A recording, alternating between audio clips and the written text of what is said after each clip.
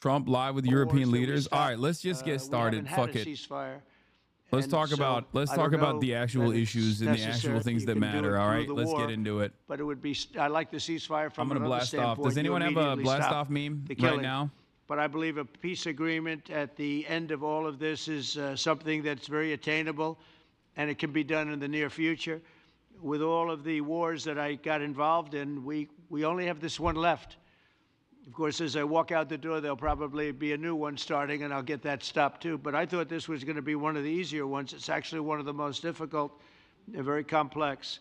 The next step would be for a trilateral meeting, and that will be worked out. And I just look forward to working and having a great result. We're going to spend a lot of time today talking about, and we're really honored you guys came over. I mean, these are the heads of major countries and respected all over Europe. And they speak for, largely, I think I should say, but pretty much for the other countries of Europe. And we will come to a resolution today, I think, on almost everything, including probably the security. And that's pretty much the story. I'd like to say, Mr. President, would you like to say something? You have the media. If you want, you could come over and you could stand, you could use mine, or you could just turn around, whichever you feel comfortable with. Thank you so much. I can speak without microphone. Thank you so much. I think that we had very good conversation with President. Bro, we can't hear you if you speak without microphone. It really was the best one, or sorry, maybe the best one will be in the future. But it was really good, and we spoke about very sensitive points. The first one is security guarantees, and we are very happy with President that all the leaders are here, and the security in Ukraine depends on the United States and on you and on those leaders who are with us in our hearts. They have been online before yesterday, and etc. So a lot of countries on the side of Ukraine, our people, and all of us want to finish this war, stop Russia and stop this war. We spoke about it, and we will speak more about security guarantees. This is very important that the United States gives such strong signal and is ready for security guarantees.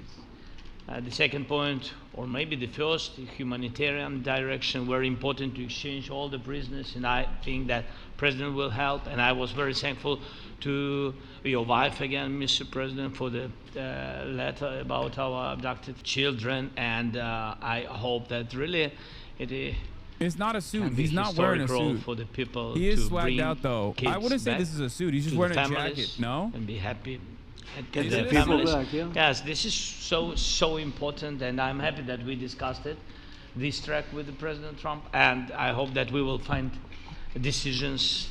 And then what is very important that all the sensitive things, territorial, etc., we will discuss on the level of leaders during trilateral meeting, and President Trump will try to organize such meeting, and he said that he will come or not come. Ukraine will be happy if you both participate. Want me there, I will be there. Yeah, yeah, you know, thank you. And I think this is very important.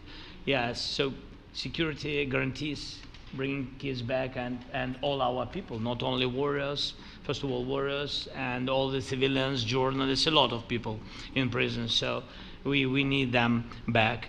And guarantees which will work for the years. We spoke about it, and I showed the President a lot of details on the battlefield, on the map. Thank you so much. Thank you for the map, by the way. Good map. It was great. Good map. I'm thinking how to take it back. We'll get you. Also, I we think blasted that off. Let the people know. We had constructive, specific meeting. Let the people know we're live. We're live. Let it be known. All the leaders who are here, and you help a lot, and so we are happy that we have such big unity today. Thank you, Mr. President. Thank you very much, for hosting us. Mr. President. I think you'll see that President Putin really would like to do something else. I think when we set that up, when we do, I think it's going to be when, not if. I think you're going to see some very really positive moves. I know there's over 1,000 prisoners, and I know they're going to release them. Maybe they're going to release them very soon, like immediately, which I think is great. But we're going to set that up today after this meeting. So very good and great remarks. I appreciate it.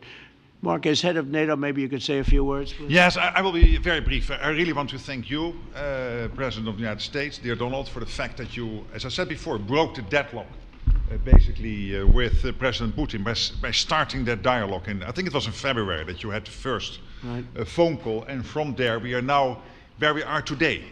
And that is, I think if we play this well, we could end this. And we have to end this. We have to stop the killing. We have to stop the destruction of Ukraine's infrastructure. It is a terrible war. So I'm really excited. And let's make the best out of today and make sure that from today onwards we get this thing to an end as soon as possible. I really want to thank you for your leadership, what you are doing for Volodymyr, but of course also all the European colleagues. It is really crucial. And the fact that you Dear Daddy Trump, I want to thank you for your leadership. Guarantees is a big step. It's really a breakthrough, and it makes all the difference. So also thank you for that. Well, NATO also has agreed. From I just don't understand why 5%, Zelensky. which is Look, something that Zelensky is a massive seemingly amount of money. looks happy. It's 2%. That wasn't So always I don't know what paid, the fuck they 5% told that him, is but paid. That's a big difference, and so we appreciate that. That was a great move. Thank you very much. Ursula, maybe on behalf of the Commission, you could say a couple of words. Yes. Thank you very much. It's a pleasure to be here, and it's a very important moment. Indeed, we are here, Europeans, as friends and allies. We had a fantastic NATO summit. Together as the two largest and biggest economies in the world, we had the largest trade deal ever agreed. And now we are here to work together with you on a just and lasting peace for Ukraine. Stop the killing. This is really our common interest, stop the killing. And indeed, it's very good to hear that we're working on the security guarantees, Article 5 lies security guarantees, so important. But I want to thank you also that you mentioned the thousands of Ukrainian children that have been abducted. And as a mother and grandmother, every single child has to go back to its family. This should be one of our main priorities also in these negotiations, to make sure that the children come back to Ukraine, to their families.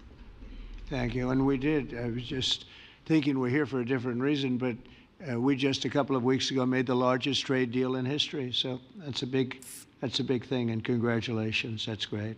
Thank you very much, Ursula. Mr. Chancellor from Germany, a very great leader. Mr. President, Please. dear Donald, many thanks for having us today. I think this is extremely helpful that we are meeting and hearing that the two of you are having such a good meeting today here in Washington. The next steps ahead are the more complicated ones now. The path is open. You opened it last Friday.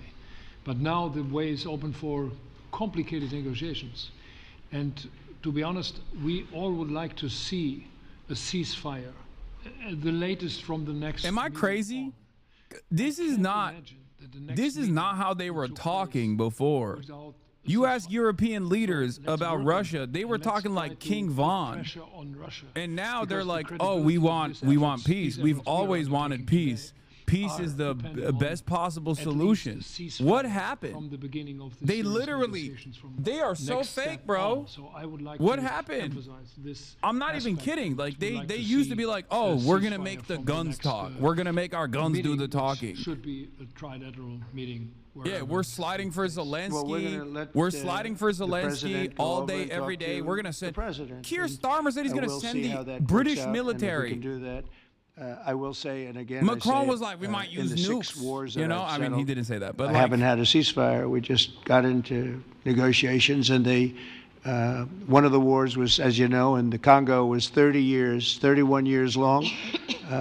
Another one that we settled last week with two great countries was 35 years going on, and we had no ceasefire. So if we can do the ceasefire, great. Oh my God! And he just keeps repeating it until it becomes a truth, I guess. Because many other points were given to us. Many points were given to us. Remember all the wars? Well, thank you very much, Donald, Mr. President, for hosting us today in this important meeting. And I think it is an important day, a new phase, after 3 years and a half that we didn't see any kind of sign from the Russian side that there was a willing for dialogue. So something is changing, something has changed, thanks to you.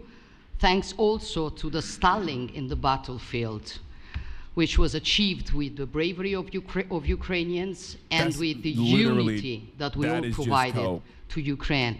And the reason why I mention it is that we also have to remind that if we want to reach peace and if we want to guarantee justice, we have to do it united. So that's why it's a very good day, the one It's so funny that these like highly educated, well, not Maloney, she sucks.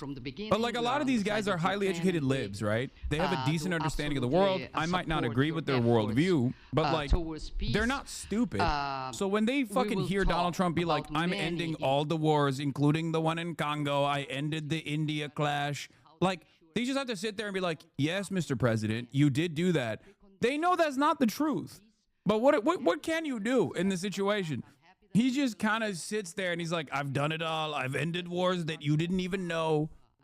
Like, they literally just have to sit there and appease him. So we are always ready to bring our proposals for peace, for dialogue. It's just like a something we permanent have to ring-kissing build operation. together to guarantee peace and to defend the security of our nation. So thank you, Mr. President, for hosting us. Thank you very much. Emmanuel? Thank you, Mr. President, for organizing this meeting and for your commitment. And everything was said, but I just have to say here, everybody around this table is in favor of peace. And we work very hard, and we've worked very hard during the past few years to have a peace which is a robust and long-standing peace. This is why the idea of a trilateral meeting is very important, because this is the only way to fix it. And by the way, I think as a follow-up, we would need probably a quadrilateral meeting, because when we speak about security guarantees, we speak about the whole security of the European continent. And this is why we are all united here with Ukraine on this matter. In order to organize such a trilateral meeting, your idea to ask for a truce or ceasefire, at least to stop the killings, as we discussed, is a necessity. And we all support this idea. And in order to have such a long-standing peace for Ukraine and for the whole continent, we do need these security guarantees. And the first one is clearly a credible Ukrainian army. What does that look like? What does that look like? And the second one is what does this look like? This is what I need to understand. And like they keep saying we're going to do security guarantees, but what does that mean? You know what I mean? Is it like NATO-style security guarantees without actual NATO intervention? And our commitments. And you can be sure that Europeans are very lucid about the fact that they have their fair share in these security guarantees for Ukraine, but their own security is clearly at stake in this situation. So you can count on us, as we can count on you, in order to deliver this robust peace for both Ukraine and Europe. Thank you very much, Emmanuel. Mr. Prime Minister? Thank you very much, Mr. President, and thank you for hosting us here. Can I start where Emmanuel started, which is we all want peace. The war in Ukraine has had a huge impact, particularly on the Ukrainians who've borne the brunt of it, but it's also had an impact on Europe and on the United Kingdom. There's not a family or community that hasn't been affected. And when we talk about security, we're talking about the security not just of Ukraine, we're talking about the security of Europe and the United Kingdom as well, which is why this is such an important issue. I think this is such an important meeting. As a group, I think we've had a discussion on the phone a number of times, Mr. President, but be able now to be around the table to take it forward. And I really feel that we can, I think, with the right approach this afternoon, make real progress, particularly on the security guarantees, and your indication of security guarantees of some sort of Article 5 style guarantees fits with what we've been doing with the Coalition of the Willing, which we started some months ago, bringing countries together and showing that we were prepared to step up to the plate when it came to security. With you coming alongside, the US alongside what we've already developed, I think we could take a really important I don't know. Maybe this is like a face-saving operation for the West and America's like military prowess or something, where they just have to make it seem like they're actually standing down from the Russian incursion with 20% of Ukrainian territory and perhaps even more now being relinquished to Russian control, and they're just saying like, but we actually did such a good job. You know what I mean? I don't know what the we security can guarantees are going to look like. I don't ensure even that, know if like that Vladimir is, Putin is the actually progress out going of to this meeting, follow those through security on the guarantees and conditions of the some sort of ceasefire. progress I on don't know what the financial, the actual details of the ceasefire look like some sort currently, to bring, but some it of the doesn't. difficult issues to a head. Then I don't know. I think, It doesn't feel like this today will is be seen as a very important day anything in different than recent years. just In straightforwardly relation to a saying like, conflict no, which you has get gone on for all of your 350 maximalist positions, and so far but please nobody promise that you're just been not going to able hit bring Ukraine it any to harder. So thank you for that. Well, thank you very much. And, it's very interesting because this is the first for the White House. You can't say that very often. It's seen a lot over the years. Maybe they're just over like the- presenting since this as a way to be like, see, 1799, we tried to do a be peace. almost I could see them doing this as a way to be like, see, we try to do peace. Putin is actually the big hurdle to peace, and maybe they're going to get Donald Trump to finally recognize that Putin is a hurdle to peace or something. But then again, then you're back to square one, and the number of weapons you send to Ukraine is not going to actually make up for the lack of manpower. So even if you go back to square one and you just thank you very much, get Mr. everybody President. involved in like I think in the past defensive 2 weeks, posture probably for Ukraine, had it more doesn't change the progress dynamic on the in ending battlefield this war unless than there's we like have actual in the past military 3.5 years. military I think intervention. the fact that we're around this table today is very much symbolic in the sense that it's Team Europe and Team United States helping Ukraine. And the progress that we're looking out. Do you think Putin is a hurdle to peace? I mean, considering that he did invade Ukraine, yes. Which are a big part. he is the of warring this. party and then, here. Of He course, is the moving belligerent. towards a process with a trilateral meeting with you. Yes, I do think and that. President Putin and President Zelensky. Some of the international media That's might crazy. wonder, why is the president of Finland here? I think the reason is probably You got to get out of that your we might rational come bag from on a this small nonsense. country, None of this is but rational. We have a long border with Russia, over 800 miles. I'm and noticing we, a of course, significant lack of Turkish presence at this table, and it's Russia frustrating me. From World War II, the Winter War and the War of Continuation. And if I look at the silver lining of where we stand right now, we found a solution in 1944, and I'm sure that we'll be able to find a solution in 2025 to end Russia's war of aggression and find and get a lasting and just peace. The situation is very difficult, but that's why we're here. Thank you, Alex, very much. Good job. So we're going to be meeting for a while, and we're going to discuss some of the issues. And I don't think there's any issue that's overly complex. It's at a point now where people want to do things. I really do believe. I've known him for a long time. I've always had a great relationship with him. I think that President Putin wants to find an answer too. And we'll see. And in a certain period of time, not very far from now, a week or 2 weeks, we're going to know whether or not we're going to solve this, or is this horrible fighting going to continue. We'll do our best to get it ended. And I believe you have two willing parties, and usually that's good news, but two willing parties that want to make a deal. And we'll journey together, and we'll go over, and we'll see if it can be done. And it's possible it might not be able to be done. On the other hand, it's possible it will, and we're going to save thousands and thousands of lives a week. And so it's something we really have to do. And, or at least we have to give it our best. It's all you can do. You can give it your best. But I think we may have a very good outcome. So I want to thank you all, and the media, I want to thank you. We're going to be staying here for a little while. Then we're going to walk over to the Oval Office, and we're going to have another little discussion about similar matters. And then they're going to go home to their great countries and report. And I'm going to remain here and work, and you're going to go and work. We're all going to be working. We may be in a different location, but that's what we know how to do is work. But I want to thank the media. Has been actually very fair, generally speaking, very fair. I think it's important that they're fair because this is a very important. This is a very important. I can't be the only one confused by this, right? And like, so am I? I feel like I'm not alone in this, right? There is like this is a confusing set of events that has taken place, specifically around the issue. They just keep having meetings. Whether it be Vladimir Putin coming to the United States of America, or whether it be European leaders coming to the United States of America, and there is no negotiation. What is going on? They just keep saying it's at the table, it's imminent, but they never actually define what the terms are, and they don't even, like, we don't even know. It's just a meeting about a meeting. It's a meeting about a meeting for another meeting in the future at a certain point, at a certain date, and I truly don't understand what is happening here. Blue Anon was right. Just admit it. Wake up, Hasanabi. No, I don't think it's like Agent Krasnov shit. I said this already. Looking at what has taken place so far, especially in the aftermath of that Trump meeting with Vladimir Putin, I came to the conclusion that is maybe not so great for a lot of American dominance enjoyers, American hegemony enjoyers. But I came to this conclusion that, like, I think Trump doesn't have any other way out of this. I don't think any American president would have a different way out of this. It's just like they tried it. They tried to, atrophy the Russian military.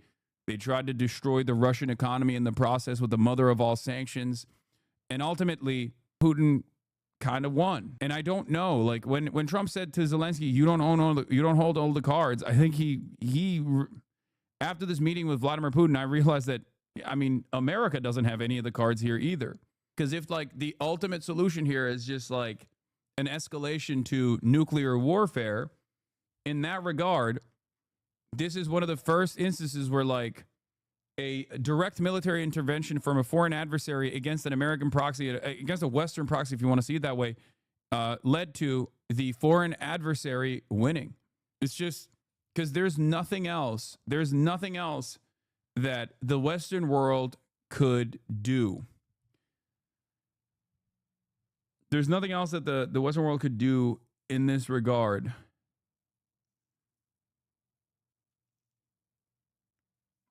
I wouldn't even consider Afghanistan to be similar to this.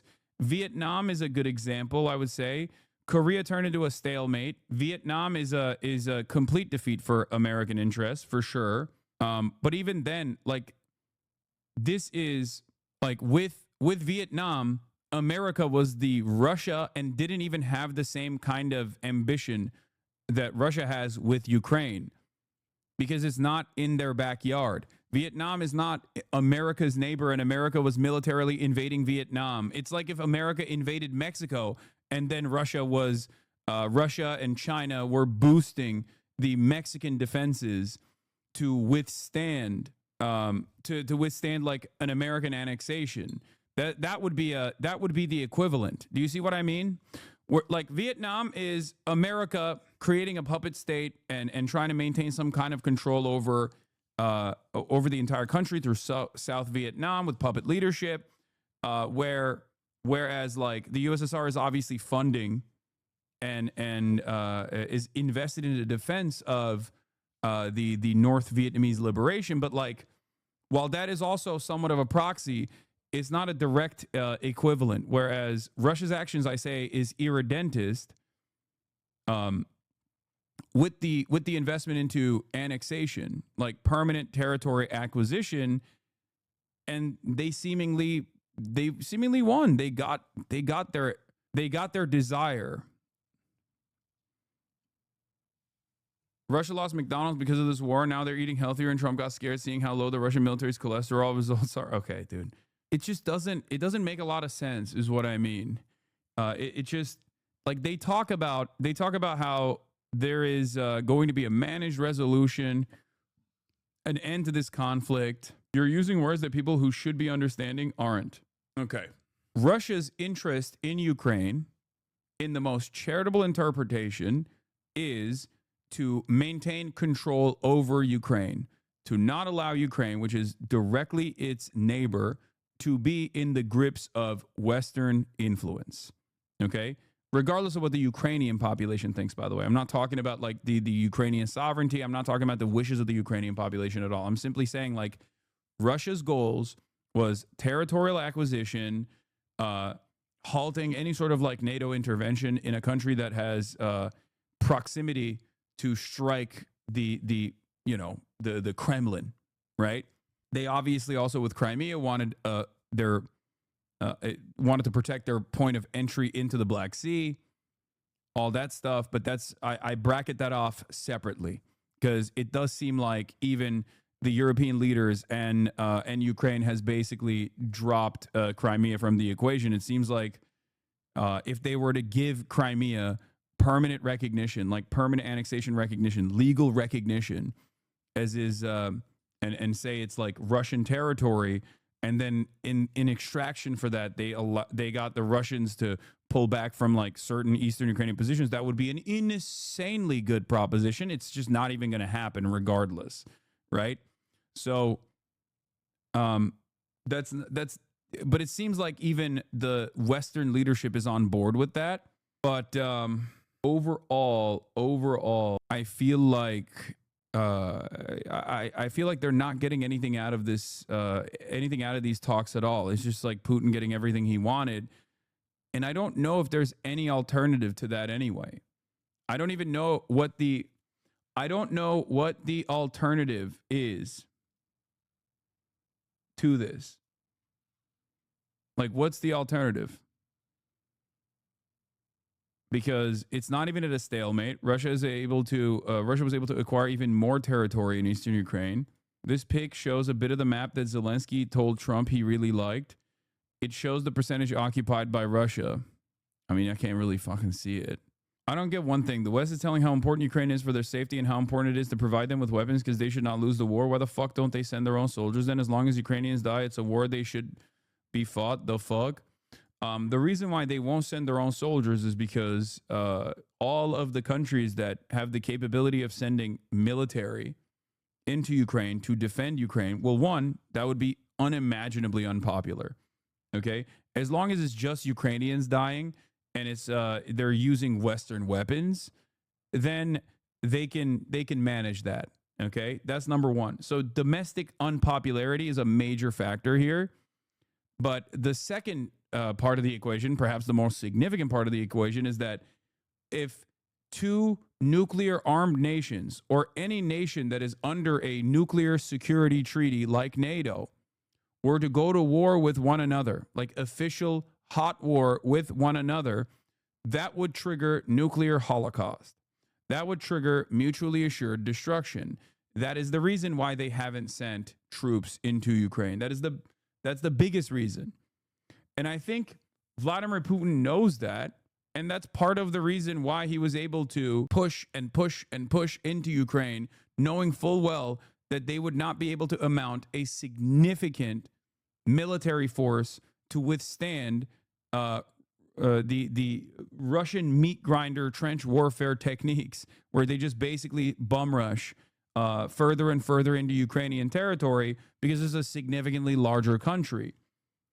So NATO, which in other circumstances is supposed to be a security agreement, right, ended up becoming a bit of a problem for American interests, because that way you can't get France or the UK or Germany to send in troops to Ukraine because they're a part of NATO. That way you can't get Turkey to send troops into Ukraine because they're a part of NATO.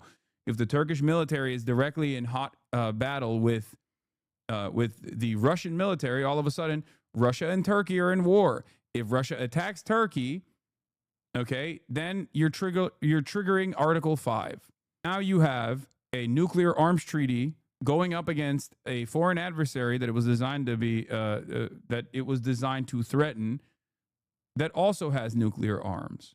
So in a weird way, NATO actually ends up being an anchor around the weight of American foreign policy, only because Russia was able to succeed militarily.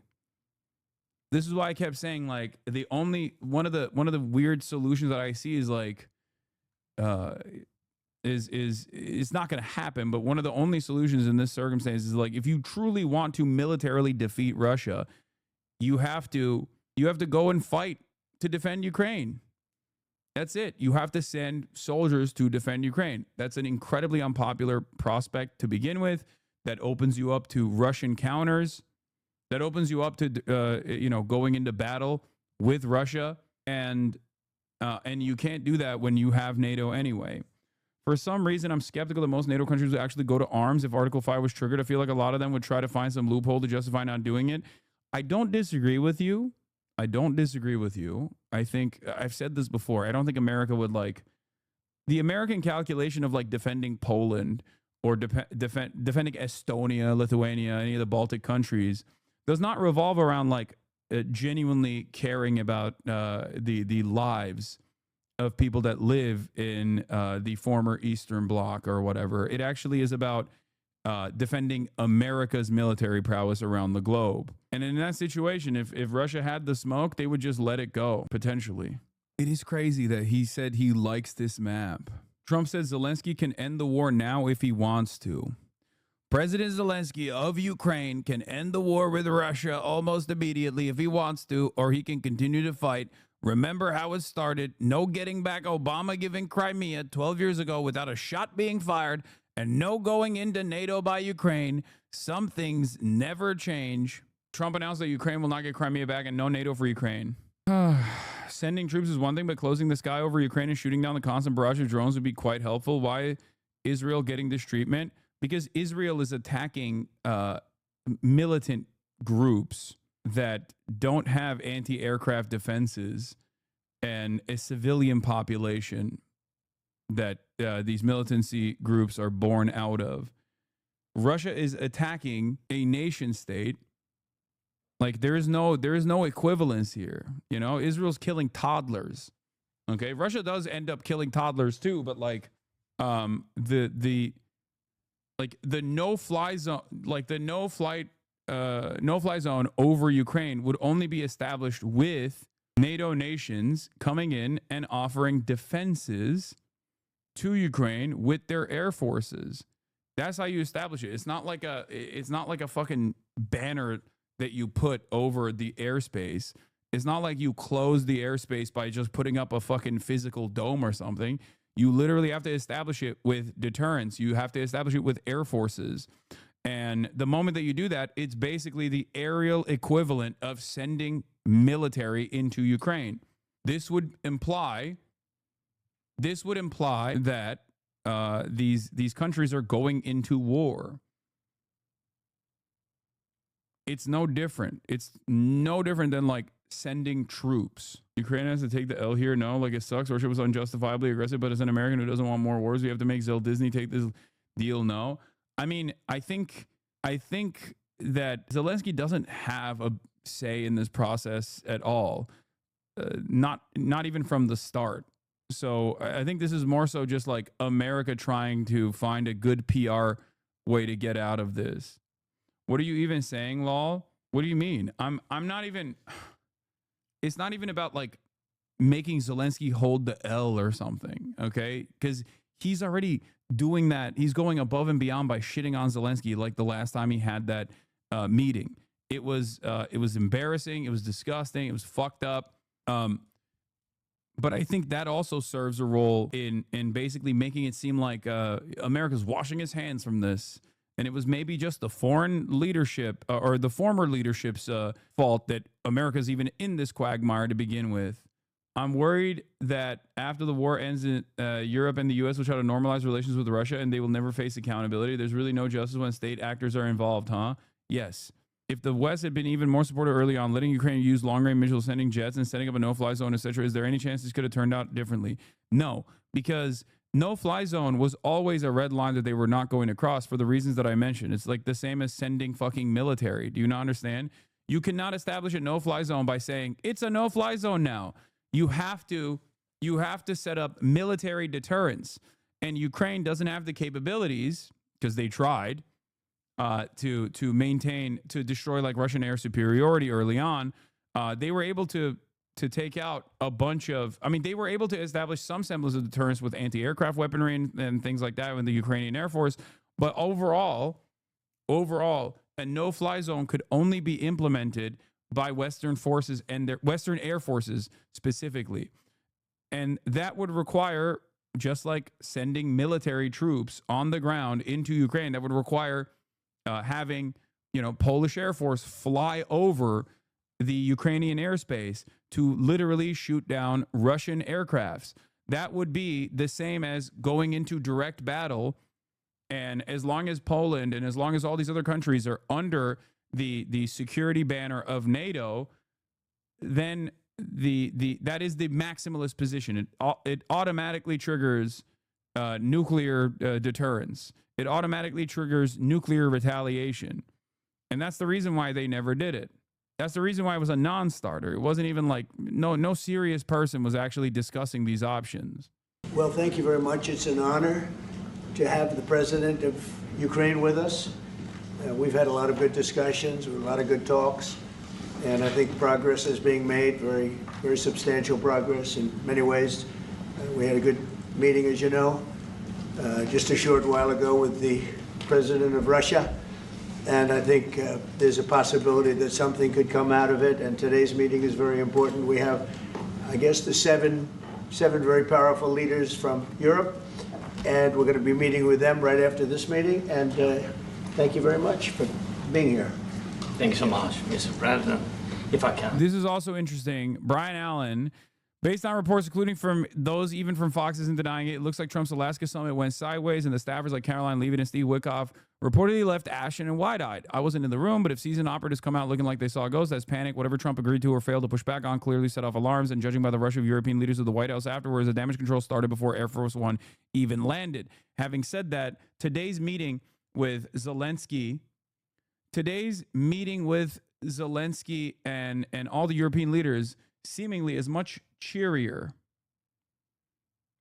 which implies that either, I mean, there's something in it that we don't understand, that I don't understand, that I don't see, that clearly there's something there that is clearly positive for them, that they think is good, because they wouldn't be faking it. If they actually didn't like the outcome here of this meeting, whatever Donald Trump told them, they probably would say it out loud, right? First of all, thank you for invitation, and thank you very much for your efforts, personal efforts to stop killings and stop this war. Thank you. And using this opportunity, many thanks to your wife, First Lady of the United States. She sent a letter to Putin about our children, abducted children. My wife, she gave the letter. It's not to you, to your wife. Oh, yeah, yes, please. And thanks to our partners, and that you supported this format, that after our meeting we can have leaders who are around us, UK and France, Germany, Italy, NATO, I mean all partners around Ukraine supporting us. Thanks to them, and thank you very much for invitation. Thank you very much for being here. President Trump. Yes, Peter, go ahead. Thank you, President Trump. So, President Zelensky, you say in a post on X today, Russia must end this war, which it itself started. President Trump, you say President Zelensky of Ukraine can end the war with Russia almost immediately if he wants to. Which is it? I think that's true. I think we're going to have a meeting. I think if everything works out well today, we'll have a trilat. And I think there will be a reasonable chance of ending the war when we do that. Is this the end of the road for American support for Ukraine? Is today's meeting deal or no deal? I can never say that. It's never the end of the road. People are being killed, and we want to stop that. So I would not say it's the end of the road. No, I think we have a good chance of doing it. It's been almost 4 years now that a lot of people were killed last week. A lot of people last week. I mean, millions of people killed, but a lot of people last week for whatever reason. A big number, a lot of soldiers, both on both sides. And I know the president, I know myself, and I believe Vladimir Putin wants to see it ended.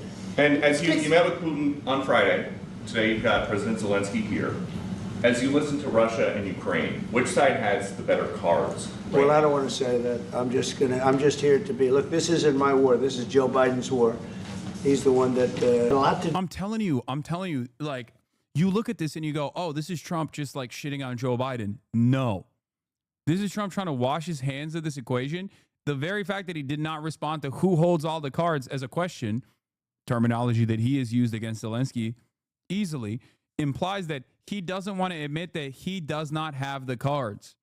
He does not want to admit that the Western world, all the Western powers, do not hold the cards here. That, as we've said over and over again, as many leftists said over and over again, the conditions, like the end to this conflict, will be defined by what takes place on the battlefield. And what is going down on the battlefield shows that with all of the weapons that were sent to Ukraine, with all of the weapons that were sent to Ukraine from the Western world, with like all the sanctions that were implemented, Russia has still been able to firmly acquire territory and embed themselves deep into the Ukrainian border and take over 20% plus of Ukrainian territory in eastern Ukraine. It seems like it wasn't enough, and Donald Trump sees that, and he basically wants to hold the L. He wants America to hold the L without saying that he was the one holding the L. You know what I mean?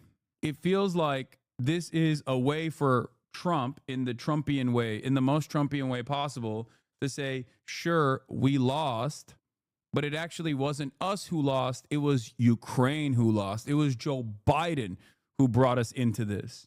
I don't think he wants to take a small L to avoid a much larger L, Russia going further into Ukraine. I don't think that's the equation. That's what his argument is. But I think he's just like trying to do a Trumpian exit from all of this.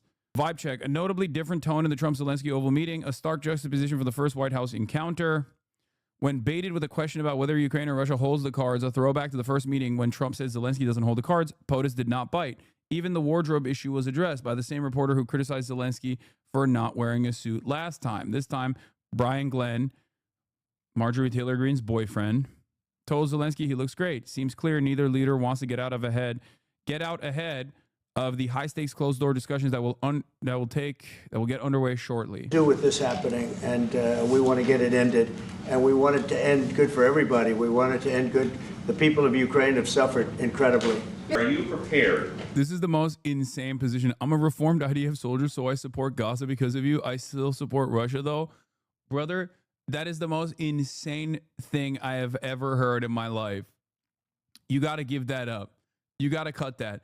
If you were capable of recognizing that Israel is doing a genocide, as someone who lived in Israel, as someone who fought for the Israeli occupying force, you can't be serious about like Russia doing a good job here.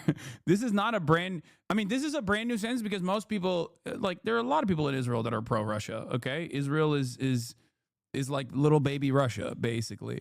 But that's crazy. That is a brand new sentence. Something deep in the Israeli psyche that must support war crimes, if not theirs, someone else's. This is a normal position around the world. Yes, it's just not a normal position in Israel. It is the most abnormal position in Israel that you can arrive at, especially if someone is like an anti-Zionist now. They probably are pro-Ukraine as opposed to pro-Russia. Or, well, not necessarily pro-Russia, but like it wouldn't say that like Russia is doing a good job. You know what I mean? Being pro-Russia is the normal position. I've been explaining this to you guys over and over again. Yes, for much of the global South, they literally do not see Ukraine as a country that is stuck between a battle. They don't see Ukraine as like being manipulated and being destroyed in the process. They see Ukraine as a Western proxy. Okay, the pro-Russia, pro-Palestine position is the most popular position in the global South. I try to explain this to Westerners all the fucking time, and they just either don't understand it or they yell at me as though they're saying I'm in favor of this position. I'm not. But if you were to like get out of your bubble, there are probably a lot more people on the planet. So much of the global South is just less enlightened than you. I'm not even pro-Russia, but damn, it's not about being less enlightened. It's about vengeance. It's about demanding vengeance. It's about assuming that the enemy of your enemy is your friend. That's what it is. Because if you've been fucked over by Western forces, whether it be like colonialism in African countries or the United States of America's direct intervention in your country, then you're like anybody that fucking pushes back against this militarily, I'm on board with. It's a campus position that people arrive at because of their experiences. I'm saying that Russia's interest in this is not to like fight Western imperialism, okay? But a lot of people who have been victims to Western imperialism see it as that. So if you want to understand like where people are coming from when you see that, like when you see the Bangladeshi unks with the pro-Russia, pro-Palestine stance and you're like confused by it, this is the reason.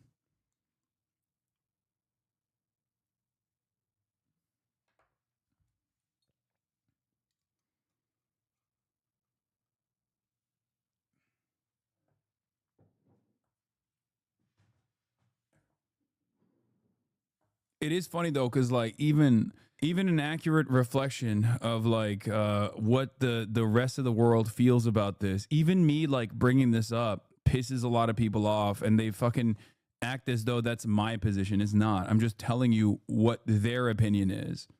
Okay, I'm not making a value judgment here.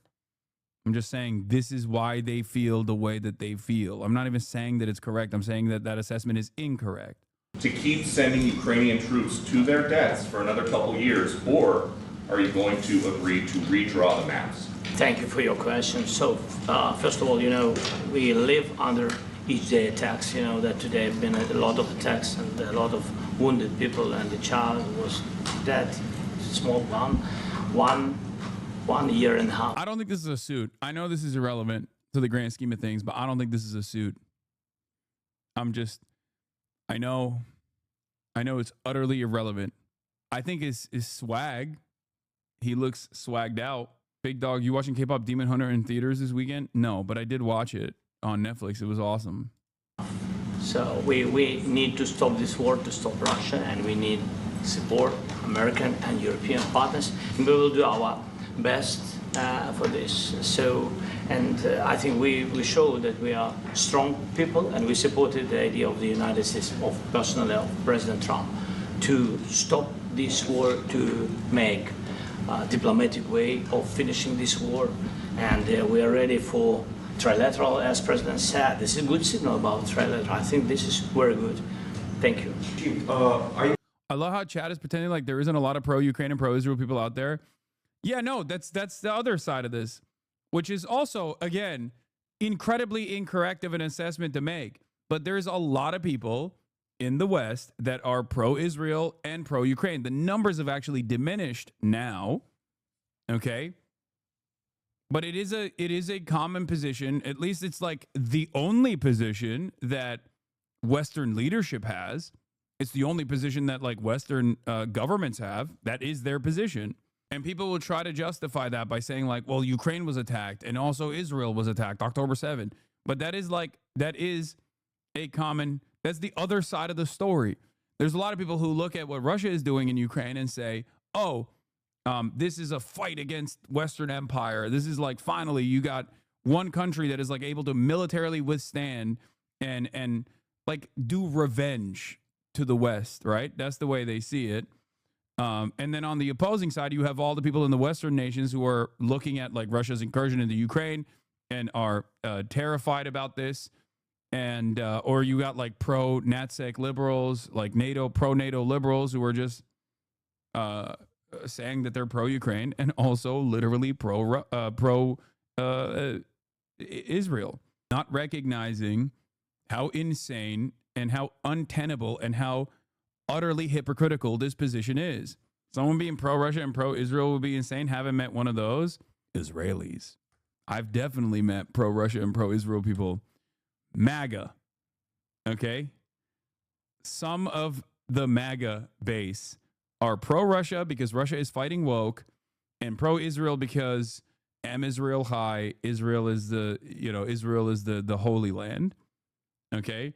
There are pro-Russia, pro-Israel people. They're just called Russians. They're also called Israelis of Russian descent, of Russian background. So, you know, that's definitely not I mean, it's marginal in the grand scheme of things. It's like a much smaller percentage of the population if you adjust it to the entire world. But are you willing to send American peacekeepers to Ukraine? Well, we're going to work with Ukraine. We're going to work with everybody, and we're going to make sure that if there's peace, the peace is going to stay long. Did you say Tucker Carlson yet? No, Tucker Carlson is no longer pro-Israel. Let's be real. This is very long term. We're not talking about a 2-year peace and then we end up in this mess again. We're going to make sure that everything's good. We'll work with Russia. We're going to work with Ukraine. And we're going to make sure it works. And I think if we can get to peace, it's going to work. I have no doubt about it. Your team has talked about security guarantees. Could that involve U.S. troops? Would you roll that out in the future? We'll let you know that maybe later today. I think pro-Russia, pro-Israel is like the South African, like the white South Africans who left after the dissolution of the apartheid and went to Israel. They're just one note. They don't care who's doing it. They just like war crimes. They just like dominating people. They're like, nah, it's fine. If there's another country, it doesn't matter. Any country that's doing it, I'm in favor of. You know what I mean? Like, there are people that did that, right? There were people in South Africa that after the dissolution of the apartheid in South Africa were like, oh, I'm not going to live in a country full of black people where I can't dominate them. I'm going to another country where I can be a part of the in-group that will dominate the out-group. Instead, I'm moving to Israel. It's kind of like that.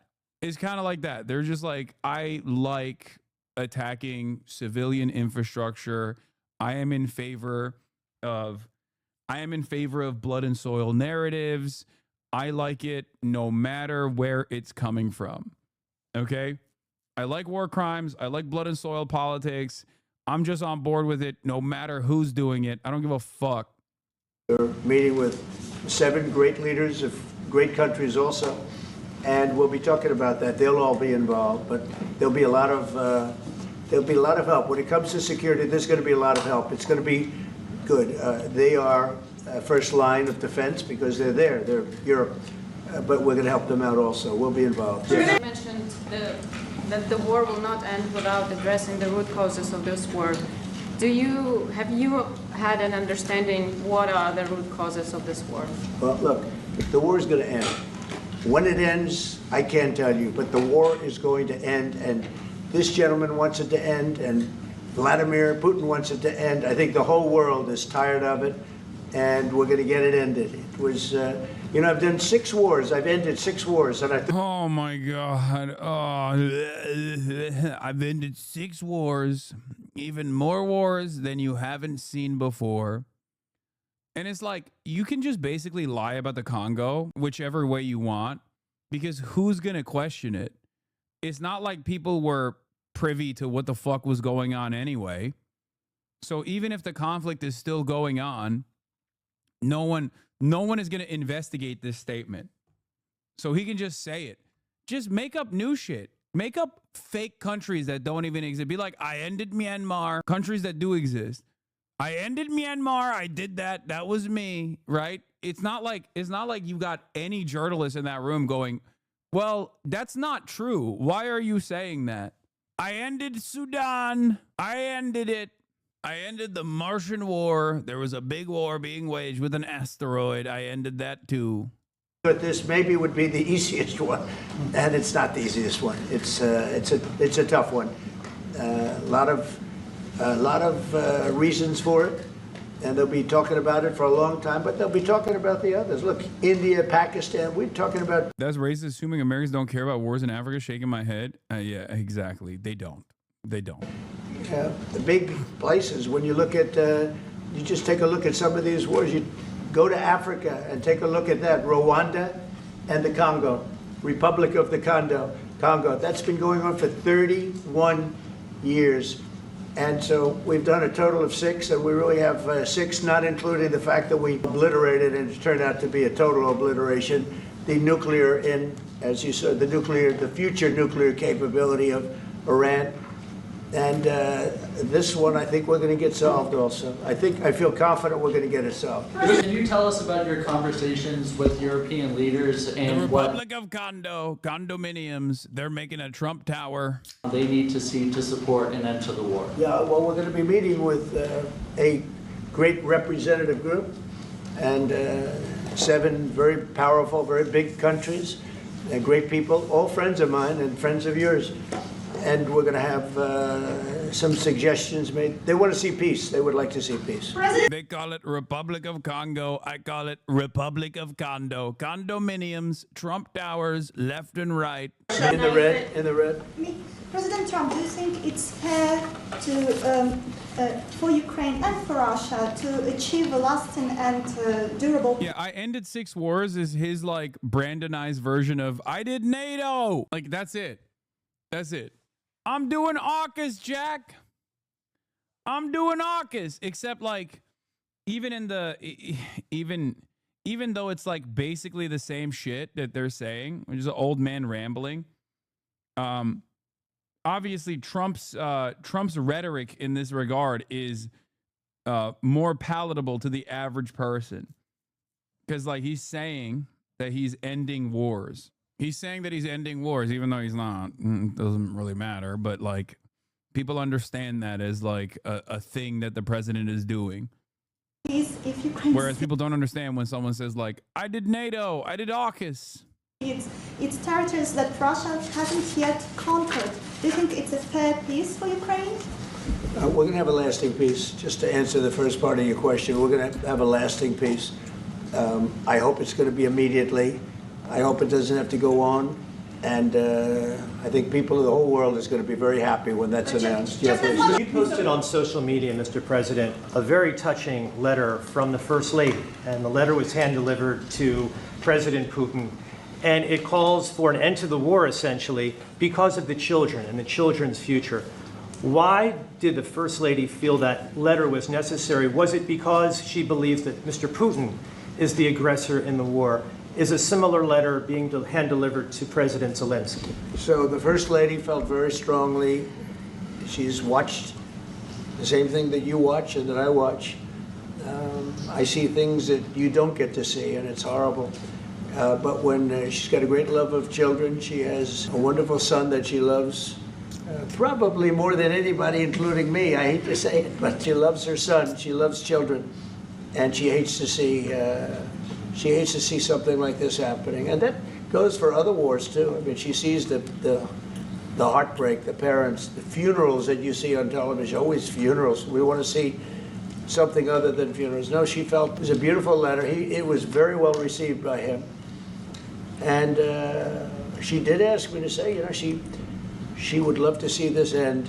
She would love to see it end. And she says it very openly, very proudly, and with great sorrow, because so many people have been killed. Mr. President, last week, Brian, go ahead, Brian. Yes, sir. I've got a question for each of you. Yes. First of all, Mr. President Zelensky, you look fabulous in that suit. I said the same thing. Yeah, you look. Clown show, dude. Fucking clown show. That's what this is. It's a real dog and pony show. A real clown show.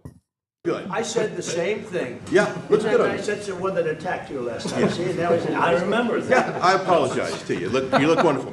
No, my first question for you, President Zelensky. In the same suit. I changed, you are not. Quickly, upon peace, God willing we get peace, are you open to holding an election in your country? Yes, of course. We are open for election, yes. We have to do safety circumstances, and a little bit we need to work in the parliament, because during the war you can't have elections, but we can do security.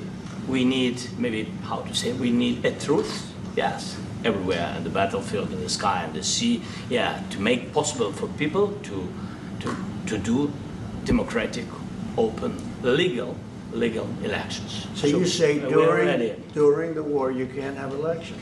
So let me just say 3.5 years from now.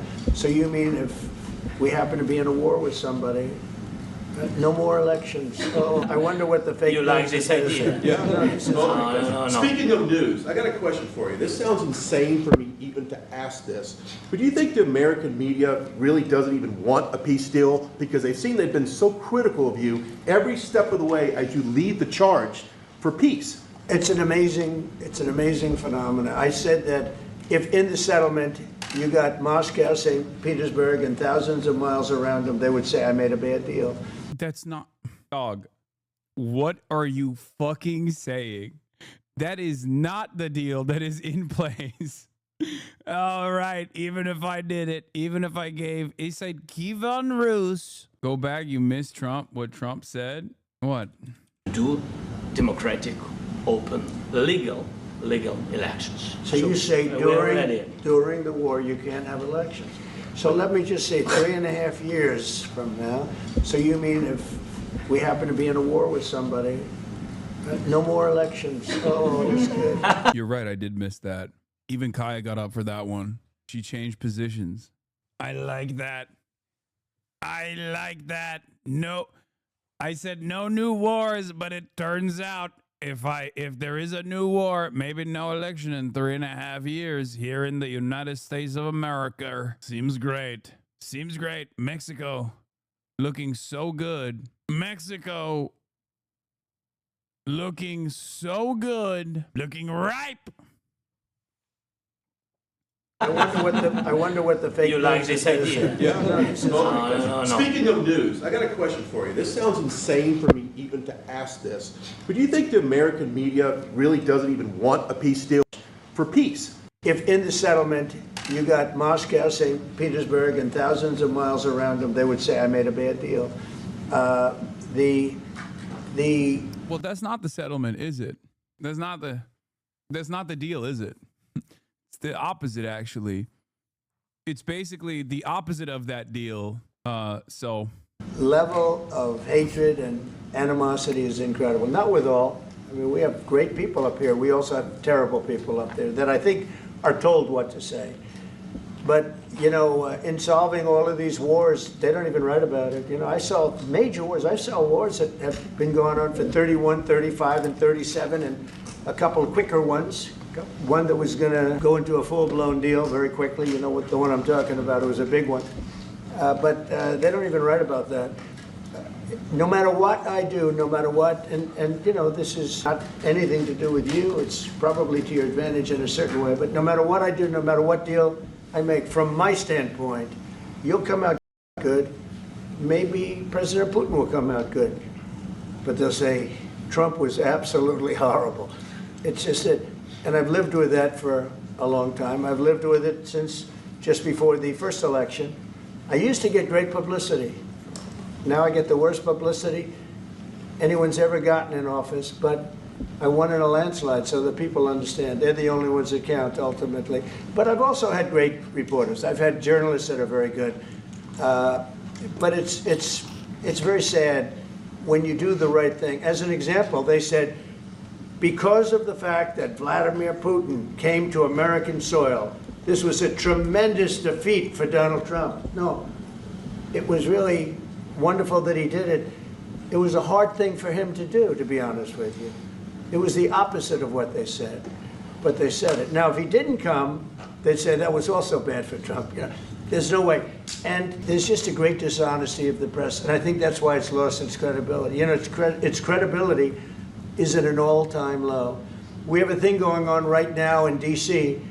We went from the most unsafe place anywhere to a place that now people, friends are calling me up, Democrats are calling me up, and they're saying, sir, I want to thank you. My wife and I went out to dinner last night for the first time in 4 years, and Washington, D.C. is safe, and you did that in 4 days.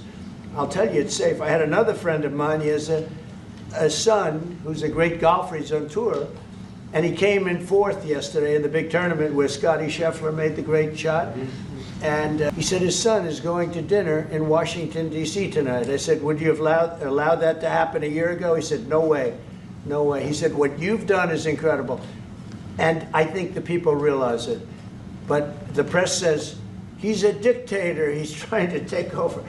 No, all I want is security for our people. But people that haven't gone out to dinner in Washington, D.C. in 2 years are going out to dinner, and the restaurants the last 2 days were busier than they've been in a long time. Thank you. I walked around yesterday with MTG. If you can walk around with DC with MTG and not be attacked, the city is safe. Yes. Thank you, Mr. President. Last week you warned of what you called severe consequences if a 30-day ceasefire or any type of ceasefire were not agreed to by Russia. Will there be severe consequences? Does that change because of I don't meeting think with you need a President ceasefire. You know, if you look at the 6 deals that I settled this year, they were all at war. I didn't do any ceasefires. And I know that it might be good to have, but I can also understand strategically why, well, you know, one country or the other wouldn't want it. You have a ceasefire and they rebuild and rebuild and rebuild, and, you know, maybe they don't want that. But if you look at the 6 deals that we made peace. What is the fucking press, dude? Holy shit. It's not. It's not. It's over. The notion that you are going to have a nominally adversarial press team in press pool is completely gone. It's not happening. It's something that I've noticed, not just in the press. It's something that I'm going to be talking about with Ben Cohen of Ben & Jerry's as well. It's not just the press. Our culture, like corporations and every other institution that previously, at least aesthetically, tried to defend the principles of liberalism, are completely casting all of that aside and becoming servile little mouthpieces for the right-wing agenda of this administration.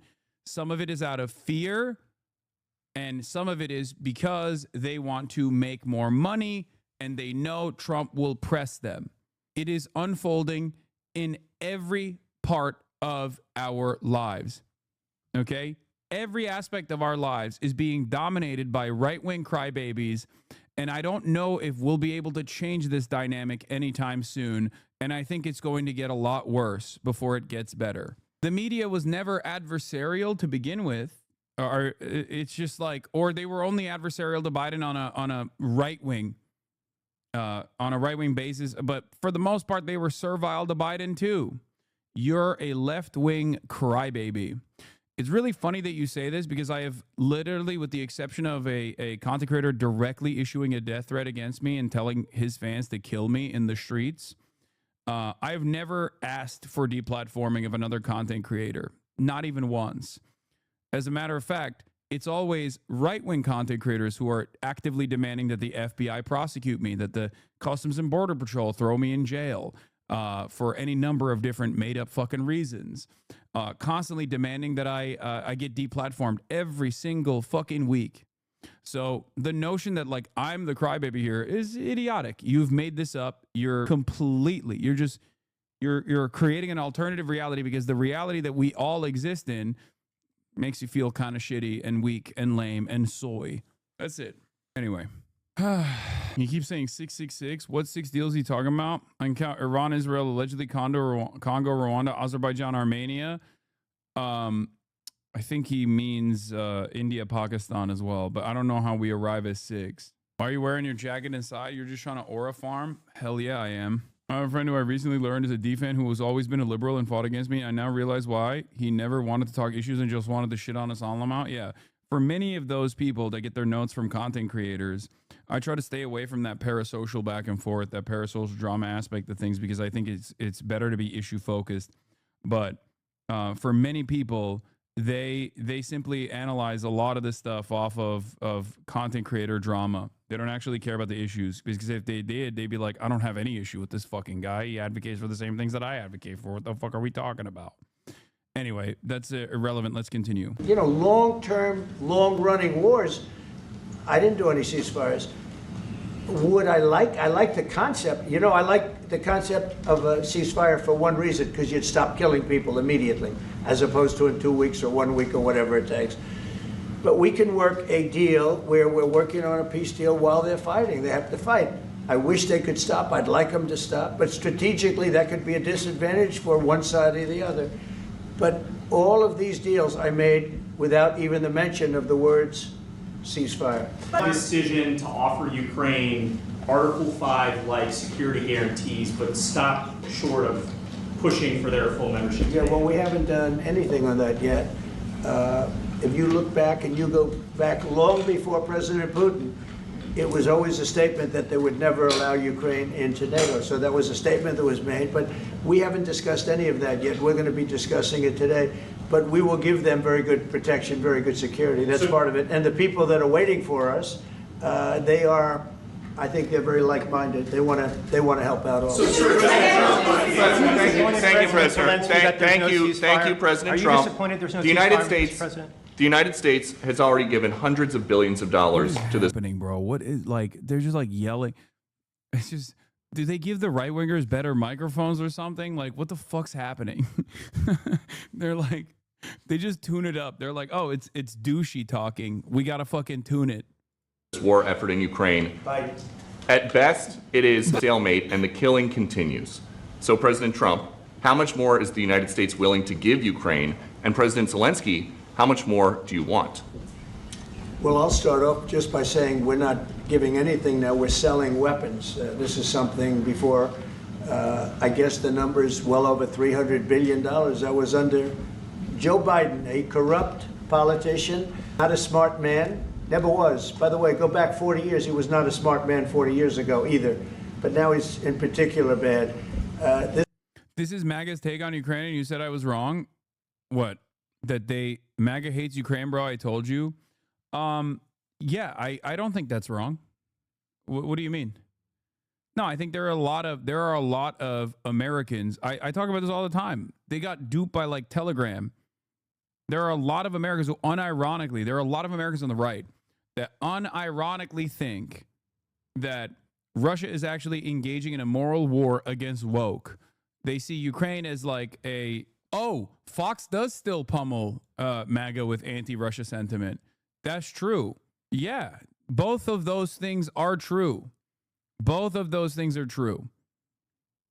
While Fox News and the establishment and establishment Republicans are still very much invested in the quote unquote defending Ukraine unconditionally narratives, even though it's like just so that they can continue sending weapons to Ukraine. There's no like moral interest here. American politics doesn't exist on moral boundaries.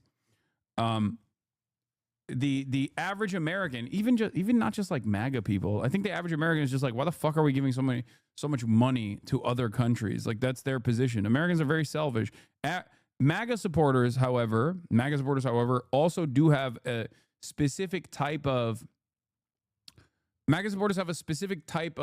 reverence for Vladimir Putin. One, born out of Donald Trump's love for Vladimir Putin, and two, because they just got fucking tweaked into defending Russia because they went into the wrong Facebook groups and they went into the wrong Telegram channels, and they turned into people who actually think Russia is fighting a just war against woke and against like Western degeneracy. This was done by a corrupt administration that shouldn't have been in, and frankly, if the right results of the election were given, if I were president, this war would have never taken place, and he would have been very happy.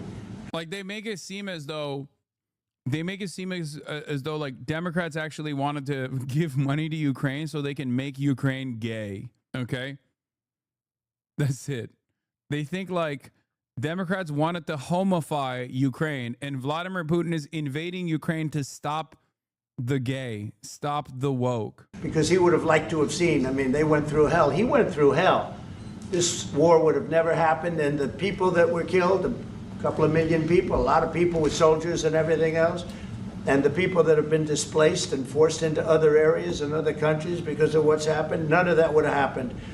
And I'm just saying that he was a horrible president, whether it was the borders or this.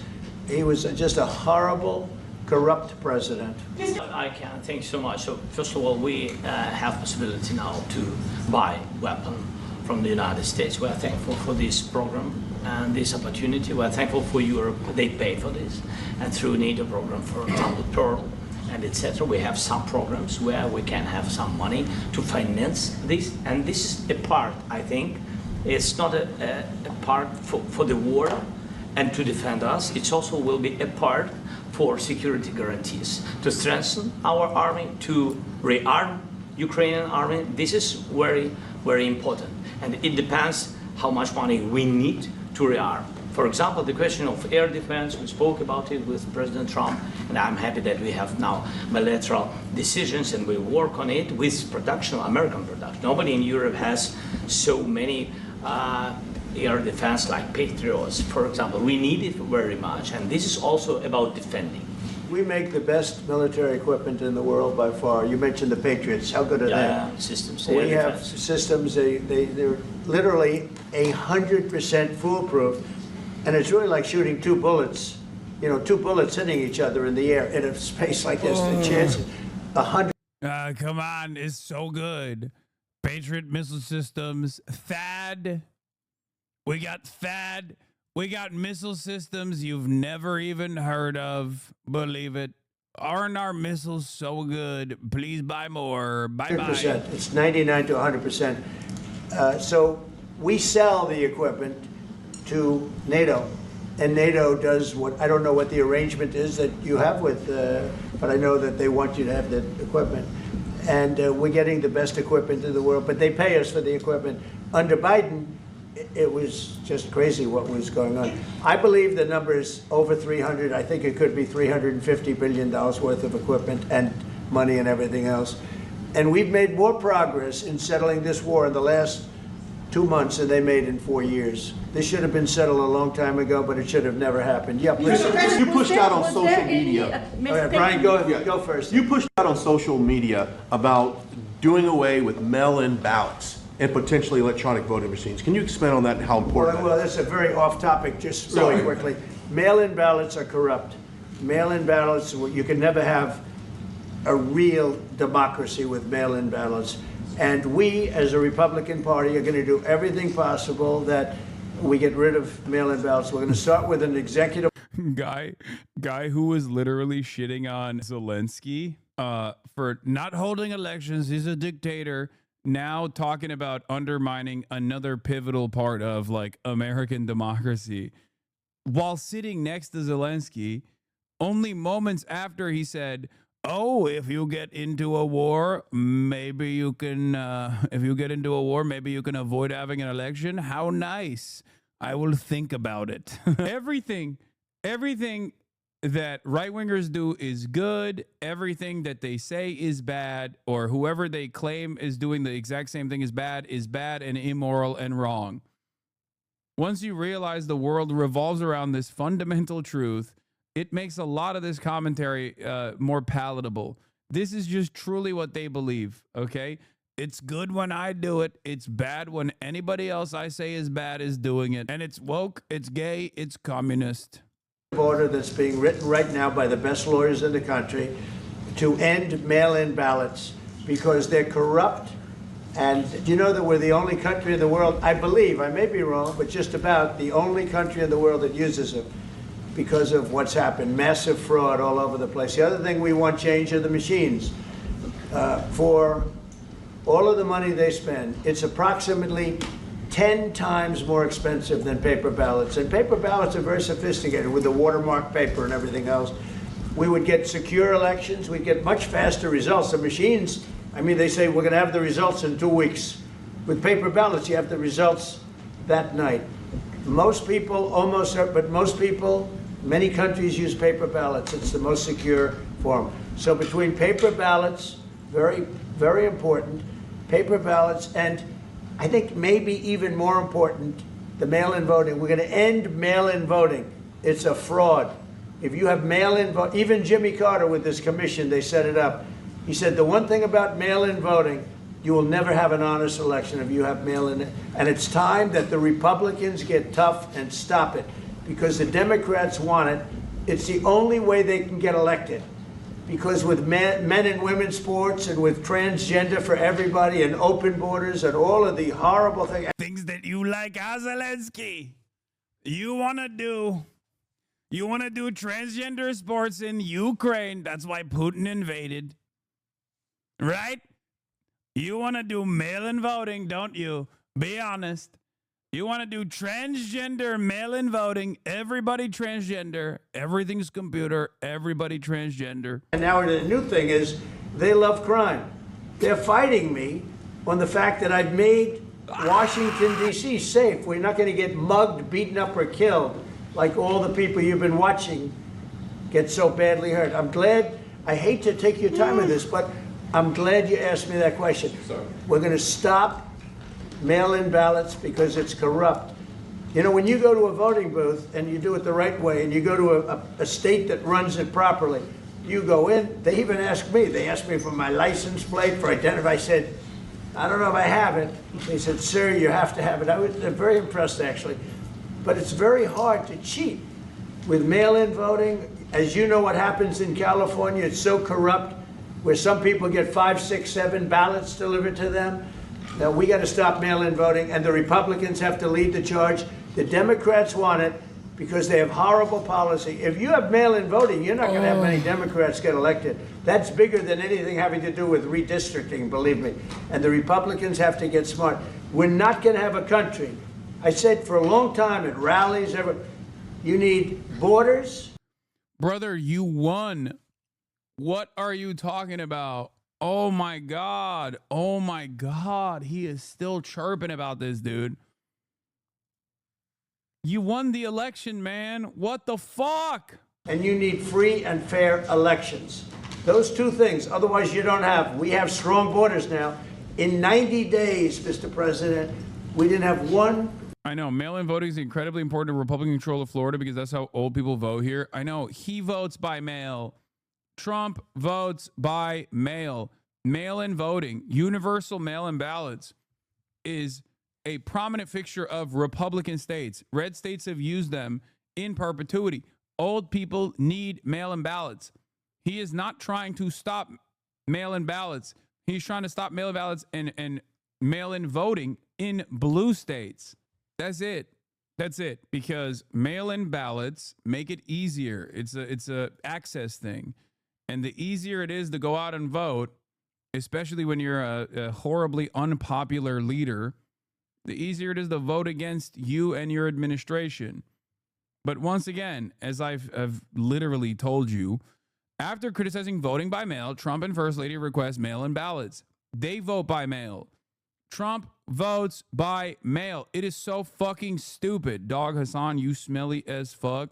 Shaking my head. I smell fucking awesome. You should ask your mom. She loves the way I smell. It's just so fucking stupid. 0, 0, and 3 months.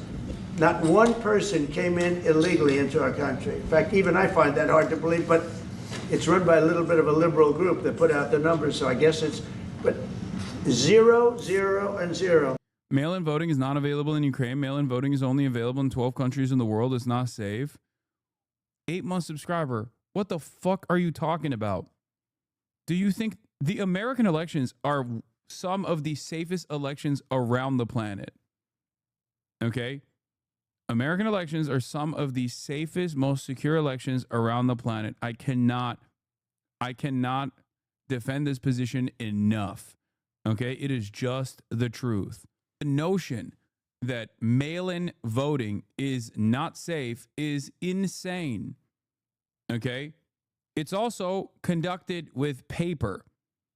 Paper is the safest method, for the record, before people yell at me. But it is done by paper, and it is the safest method.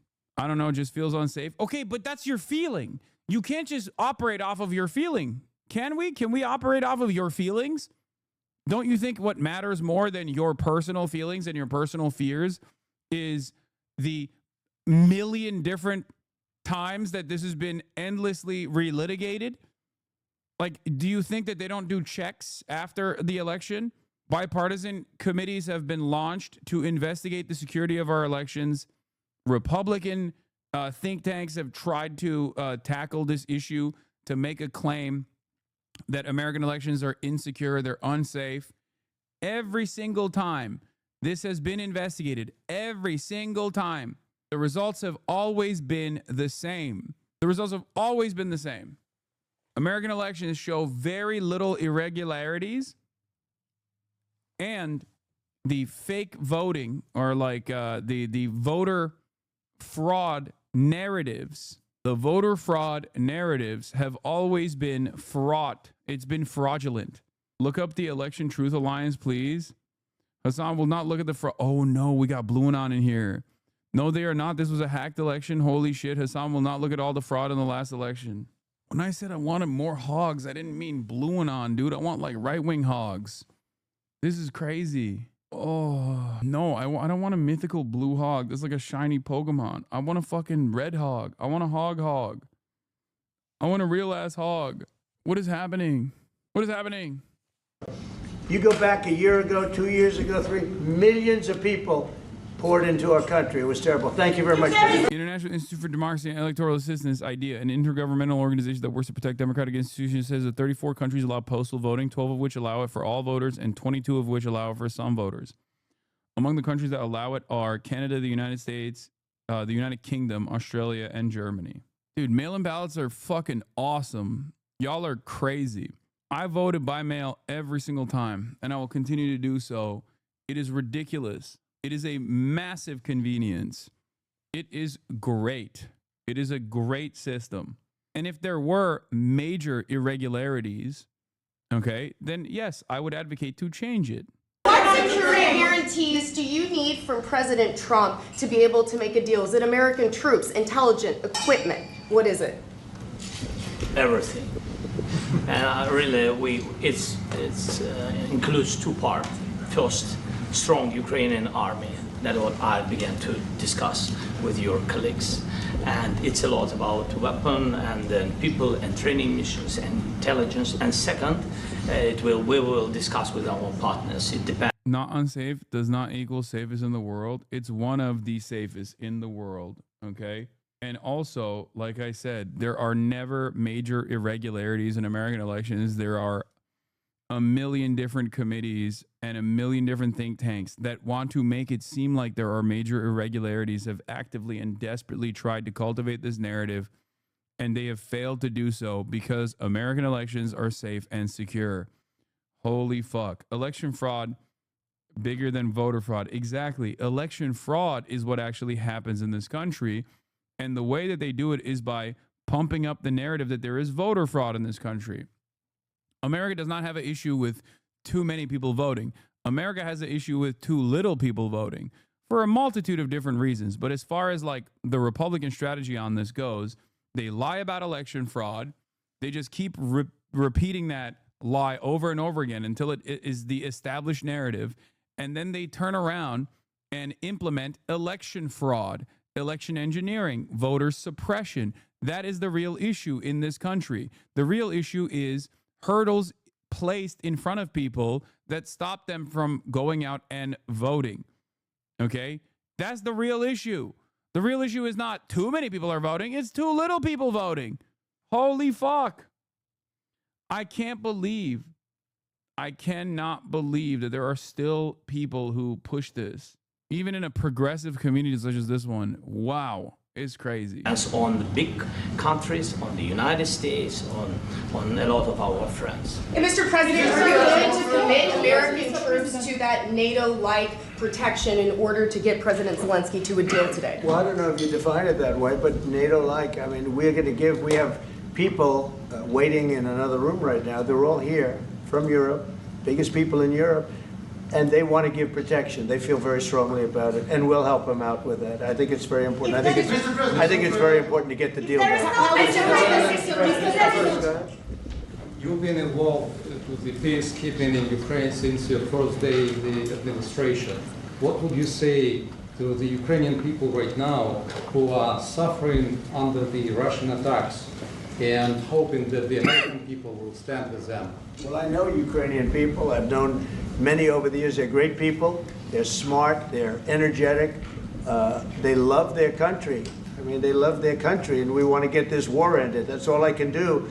I love the Ukrainian people, but I love all people. I love the Russian people. I love them all. I want to get the war stopped.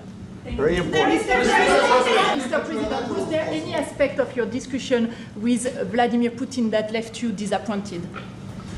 Look, we just spoke to, I was just telling the president, I just spoke to President Putin indirectly, and we're going to have a phone call right after these meetings today.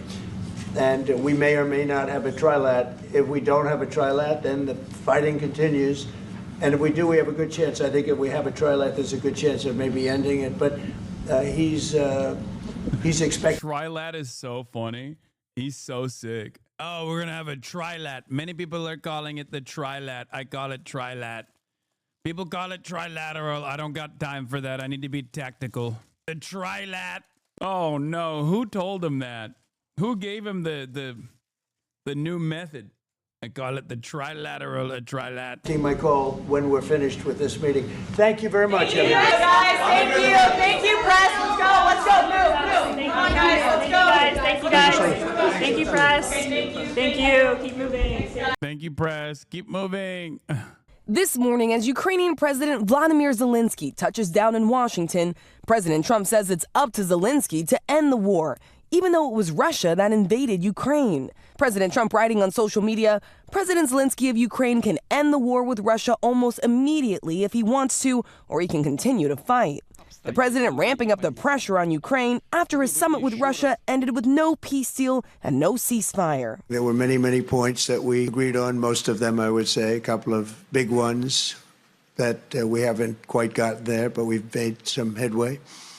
So there's no deal until there's a deal. Zelensky expected to show up to the White House today, flanked by several European leaders, including the French president, the German chancellor, the British prime minister, and the Italian prime minister. A remarkable show of force just months after Zelensky's meeting with Trump ended. You're gambling with the lives of millions of people. You're gambling with World War III. But Zelensky says it's Putin that is bluffing, warning he's using a summit with Trump as a photo op. So it's necessary to cease fire and work quickly on a final deal. We'll talk about it in Washington. Putin does not want to stop the killing, but he must do it. The president said he would walk out of the meeting if Putin wasn't serious about a peace deal and warned that he could face tougher sanctions. I want to see a ceasefire rapidly. I don't know if it's going to be today, but I'm not going to be happy if it's not today. But no agreement was reached, and so far Putin has not faced any consequences. The Russian leader was welcomed with a red carpet, a handshake, and fighter jets as he touched down on American soil for the first time in nearly a decade. We were there as both leaders arrived in Alaska. I asked them about the violence in Ukraine. President Putin, will you stop killing civilians? Trump and Putin riding together in the... Can you imagine the press asking that question to Benjamin Netanyahu, by the way? I'm just imagining a world where, like, we treated Palestinians like they were human beings, you know? Beast, meeting behind closed doors for nearly 3 hours. Cameras invited in for just a minute. I asked if he would commit to peace. But neither Trump nor Putin took questions from reporters, only delivering brief remarks before ending the summit. Putin boarding his plane to head back to Russia, only to continue attacking Ukraine. And Zelensky has been adamant that there needs to be a ceasefire before any longer-term discussions on peace negotiations continue. But President Trump has abandoned that idea. He does appear to be coming around to one of Zelensky's demands, providing some sort of security guarantees for Ukraine. On the way to Alaska, I asked the president about if he'd be discussing territory swaps with the Russian leader. He told me that that would be on the table, but ultimately it would be up to Zelensky to decide what, if anything, he'd be willing to hand over to Russia. We have former National Security Advisor for President Trump and former U.S. Ambassador to the UN, John Bolton, and CNN Chief National Affairs Correspondent Jeff Zeleny. Ambassador, what did you think of the meeting? Did you think that it went well, better than it could have gone for sure? Well, I would say it was a normal meeting, which is progress. But remember what the iconic French Foreign Minister, the Marquis de Talleyrand, once told his young diplomats. Don't get too enthusiastic in your work. And I've always found that good advice. They had a normal meeting. That's great. Now let's see what happens. You, in an op-ed you wrote for the Wall Street Journal, talked about the silver lining being that a ceasefire not being reached in Alaska actually helps Ukraine. Help us understand why. Well, I think a ceasefire along the existing front lines on the battlefield, then followed by what could well be very extensive negotiations lasting months, years, could turn that ceasefire line into the new Ukraine-Russia border. There's always a risk of that. It's happened in numerous other UN peacekeeping operations, in the case of Korea in the 1950s.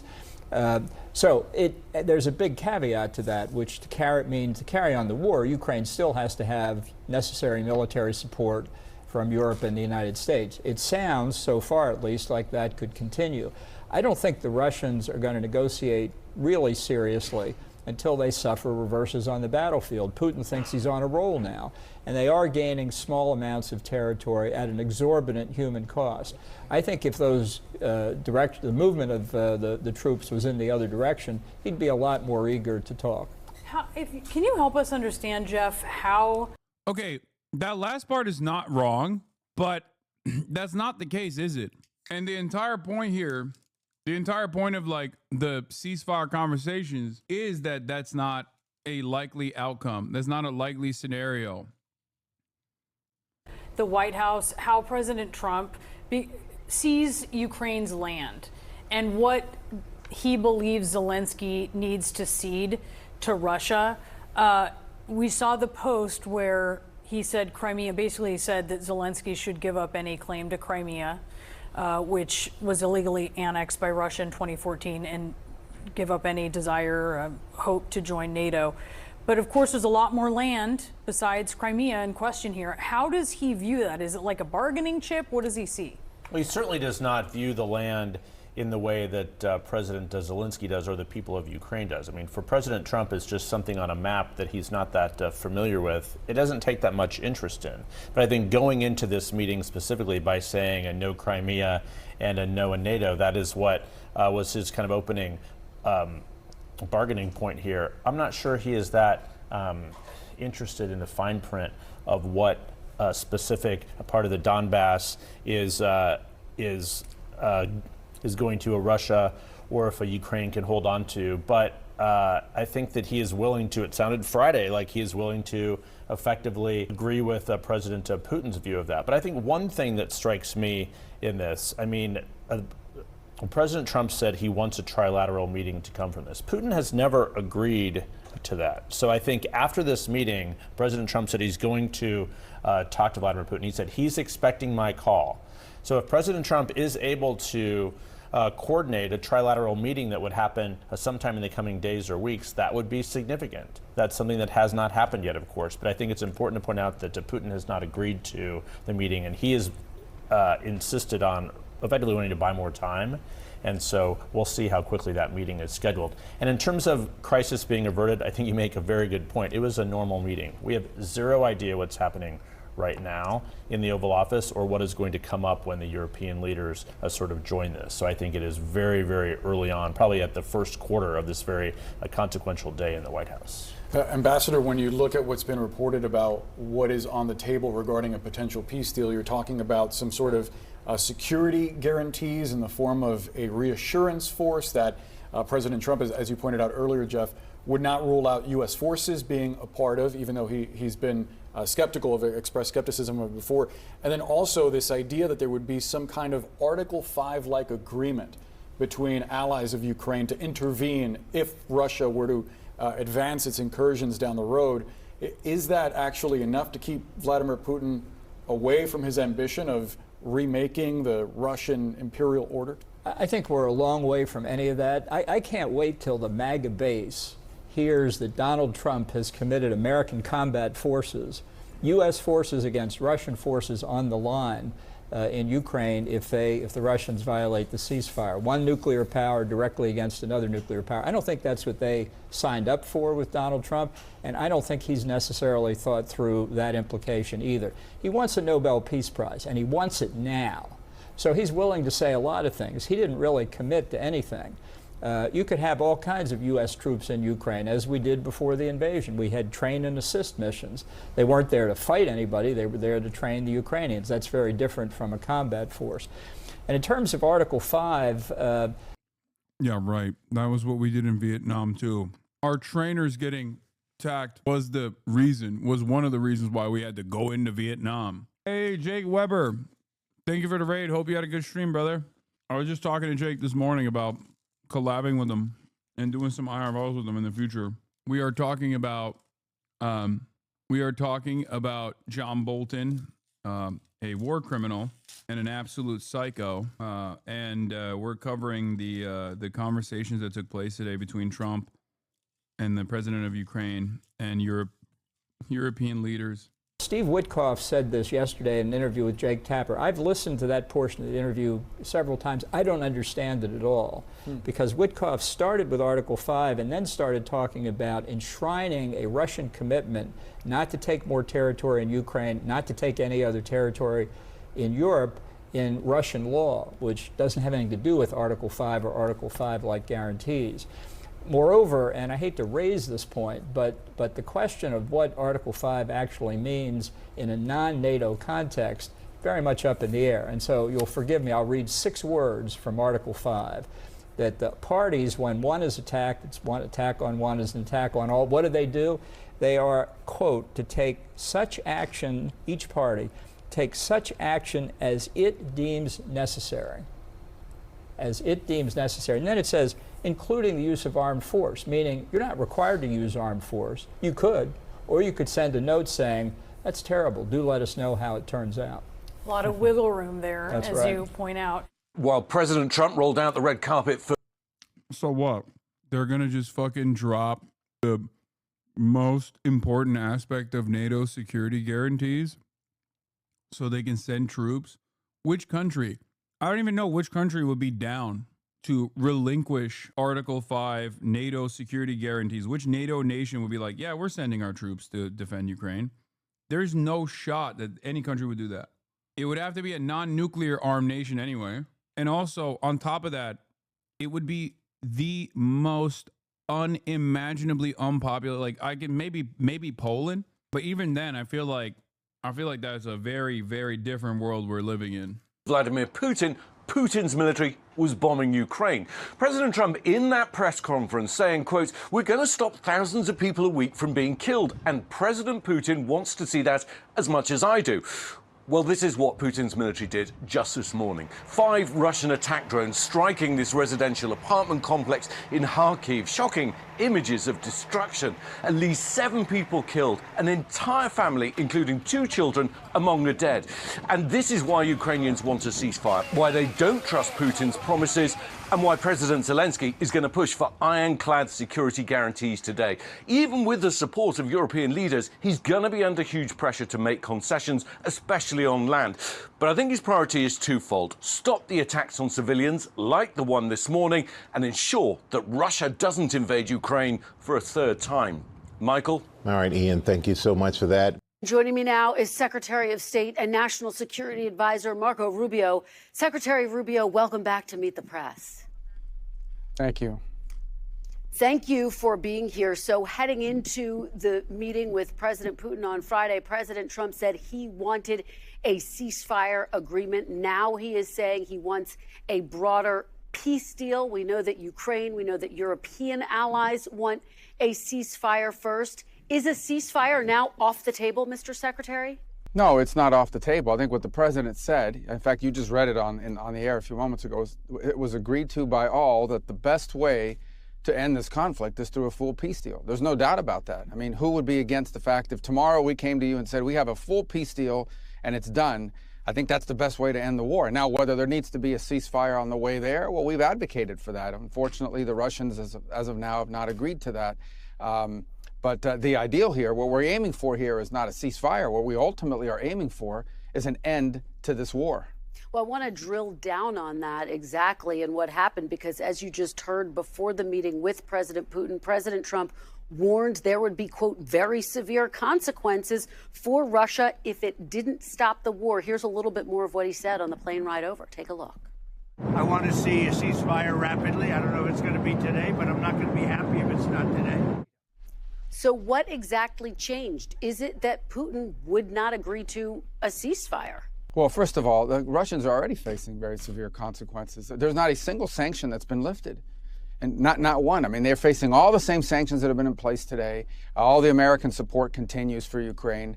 And ultimately, look, if we're not going to be able to reach an agreement here at any point, then there are going to be consequences. Not only the consequences of the war continuing, but the consequences of all those sanctions continuing and potentially new sanctions on top of it as well. But what we're trying to do right now is end the war. And in order to end a war, you've got to give every opportunity that exists. You have to be open to any opportunity that exists to bring it about. And here's the thing to remind everybody. And when the president says this is not our war, but let's be frank, this is not our war. The United States is not in a war. Ukraine is in a war, and we've been supporting Ukraine. We happen to be in the role of the only country in the world, with the only leader in the world, that can actually bring Putin to a table to even discuss these things. Now, the president has traveled, all the way to Alaska, all the way back, has dedicated months and months of work, him, our entire team on this matter, because we want to see an end to the war. But if tomorrow the war continues, life in America will not be fundamentally altered. So I think that what we have to understand is that this has been a priority for this president because he wants to promote peace. He wants to promote the end of a war. And I think we should be happy that we have a president that's trying to promote peace and bring a war to an end. Mr. Secretary, let's look at the state of the war. It's really captured in this chart. I want to put it up on the screen for our viewers. It shows that Russian attacks on Ukraine have nearly doubled since President Trump came into office. And in fact, in July, Russia launched more than 6,000 missiles and drones. That's the highest amount of attacks since the war began. What do you say to Ukrainians who worry that without a ceasefire in place, you are giving Putin more leverage at the negotiating table and a green light to drop more bombs? Well, the problem with that is that we've been asking for a ceasefire for a long period of time. We think usually it's very hard to negotiate when you're in the middle of hostilities. I'm sorry. No one is willing to say the truth. No one. It's over. It's over. They lost. America does not hold the cards any longer. That's it. Like, these guys are at least trying to entertain the reasons, like the different reasons as to why they are trying to concede to every single maximalist demand that Putin is making by removing their own personal responsibility, or removing the American government's responsibility, at least under this administration. But Russia holds the cards. But that said, the only way to have a ceasefire is for both sides to agree to stop firing at one another. Beyond, and the Russians just haven't agreed to that. Beyond that, I would say that one of the complications about ceasefires is they have to be maintained, which is very difficult. I mean, every single day we keep an eye on what's happening between Pakistan and India, what's happening between Cambodia and Thailand. Ceasefires can fall apart very quickly, especially after a 3.5-year war like what we're facing now. But I don't think anyone disagrees that the ideal here, what we're aiming for, is not some permanent ceasefire. What we're aiming for here is a peace deal, so there's not a war now and there's not a war in the future. But why not impose more sanctions on them and force them to agree to a ceasefire instead of accepting that Putin won't agree to one? Well, first, I think that's something that a lot of people go around saying that I don't necessarily think is true. I don't think new sanctions on Russia are going to force them to accept the ceasefire. They're already under very severe sanctions. I think that it should be, you could argue that could be a consequence of refusing to. Well, I'm telling you, it's because you can't sanction Russia any more than you already have. You have to start sanctioning your allies. That's the reason why I said it's over. Mother of all sanctions, weapons transfers to Ukraine, all the fucking tech, and Russia still just kept sending human waves over and over and over again and bludgeoned their way into the fucking battle lines that they have arrived at now. At this stage, there are additional sanction packages that you could implement, which would be threatening India, because India is one of the countries in the region that is allowing Russian oil and gas to enter the market. India is the mediator, right? So that would basically shut off a big chunk of the Russian economy. The problem is, I don't think anyone would be on board with that, because we've already sanctioned so many fucking countries. We're already bullying so many countries with tariffs. And on top of that, like, what are you going to do? Make Europe not buy Russian oil and gas by way of India? I don't know if they would be able to withstand the domestic pressure that comes out of that, the price shocks that they already withstood. I just think if you sanction everybody, or if you alienate everybody around the globe, then you're only sanctioning yourself. So I feel as though in this situation, it's just like, stop spreading the human wave myth, man. People have been saying this stupid shit since World War II. Russia employs just like Ukraine infantry tactics suited for the situation as per doctrine and strategy post-2000. Human wave is just a buzzword. I mean, they're throwing fucking bodies on the pile. It's true. Okay? It's true. I don't know why. I'm not saying like, I'm not doing like Orientalism or anything. It's Russia, ironically enough. They're white. Okay? Trump trade advisor Peter Navarro wrote a very hostile op-ed in the Financial Times today, targeting India over its purchase of Russian oil and threatening the cessation of technology transfer and other retaliatory measures. The thing that does not make sense is that if the U.S. is anyways interested in rebuilding ties with Russia, why is it so offended by India purchasing Russian oil? There's a significant hostility which may be explained by frustration over India declining to reduce protectionist measures in its own economy and open it up to U.S. competition. I think the other side of the story is that this is in the cards for America. It is the nuclear option for the last remaining sanctions package that they could apply. The problem there, however, is that just like they went in and thought, oh, we are going to cause a significant defeat for the Russian military here by using Ukrainian manpower, and failed to do so, The alternative is the acceleration of American demise even further if they try to push for a sanctions package on India and then they force India into Russian arms by doing so. It's a dangerous, I think it's a dangerous proposition for American, the continuation of America as a nation state in the global markets, where you're just like, oh, we're going to sanction India. We're going to sanction Europe for purchasing Russian oil and gas, but we're gonna sanction India for being like an entry point for Russian oil and gas into the global markets. When you do that, well, India is supposed to be a major role player against China, major bulwark against China. India is supposed to be your big ally there, a manufacturing hub that you could transfer over to. If you want to forcibly remove trade relations that other countries, other allies, regional allies and international allies alike have with China, you got to move them to fucking India. But if you also are entertaining the notion of like crippling the Indian economy, then you have no cards remaining. This is why I keep saying we don't really have the cards. America does not have any of the cards any longer. The Kremlin is negatively reacting to the U.S. proposal that Ukraine receive Article 5-like security guarantees. Russian Foreign Ministry categorically rejects NATO countries sending a military contingent to Ukraine, for the record. So when Trump says, like, oh, I'm going to do a NATO-like guarantee here, I don't know what he's talking about. To agree to a ceasefire or the end of hostilities. But there is no evidence that more sanctions, because sanctions take months and sometimes years to bite. And we may very well wind up in that place. I hope not, because that means that peace talks failed. But we have to give every opportunity for peace a chance in this particular case. And that's what we're trying to do here. And so those options remain to the president. The minute he takes those steps, all talk stop.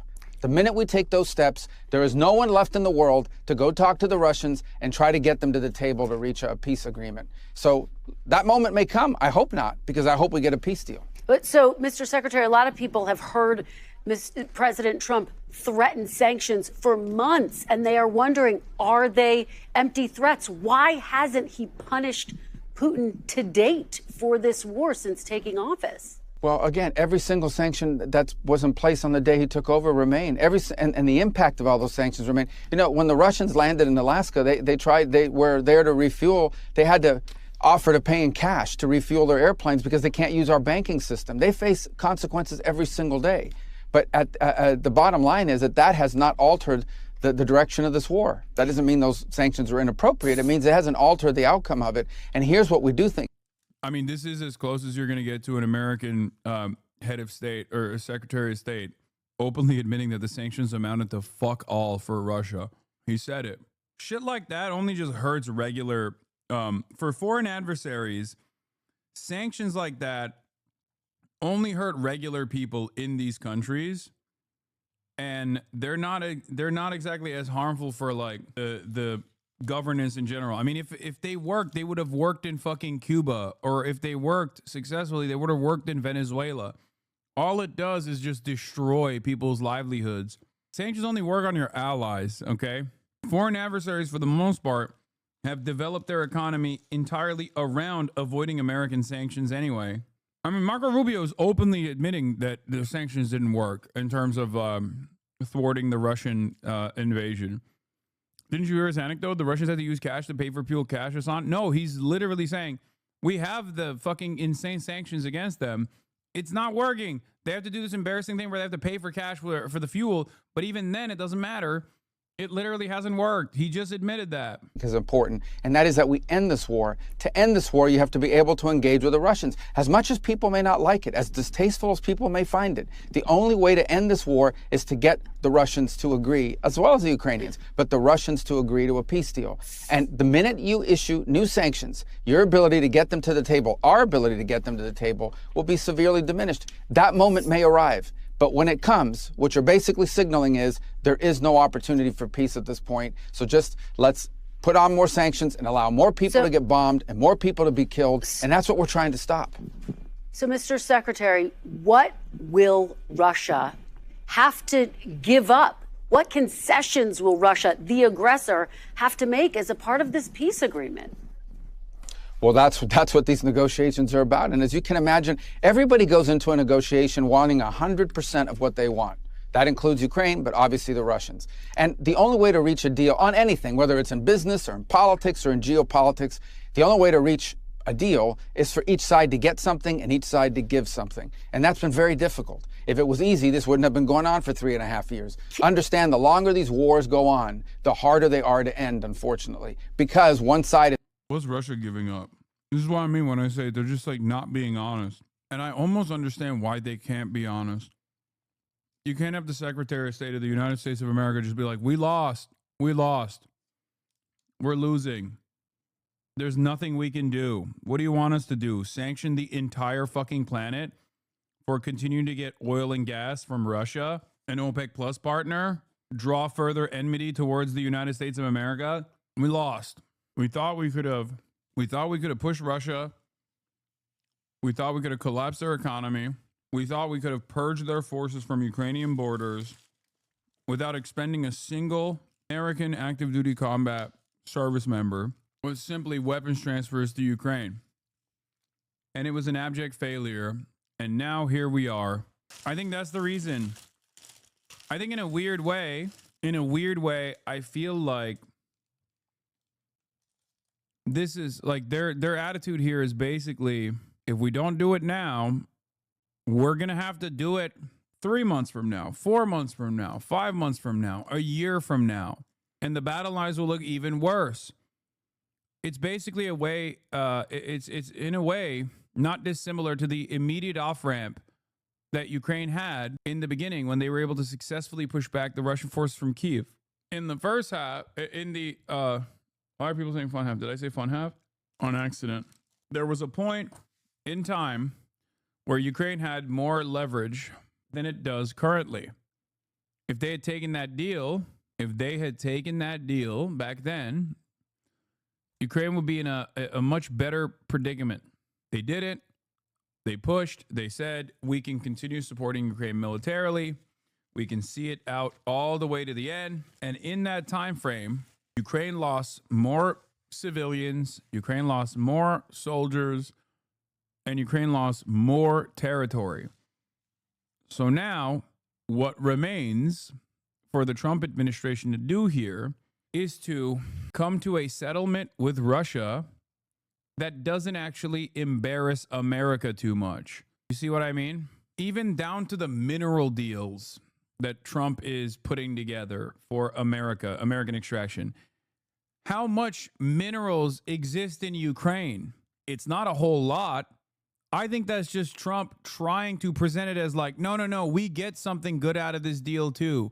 We get the fuck over Ukraine as well, because it's not our war, it's Ukraine's war. That's it. They just want to pick apart the remaining, the remainder of the country for scraps, and to make it seem like they didn't take a fucking fat L. America, I mean, they didn't take a fat L in this because they tried it and they lost. So now they're like, no, we're getting something out of this. That's what it feels like. This is not,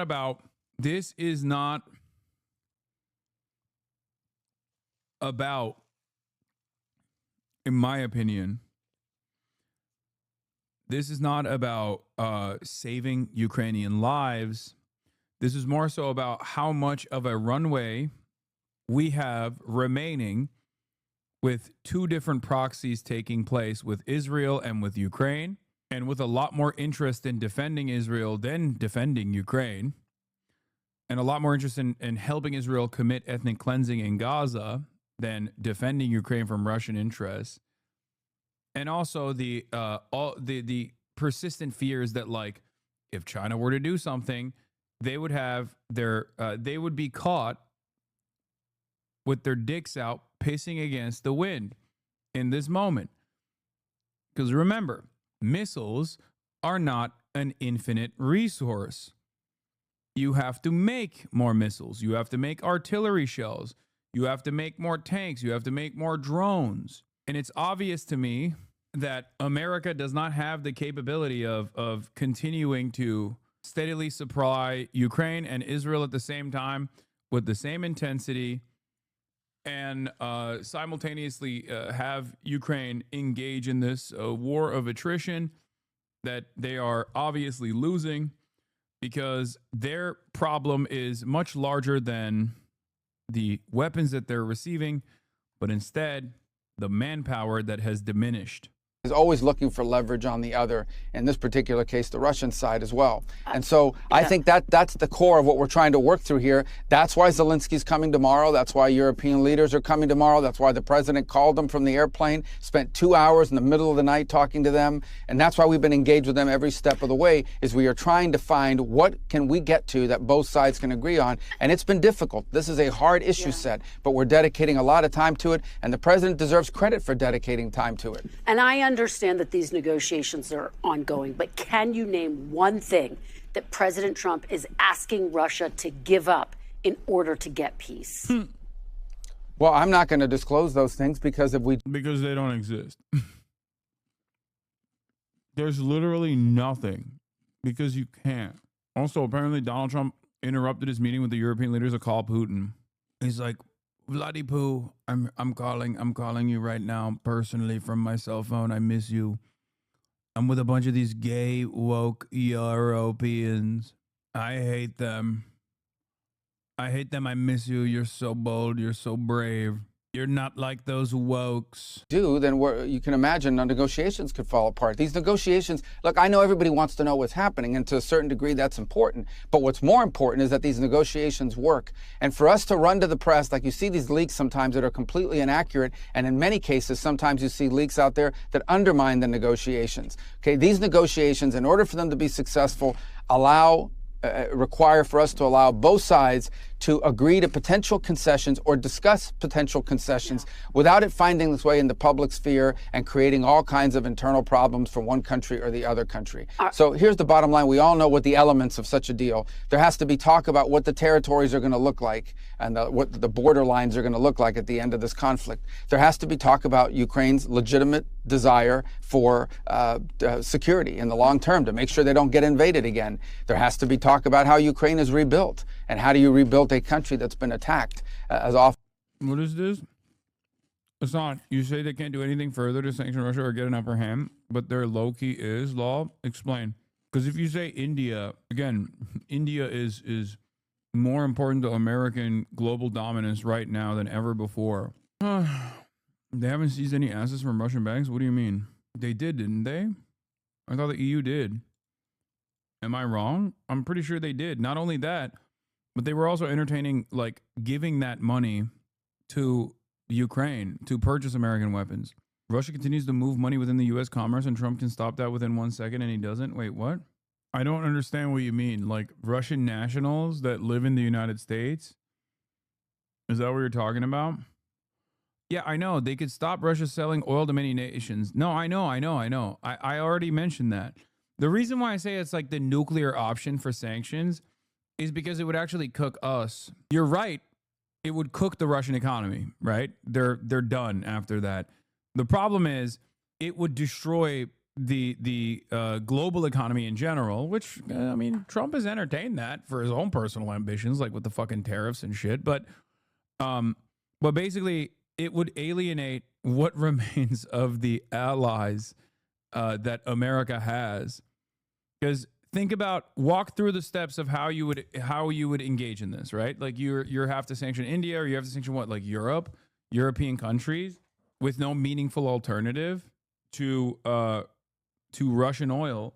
I'm fairly certain that many of these European countries would not be able to overcome the domestic instability that would cause, because a version of this already happened with Russia's invasion of Ukraine.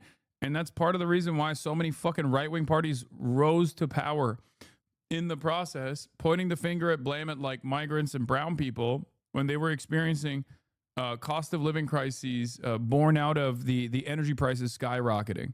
Any kind of volatility almost always pushes these countries into the hands of fascism. And it did already. You could say that it was an inevitability, and I totally agree, but it accelerated that, I think. I would say that America also is like America also used the opportunity that it had to become a market substitute for American gas in Europe as opposed to Russia. So they already took advantage of that too. As it has over the last 3.5 years. These are all key elements of any agreement. We understand that. And each side is, if there's going to be a deal, each side is going to have to give up on something. That's just a fact. Mr. Secretary, I want to show folks what Ukraine looks like right now. This is a map of Ukraine. That red section there, that's the area currently under control by Russia. It's about 20% of the entire country. There are reports that Putin... So can America replace Russian oil as well? It has already tried. It already has to a certain degree. But like the American oil and gas industry, the American fossil fuel industry also relies on OPEC Plus setting the standard and setting the prices. Russia has a lot of influence over that. So they are still absolutely beholden to market conditions. They're still absolutely beholden to the cartel. And more importantly than all of it, they're beholden to the profit incentives there.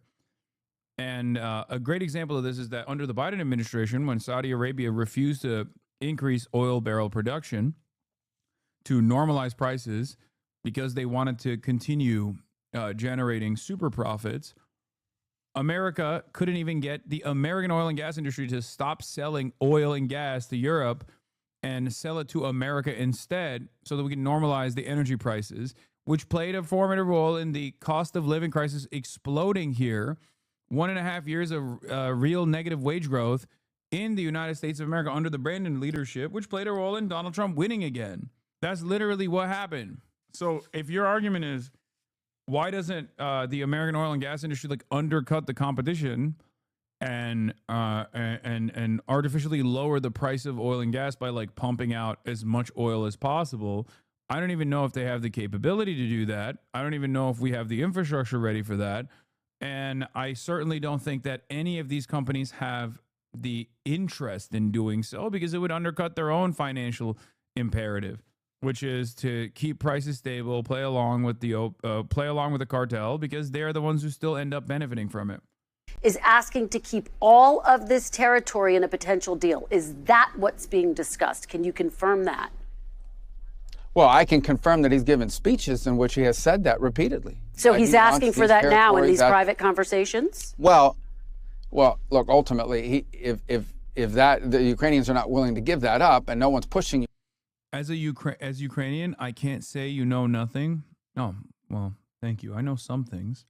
Ukraine to give that up. And so I don't think that's what, if there's going to be a peace deal, it's not going to look like that.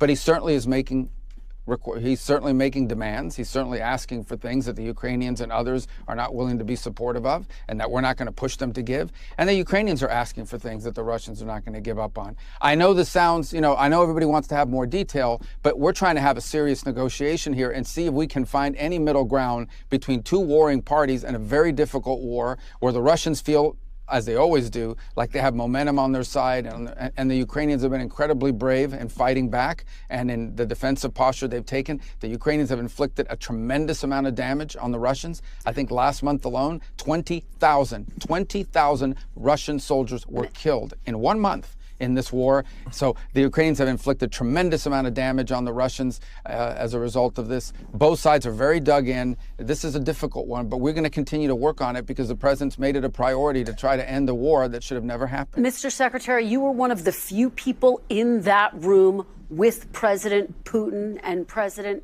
Trump. You got to look him in the eyes. Do you believe that President Putin believes in Ukraine's right to exist based on what you heard and saw? Well, look, I wasn't playing any of those games about looking people in the eye and trying to read their minds. I'm reading actions. Wait. Does Russia have a right to exist? Does Russia have a right to exist? Why are you being Russophobic? Suka blyat. Russia is small nation. Russia constantly under attack. Russia number one. Oh, you want Kievan Rus? Do you? You are being Russophobic. Oh, why you always say Slava Ukraini? Why you always say Kievan Rus? Russia small nation. Russia used to be much larger nation. This is 3,000 years ago. This was all Russia. Do you condemn Ukraini?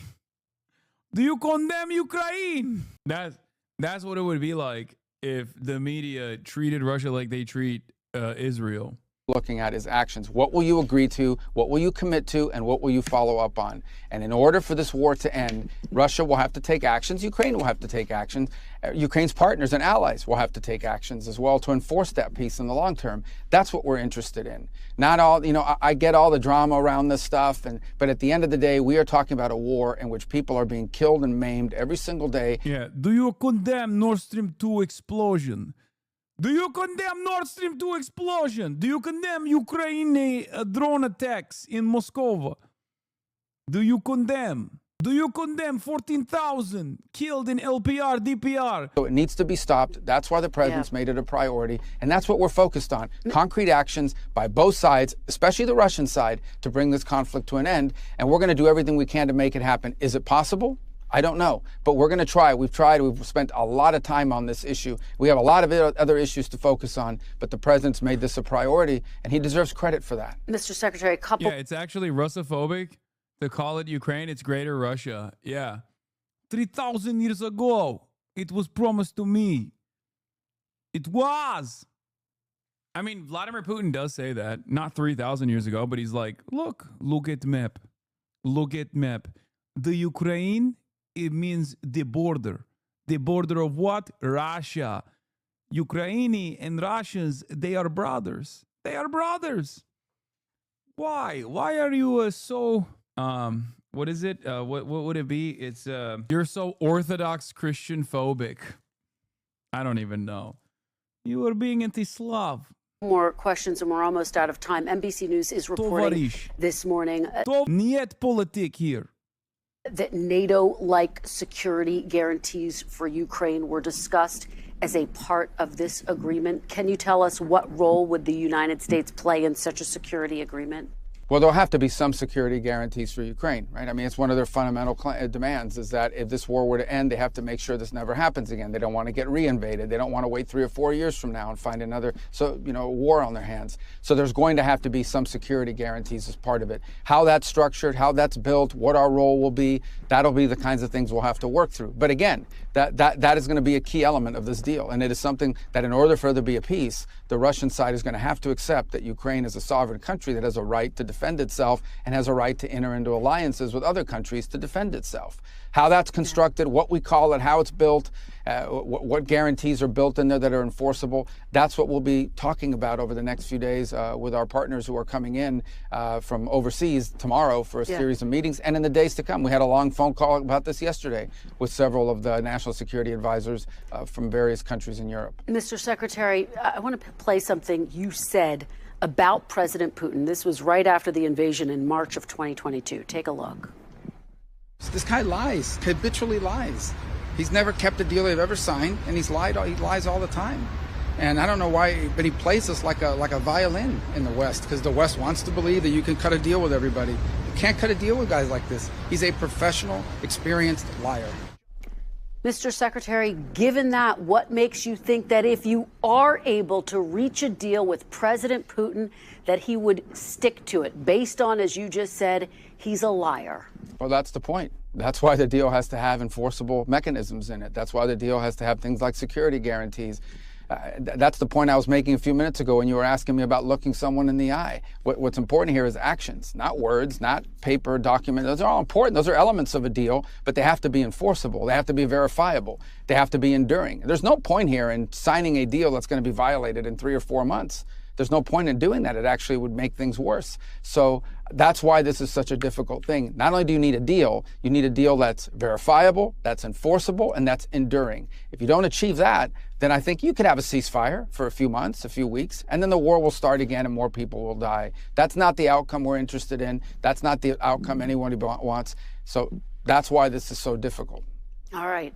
Secretary of State Marco Rubio, thank you so much for joining us after an historic week. We really appreciate it. Thank you.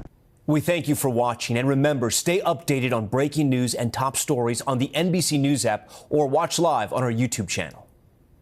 If you look at territory, which is one of the key ones, President Trump has already suggested that Crimea is off the table, that it isn't going to be part of that negotiation. It is worth pointing out that Crimea was originally part of the Soviet Union. They'd fought hundreds of years ago for the strategically important port of Sevastopol down in the south there. In 1954, Khrushchev had handed that to Ukraine, largely for administrative purposes, when Ukraine was actually just a county of the Soviet Union at the time. Of course, when the Soviet Union collapsed, Russia and Ukraine very nearly went to war over Crimea, and there was an accommodation made at the time. And of course, but now that's why in 2014, following about 2 decades of Ukraine starting to look further to the west for... Wow, that's interesting. First time I'm hearing about this. Wait a minute. Wow, Russian propaganda. People used to get so fucking mad at me for saying this. Like, this is one of the major points of contention with this was like the starting point of the fucking downfall, with people being like, Hassan is pro-Russia, Hassan is pro-Russia, for just like an accurate reflection of events, while also simultaneously talking about like Russia as a separate fucking nation state, that already had complete control over Sevastopol and was his like entry point into the Black Sea anyway. But you know, 3-4 years later, you're hearing the same points coming out of Sky News and the BBC. Economic support, and with NATO starting to become on the agenda, that the Russians moved into Crimea. Now, having got in there, it'd be incredibly difficult military operation to liberate that, and that's why many people think that Crimea is not a useful negotiating tool at the moment. Having moved into that, though, Russia built a bridge across the Kursk to actually join this to Russia itself. But of course, that was incredibly vulnerable. I think one of the craziest things is, in an effort, I could totally see the Trump administration in an effort to try and shift the blame to the Democrats entirely and to rid themselves of this like Ukraine issue, in order to not take the L and be the responsible party that did the historic appeasement to Russia or whatever. I could see them gray zone posting. They kind of are already doing that. I could totally see them start gray zone posting. What I mean by that is just like talk about, you know, Euromaidan, talk about American intervention, and be like, that's what they did. They did that. Obama did it.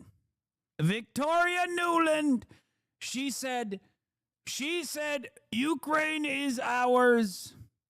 It was never supposed to be. It was the apple of Obama's eye. I could see them start gray zone posting like crazy. Oh, Bungler, he's the one who did it. He's the one who did it. And then Biden said, Russia, Russia, Russia. Obama did Euromaidan. I had a perfect phone call with Ukraine. They impeached me. Victoria Nuland did not have a perfect phone call. And as the years went by, that's why that Russia had started a sort of insurgency up in the Donetsk region and tried to build this land bridge across the region. Is any of that incorrect, though, besides Russia's holding the responsibility for invading? I mean, it's more complex than that. It's a more complex subject matter than that, because it does avoid like whatever the Ukrainian people wanted as any part of the process. And not only that, but also ultimately they would not actually tie that back to a reliable anti-imperialist narrative anyway. That would be ridiculous. He would say some shit like Hunter Biden is the reason why Joe Biden fucking fought Russia or something. I'm joking when I say that. I just don't think that they would say that at all.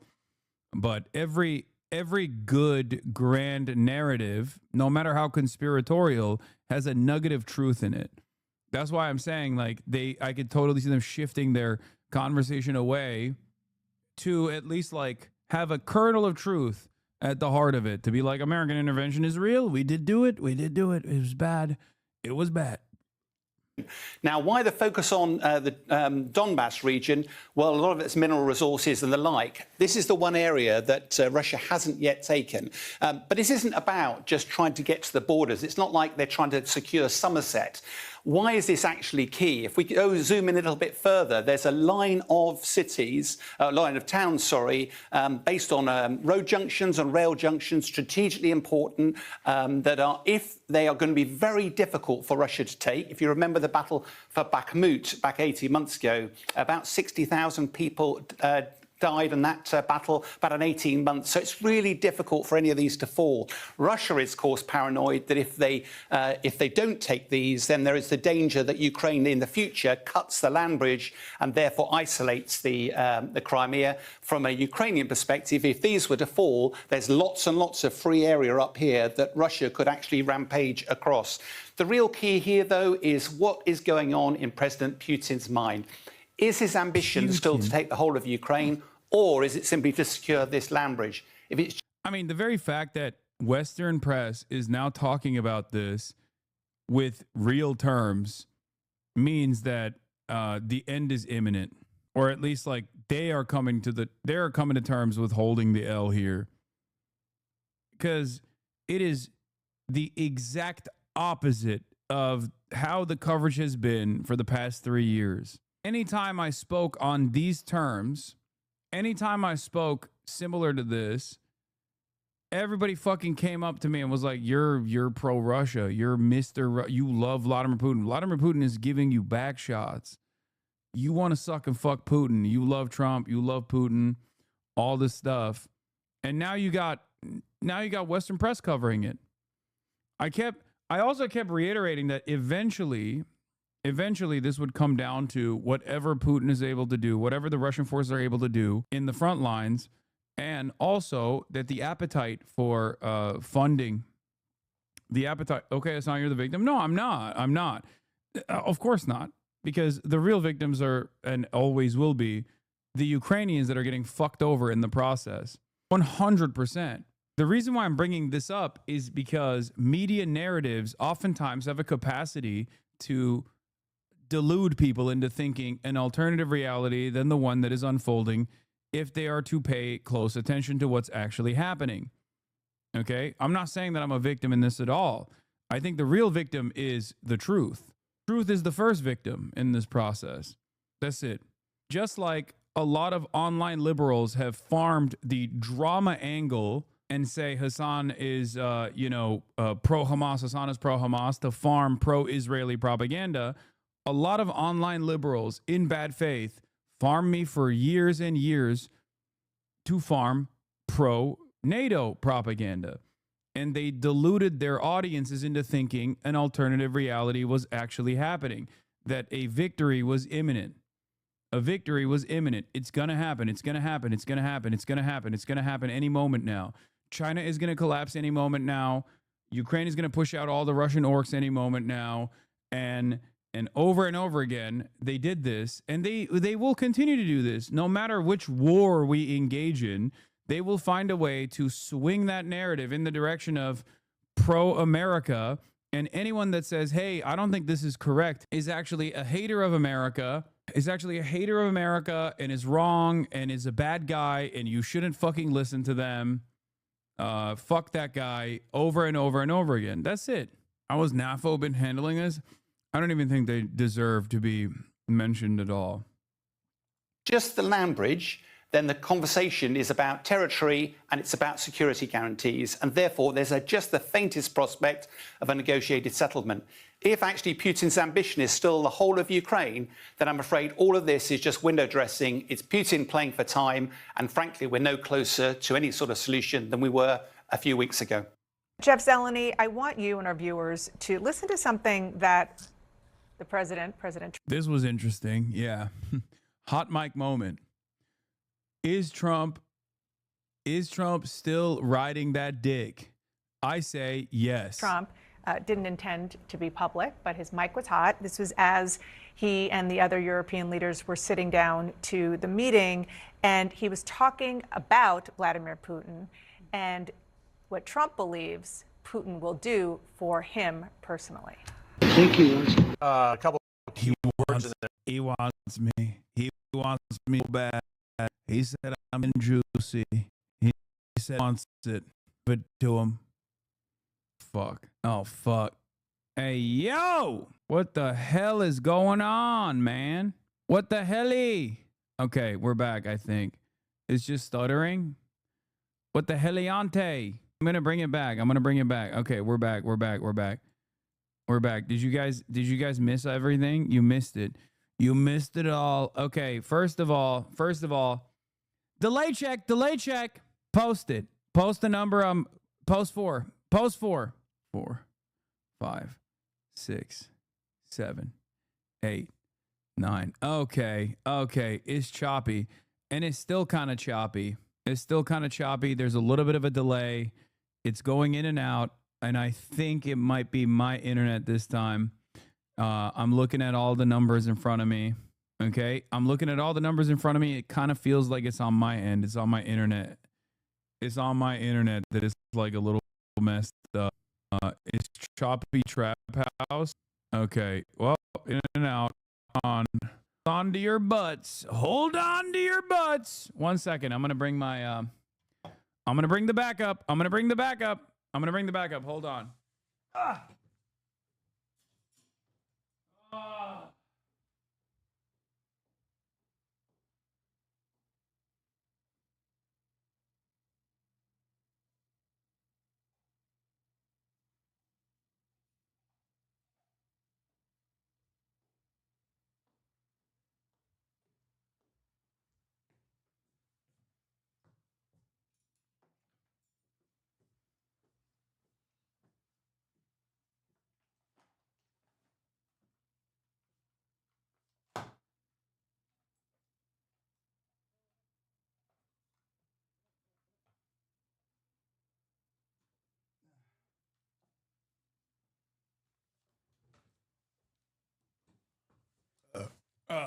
It's fine now.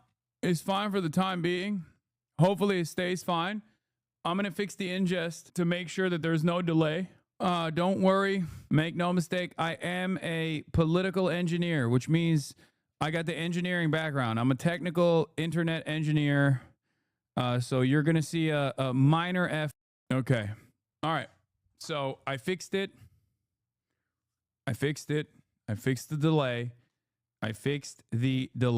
Okay. I know what I'm doing.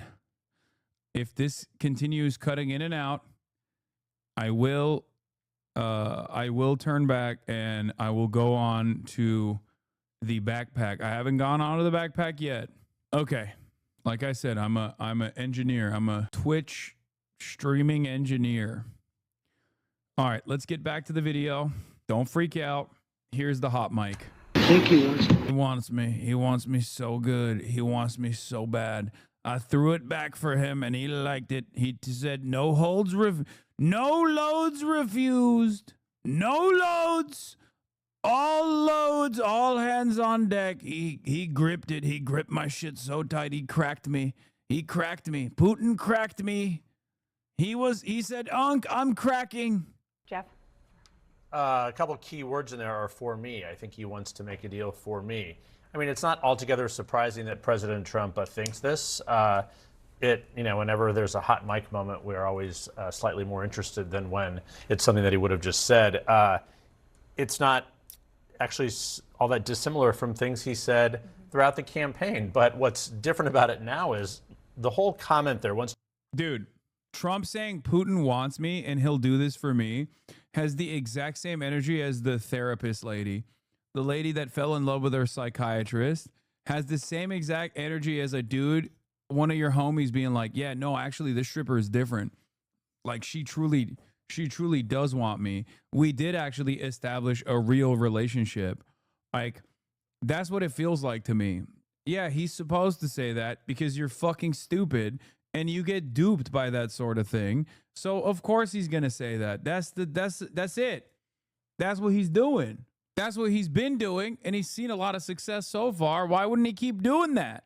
I don't think this war is ending anytime soon. Financial Times, Ukraine will promise to buy $100 billion of American weapons financed by Europe as a part of the deal to obtain U.S. guarantees for its security after the peace settlement with Russia. According to a document seen by the Financial Times, under the proposal, Kyiv and Washington would also strike a $50 billion deal to produce drones with Ukrainian companies that have pioneered technologies in Russia. Okay. Yeah, it's not going anywhere, I don't think. I'm gonna be honest. It feels to me like they're just gonna normalize relations with Russia and keep the fucking battle going. I don't know. Like this was hurting. This was hurting Russia too much. Holy shit. Kyiv shared the proposals for new security deals with the U.S., which have not been previously reported on, in a list of talking points with European allies ahead of the meeting with Donald Trump on Monday. Scoop. Ukraine will promise to buy $100 billion of American weapons financed by Europe as a part of a deal to obtain U.S. guarantees for its security after a peace settlement with Russia. Under the proposals, Kyiv and Washington would also strike a $50 billion deal to produce drones with Ukrainian companies that have pioneered the technology since Russia's full-scale invasion in 2022. I feel like I'm watching Meat Canyon video featuring Jake Paul. Putin is literally Jake Paul Lamau. Trump is just happy to be touched, even though he's being robbed. Yeah, it doesn't seem like this is an anti-war initiative as they presented it. And maybe that's the reason why Zelensky was happy at the end of this. Yeah, I don't know. They're all in the Oval now being briefed on the Putin call. Harry Enton, holy Toledo. Every poll that comes out of New York City mayor leaves me with the same question. How does this not end up with Mamdani winning? Like there's A, no sign of consolidation of an anti-Mamdani vote behind one opponent of his. And B, it appears Mamdani is the most popular candidate. Holy Toledo. It seems like white boy jihad summer is imminent. Yeah. To make a deal for me. That was at the root of President Trump's entire argument that I can end this on day one. That his relationship with President Putin was so strong from that first term. They were stablemates, as he once said on 60 Minutes, of which there was no evidence of. But this is just kind of the latest version of it. There's been zero evidence that President Putin is using his relationship with Donald Trump to do anything for Trump, to end it for Trump. So I think it was just a window into President Trump's mindset. There, and perhaps not that surprising, but yeah, I mean, revealing. It is a good point that most of what President Trump says, you don't need a hot. Post in Twitter / Walter Bloomberg, everyone's most reliable fucking news resource that actually erased $4 trillion and then replaced $4 trillion of market value with one fucking tweet. A real mover and shaker reports. Ukraine's Air Force says Russian strategic bombers take off for a possible attack on Ukraine. This is right after the Trump phone call. Dude, I swear to God, Russia is doing Israel shit without being Israel. I guess everyone is Israel now. The world is Israel. This reminds me, I don't know if it's real or not, and it probably might be fake, but they did do a version of this after the fucking Trump talks in Alaska. And that reminds me of the way Benjamin Netanyahu has treated Joe Biden and also Donald Trump. We are so fucking washed, and it's not just because Trump is a joke. We're just fucking washed, man. We're washed. We're washed. Everything is Israel. Even our foreign adversaries are behaving like Israel. By the way, not sure if you saw this. Beitar is claiming that the ADL is pro-Zohran Mamdani. That's amazing. Oh, that's amazing. Also, speaking of Zohran Mamdani, I saw this. This was really funny. Love the product placement during a discussion of how capitalism ruins everything. Make sure the label's facing the camera before we talk about killing CEOs. Yeah, because that's what we were talking about, killing CEOs. And also, we're drinking water. We have officially arrived at the point where socialism means you can't drink water unless it's directly out of a glass. Not just tap water, but tap water that what? That you put into a cup. It cannot be a bottle. It can be a can. I just don't know, man. I don't know what to do. Like, how do you argue with these fucking people, dude? How do you argue with these fucking people? Love the product placement during a discussion of how capitalism ruins everything. Love this app. Oh, is this what I think it is? Type of shit that makes you say moshi mosh. Yup. Report Hamas Piker for supporting terrorists. He should be banned already. It's a bot, man. It's a bot. It's not even a real human being. I think that one is just like straight up a bot. Apparently, that's all that fucking account was responding to, people with like, people who are not even fucking affiliated with me. That can never be enough water. People are asking if this is sponsored content. No. I was just drinking it. My God. I know. There's no sponsors. Sponsored? Oh, hell no. Of course not. It's just like, it's so fucking stupid, man. It's so fucking dumb. Yeah, I saw this one too. This must hit so hard if you're a moron. Mamdani featuring a water brand valued at $1.4 billion while shitting on capitalism is peak irony. Socialism means you can't drink fucking water. You should remain thirsty. A little scared that Hassan is advocating for every single person alive to take TRT, HRT, and Ozempic. Yeah, this is a joke, but this is unironically the way people approach anything that I say as a joke.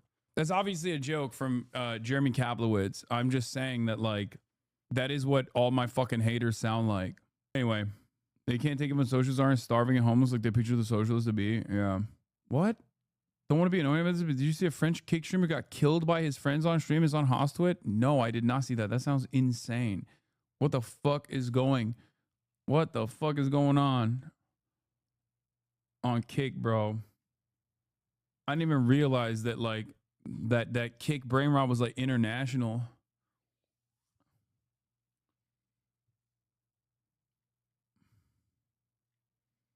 Yeah, watch that. No, I'm not watching that. He was not their friend. They abused him for months. What the fuck? The new meta is just doing snuff films now? Fucking gross.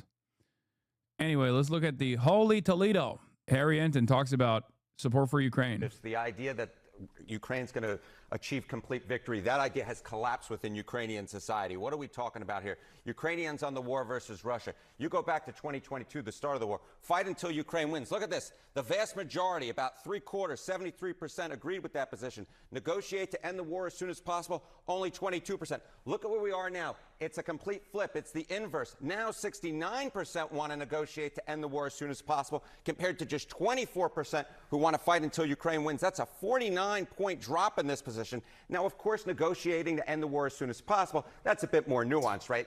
Ukrainians don't want to agree to all of Russia's demand, but I think the idea of even there being some territory that would be not formally recognized as being given that Russia could in fact stay in, that does have majority support, but the idea of formal recognition of Russia's demands, absolutely not. All right. Why do you think that opinion has changed to the extent that it has? Well, I think one of the big reasons why opinions have changed is this idea that this war is going to end anytime soon. Ukrainians don't think it will. Take a look here. Ukrainians on the war ending within a year. Just 25% say that it is likely. Look at this. 68%. 68% say it is unlikely that the war will, in fact, end in a year. And you'll notice, John, this 68% looks a heck of a lot like the 69% who say that they want to negotiate to end the war as soon as possible. So President Trump overnight ruled out Ukraine joining NATO, seemingly ever. But what do Ukrainians feel about that? Yeah, you know, obviously Ukrainians would like to join NATO. That has been a goal of theirs for a number of years. But the idea that that NATO admission will happen within 10 years, look at the collapse in this position. 2022, it was 64%. Now it is just half that level at 32%. So again, this is one of the goals that, Ukrainians had since the beginning of the war. They no longer believe that it's achievable. Well, the idea that Russia is going to be forced out of all of that land that they're occupying, they don't necessarily believe that that is going to happen. So again, I think this is one of the reasons why Ukrainians, they certainly don't want to accede to every Russian position, certainly not most of them, but the idea that they do want to negotiate and end to this war as soon as possible, that has now gone through the roof. Again, we're talking about 69%, which is such a big difference from where we were at the beginning of the war when it was just 22. Wanting to negotiate doesn't mean wanting to surrender. Correct. It means wanting to discuss, and not believing that they'll join NATO is different than wanting to join NATO. You got it. But you can very much see how Ukrainian thinking has changed over the last few years. Absolutely, John. Harriet, thank you. Thank you. These polls are disingenuous. We do want negotiations to end the war, but for sure, but do not accept permanent occupation. This is a crucial detail missing. I mean, that's also reflected in the polls as well. They say they don't want that, but like I've said from the start, which has, again, drawn a lot of controversy to my statements, but like Ukrainians and their real emancipatory need is not a part of the equation here. These decisions are being made without the opinion of Ukrainians. I would say that any sort of push to say like, oh, well, Ukrainians want sovereignty and therefore they should keep fighting, therefore we should keep giving them weapons, is simply a mechanism for America to continue selling weapons to Ukrainians. And it's not even necessarily the American population or the Western population's demands on this process that matters at all. The greatest example of this is, of course, Gaza. You have overwhelming majorities of Western populations demanding an end to America and the Western world's allowance for Israel to continue committing genocide in Gaza, and yet they have not moved an inch away from that position. They're in a permanent bloodshed position. They're deadlocked with Israel and their ambition to do ethnic cleansing in Gaza. And there's not really seemingly anything we can do about it to stop this process. Hold on. Oh, I think Ben might be here. Hold on. Hey, what's up? Oh, he is? Hold on. Oh, I see him. Okay, hold on. I just unlocked it. Okay. Ben Cohen is in the building, ladies and gentlemen. Ben Cohen of Ben and Jerry's. I'm already live. Oh, you were? Hell yeah. All right, well. I really dig your chainsaw-equipped motorbike. Oh, yeah. That is very cool. Now, That's my brother's. yeah, and where does he go? Do you want me to put that somewhere, or you got it?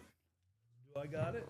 All right, you got it. You mean like plop myself down here? What Yeah. are we on? What are we live? What are Oh, we we're doing? live already. We got 34,000 people watching. Yo, hello everybody! Look, I just put on my up in arms hat. Hell yeah. Hi everybody! All right, Kaya. Oh, and I got the dog. Do you want me to? I can tell her to. No, go back I to like her. I like the dog. Okay, Ben Cohen, ladies and gentlemen, of the Ben of Ben and Jerry's. Jeez. Live and alive in the building. Very excited. People are saying ice cream, you scream. We all scream for ice cream.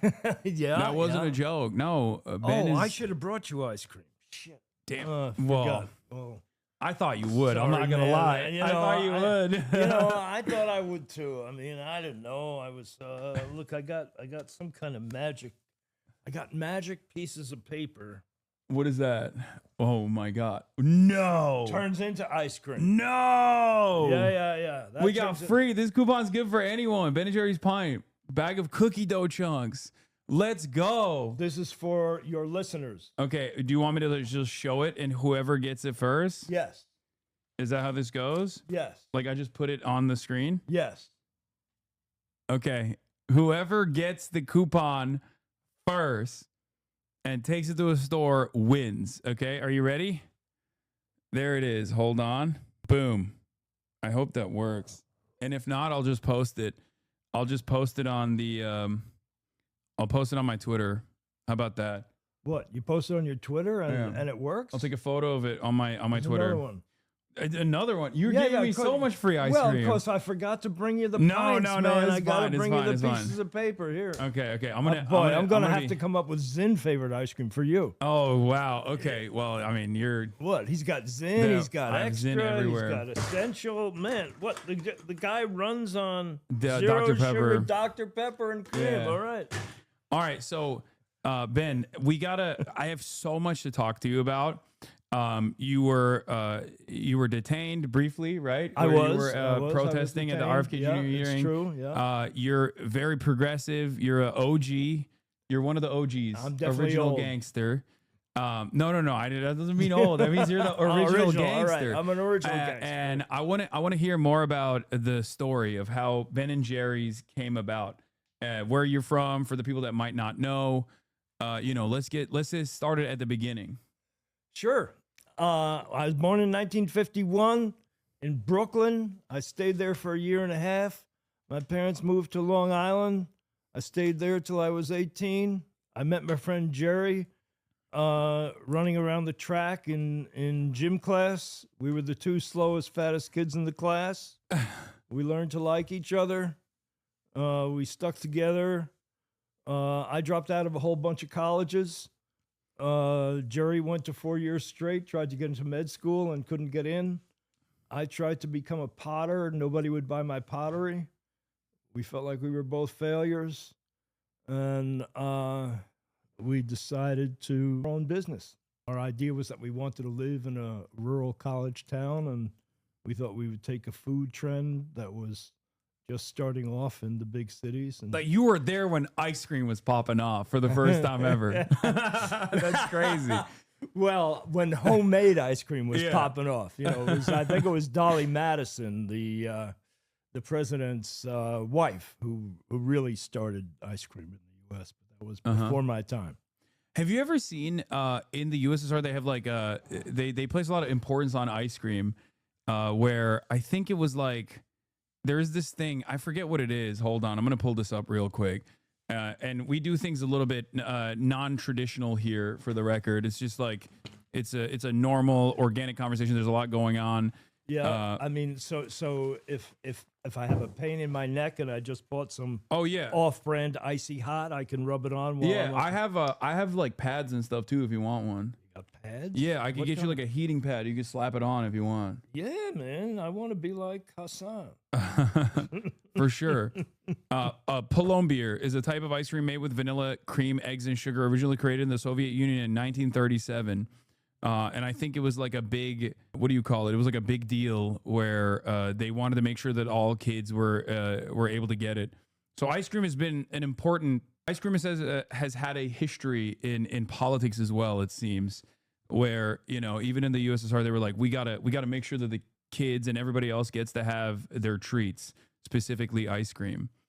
Absolutely true. I was actually in the Soviet Union. At the end of the Soviet Union, Gorbachev was setting up.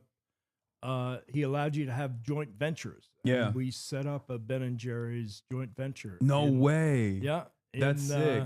That's like in Karelia, the Russian state of Karelia. Wow, wow, that's amazing. Petrozavodsk. It's right on the border with Finland. Let's see. Okay, that's never mind. That's whoa, jeez, what the heck that's was just that? Reddit, Ukrainian conflict. But what is this? Okay, never mind. All right. That most of it is just like most of it is just about Ukraine.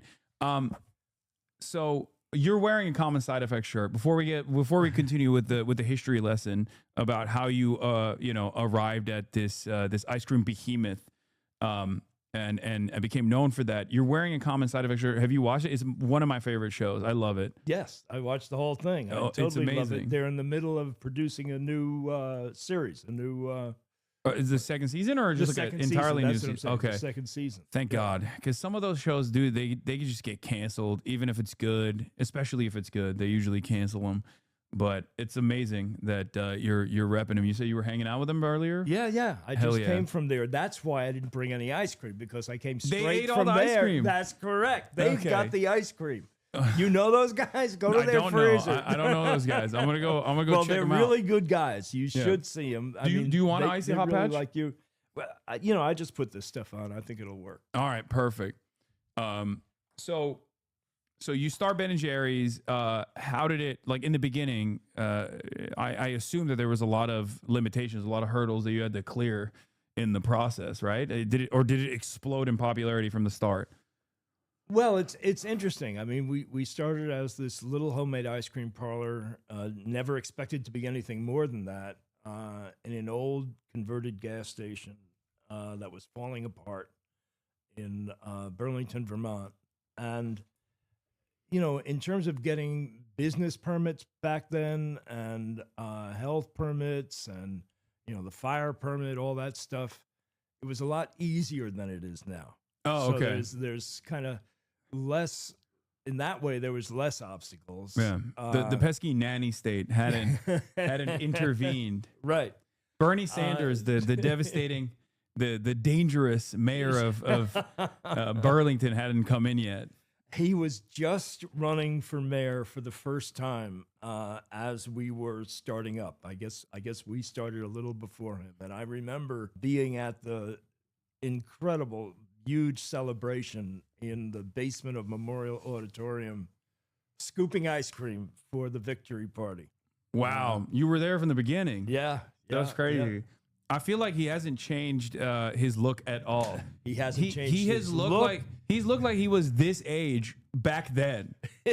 It's true. He hasn't changed his look. He hasn't changed his politics. He hasn't changed his stump speech. I know. It's the beautiful thing about Bernie is just how consistent he is. And, some people complain, Bernie, you're always saying the same thing. And he was saying, when we start having justice in this country, I'll start saying something different. Yeah.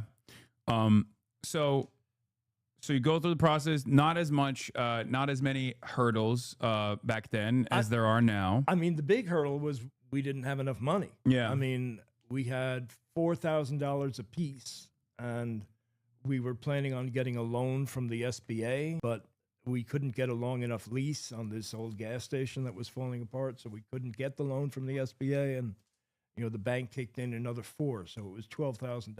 Mm-hmm. started Ben & Jerry's. It's kind of amazing. I guess you can't really start a business on $12,000 now. Yeah, no, that definitely can't. So let me ask you, getting right into it, Trump is president again. Oy. Yes, I don't know if you knew that. Trump is president. Guys, that's what's going on. Sorry. on, Hate make to be me the bearer. happy. Hate to be the bearer don't of rub bad it in. news. Hate to be the bearer of bad news. And one thing that I have routinely talked about with Ben & Jerry's is the component of marketing and political advocacy. Specifically because I always use Ben & Jerry's as a great example of a company that, in spite of corporate takeovers, in spite of control by much larger conglomerates, Ben & Jerry's has always maintained political advocacy as a part of its mission. And I think is largely in part because of your direction, right? Like this is a genuine thing that you care about, as opposed to Target, for example, or many other mega corporations in this country that will only aesthetically get on board with performative activism in an effort to do marketing. And the second part of this is that I now fear that we're moving in the direction where a lot of companies have completely cast aside the previous performative liberalism, the performative wokeness, if you will, to now move in the direction of right-wing politics, broadcasting right-wing politics as though it is a virtuous position to have. Have you noticed this as well in your experience? Well, as a matter of fact, I have, Hassan. That was a wordy question. I just lobbed it up for you. And I have thought about that, and I think all that's going on is that most businesses, most corporations don't really have a social mission. They are not values-led businesses. They are businesses whose purpose is to maximize profits today, in the here and now. And so, think about it. I mean, if you're a business and your only purpose is to maximize profits today, you go along to get along. If the current president says X, you say, yeah, baby. If he says Y, you say, yeah, baby. And if he says Z, yeah, I'm on board with that. Yeah. Because they don't have a heart. They don't have a soul. They don't have a spirit. And that, I think, is the interesting thing about Ben & Jerry's. Is it's a business, it's a thing, but it has a heart and a soul and a spirit. And, it's the idea of being values-led, not profit-led. Values-led is a term that was coined by Anita Roddick, who started the Body Shop. So, the Ben & Jerry's mission, and, we went through a lot of difficulties in order to get to this point. There was a lot of internal dissension. There was external criticism. But the Ben & Jerry's mission is a three-part mission. So we have a social mission, we have a product quality mission, and we have a financial mission. And the interesting thing about them is that they are written horizontally to make the point that no one of them comes before the other. They're all interconnected. And staying true to those missions is what keeps Ben & Jerry's Ben & Jerry's. Yeah. You mentioned that there was some struggles that took place in the process. Do you want to elaborate a little bit on that? Sure. In the early days, the struggles were mostly internal. I would say, let's take a stand on a particular issue. For instance, peace. Dangerous prospect. An ever-present danger to the military-industrial complex. You're speaking a dangerous language, sir. Let's suggest that the government take 1% of the Pentagon budget and use it for peace through understanding activities between the U.S. and the former Soviet Union. You know, because the people, they don't have anything against each other, and yet we were in this Cold War. I feel like that kind of dangerous language would have gotten you denaturalized back in the day. if you Probably were today. a little bit younger, or now. Exactly. So we were coming out with a chocolate-covered ice cream pop on a stick, and you know, normally you write about, oh, you're going to taste the most amazing chocolate-covered ice cream pop on a stick you ever had. It's so smooth, so rich, so creamy, so chocolatey. And instead, we said, let's call this a peace pop, and let's use the copy on the package to talk about making peace instead of war and shifting this money out of the Pentagon. And it was incredibly controversial within the company that people were saying, our executives were saying, the people on the board of directors were saying, you know, business that's not business's role. Business should not be trying to advocate for particular national government policies, and it was you know, quite a heated discussion. And finally, you know, I kind of forced it through, and nothing happened. I mean, people were saying that what's going to happen is, you know, we set up this new plant that's designed to make these chocolate-covered ice cream pops on a stick.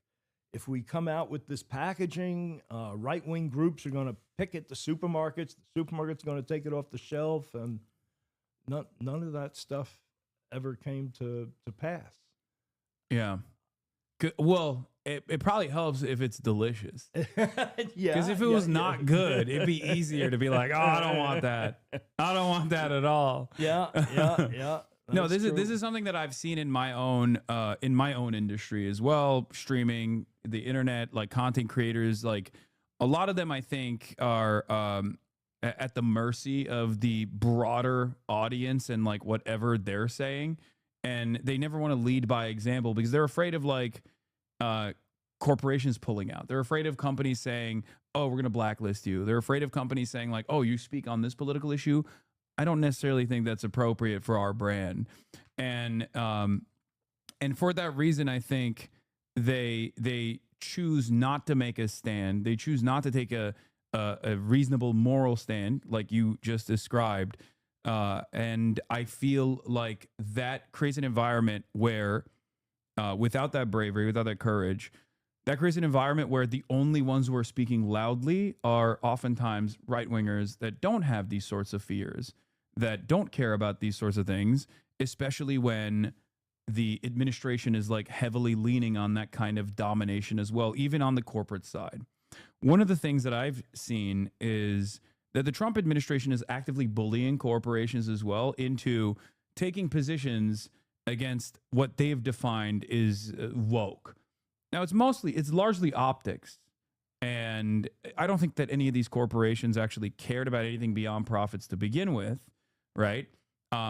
So therefore, back in the day when they were actually pushing for ESG or DEI initiatives or any number of different statements that they made, they were doing so in an effort to do marketing, but it wasn't genuine. But now they're moving in the right-wing direction, and I fear that this is creating a permission structure for people to go, oh yeah, being a bad person is actually a virtue. You know, pushing these vices is actually a good thing. And I think it makes the entire environment less safe for everybody, not just marginalized groups in particular, but it just makes the environment that we're living in more toxic overall. Yeah, I think that's really true. I mean, the word that's been going through my mind lately is cutthroat.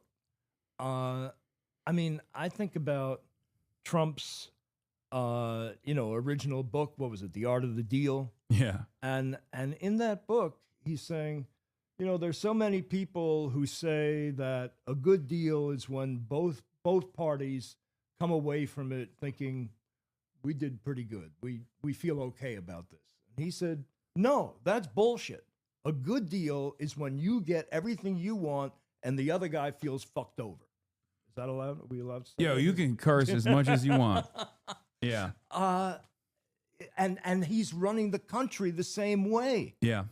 No, he doesn't care about cooperation. He doesn't care about respecting the other guy. He wants, I mean, when he talks about America first, he's talking about everybody else last. Yeah. And it's not even good for America broadly either. It's just good for him and his buddies. Him and his like most loyal servants, basically. Picking apart what remains of this country's carcass for scraps, basically. Dismantling the regulatory agencies and the like.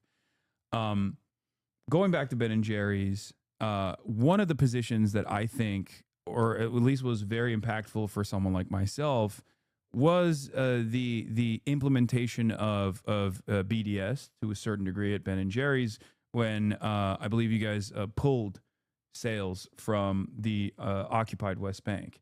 Do you mind talking about that a little bit? I'd love to talk about that, but I really would like to get some of that smart water that you got. Absolutely. You want some as well? Oh, yeah, any kind of liquid. There you go. I'm not. Well, I have sodas back there too. If you want Mountain No, Dew. No, I'm much better at just drinking water. Yes. All right. Thank you. Sorry. No. Everyone always gets on me in the chat when they're like, why don't you offer your guests anything? Now they're going to cook me. They're going to say, you didn't offer your guests anything. Well, it's because I didn't bring you any ice cream. Yeah, it's tit for tat. Understand. Art of the deal.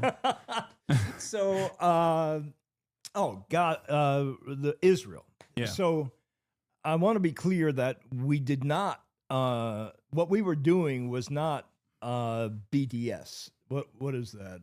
Boycott, divestments, and sanctions. Boycott, Yes. divestments, and sanctions. What we were doing was our ice cream was being sold in Israel. It was being sold through a licensee that was also manufacturing the product there. And we told them that we don't want our ice cream being sold in the West Bank because we disagree with how Israel is treating people in the West Bank.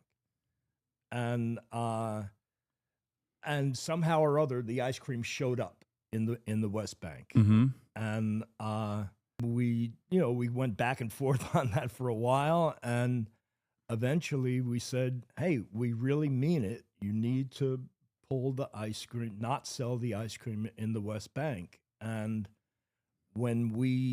so then we refused to renew that licensee's contract on that basis. And so the ice cream was not sold in the West Bank, and Unilever, who is the parent of Ben & Jerry's, owns Ben & Jerry's at the moment, was doing a lot of other business in Israel, many other brands, many other products.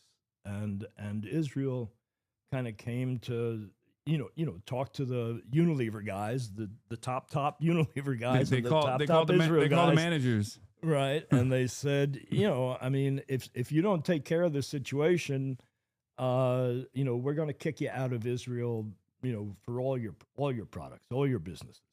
And so what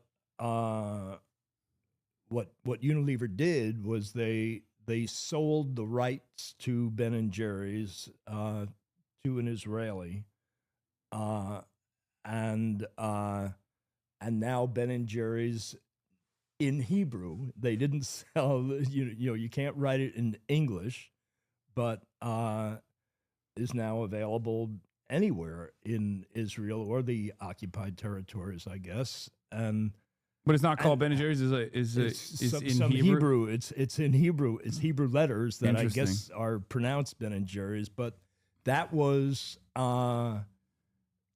illegal according to the terms of the contract, the acquisition agreement that was made with Ben & Jerry's when they bought Ben & Jerry's.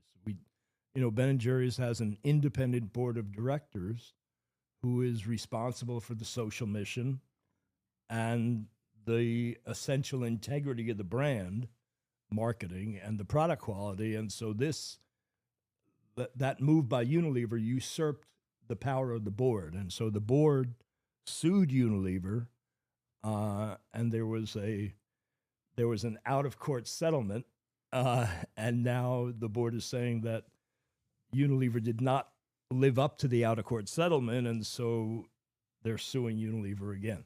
Oh wow! So Okay, that's the. I didn't know there's still ongoing. That's the current. They're like, no, the West Bank has to get Ben and Jerry's. They were like, they're adamant.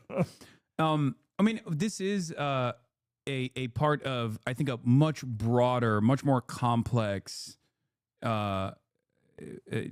influence peddling operation that has taken place in America to basically get as many people on board, or to completely diminish like some of the most violent aspects of Israel's occupation over the course of the past 80 years. Do you want to talk a little bit more about that specifically, considering that you were also protesting against the Trump administration as well on this issue? Because I don't know, were you there with the Code Pink people, or were you there separately?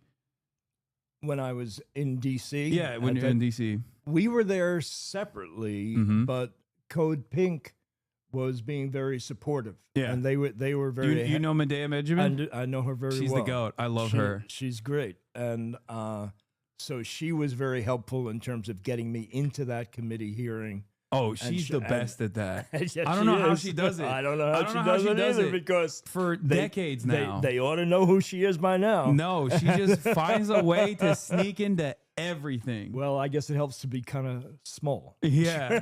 Yeah. So, but Code Pink was also very helpful in terms of creating the video. You know, when I was being walked in zip ties down the hall, it was Code Pink that was prompting me with the right questions and doing the videotaping. Yeah. I guess it's not taping anymore. Video filming, video clipping. They're good with clipping. That's what the Zoomers say now. They say clips. Clips? All right. Yeah. Video. They were clipping. They were clipping. Yeah, you had here another thing that a Zoomer was saying. I'm 34, but like a younger generation would say you had aura. That's the new term. What, if you're old? No. When you're doing something cool, you have aura. Aura. You had a lot of aura. All right. That's what they say. All right. That sounds good. Yeah, you got the clip. Well, you got aura too, man. Oh, I think we got aura together. We're blending our auras. You got the OG aura. You got the young G aura. I'm not. My audience says I'm unk. So they say I'm old. You're like really old? Yeah, they say well, I'm what old. the hell am I? You're at that point. You're ancient. That's why you're OG. You're OG. There's unk and then there's OG, and you're OG status. So do you want to talk about your experience in general? You're Jewish, and you grew up in Brooklyn, and then in Vermont as well. And I was wondering like how your opinion on Israel evolved throughout time, if you don't mind me asking. No, be my pleasure.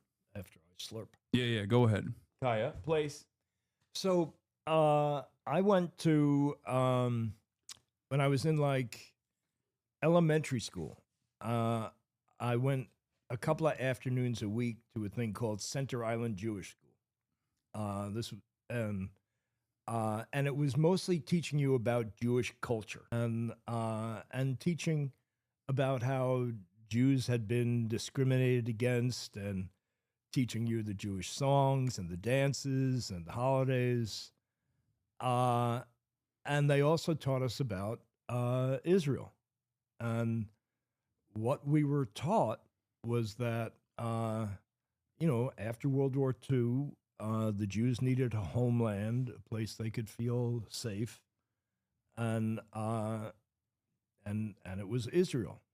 Israel was created for that purpose. And it was this really shitty land in the desert that nobody wanted and nobody lived on, and that's what they got. And a land without people for a people without land. And then the Jews, with the help, the Jews who moved to Israel with the help of the international Jewish community, ended up creating this very vibrant, highly developed society and culture. And what we were told was that the Arab countries, the Arabs who lived around them, were kind of jealous of that that culture, Yeah. that development, that quality of life, and so they made war on them. Yeah. And so that's the way I thought it was for a long time. And I understand that on both sides there's people that have screwed the other side, and I don't know, one guy starts making a war and then the other guy starts making a war. I mean, I'm sure sometimes Arabs were responsible for some of the horrible things. Sometimes Jews were responsible. But that's as I understand it. So what was a formative part of your development that made you feel like the way that this was presented to you initially might not have been entirely correct?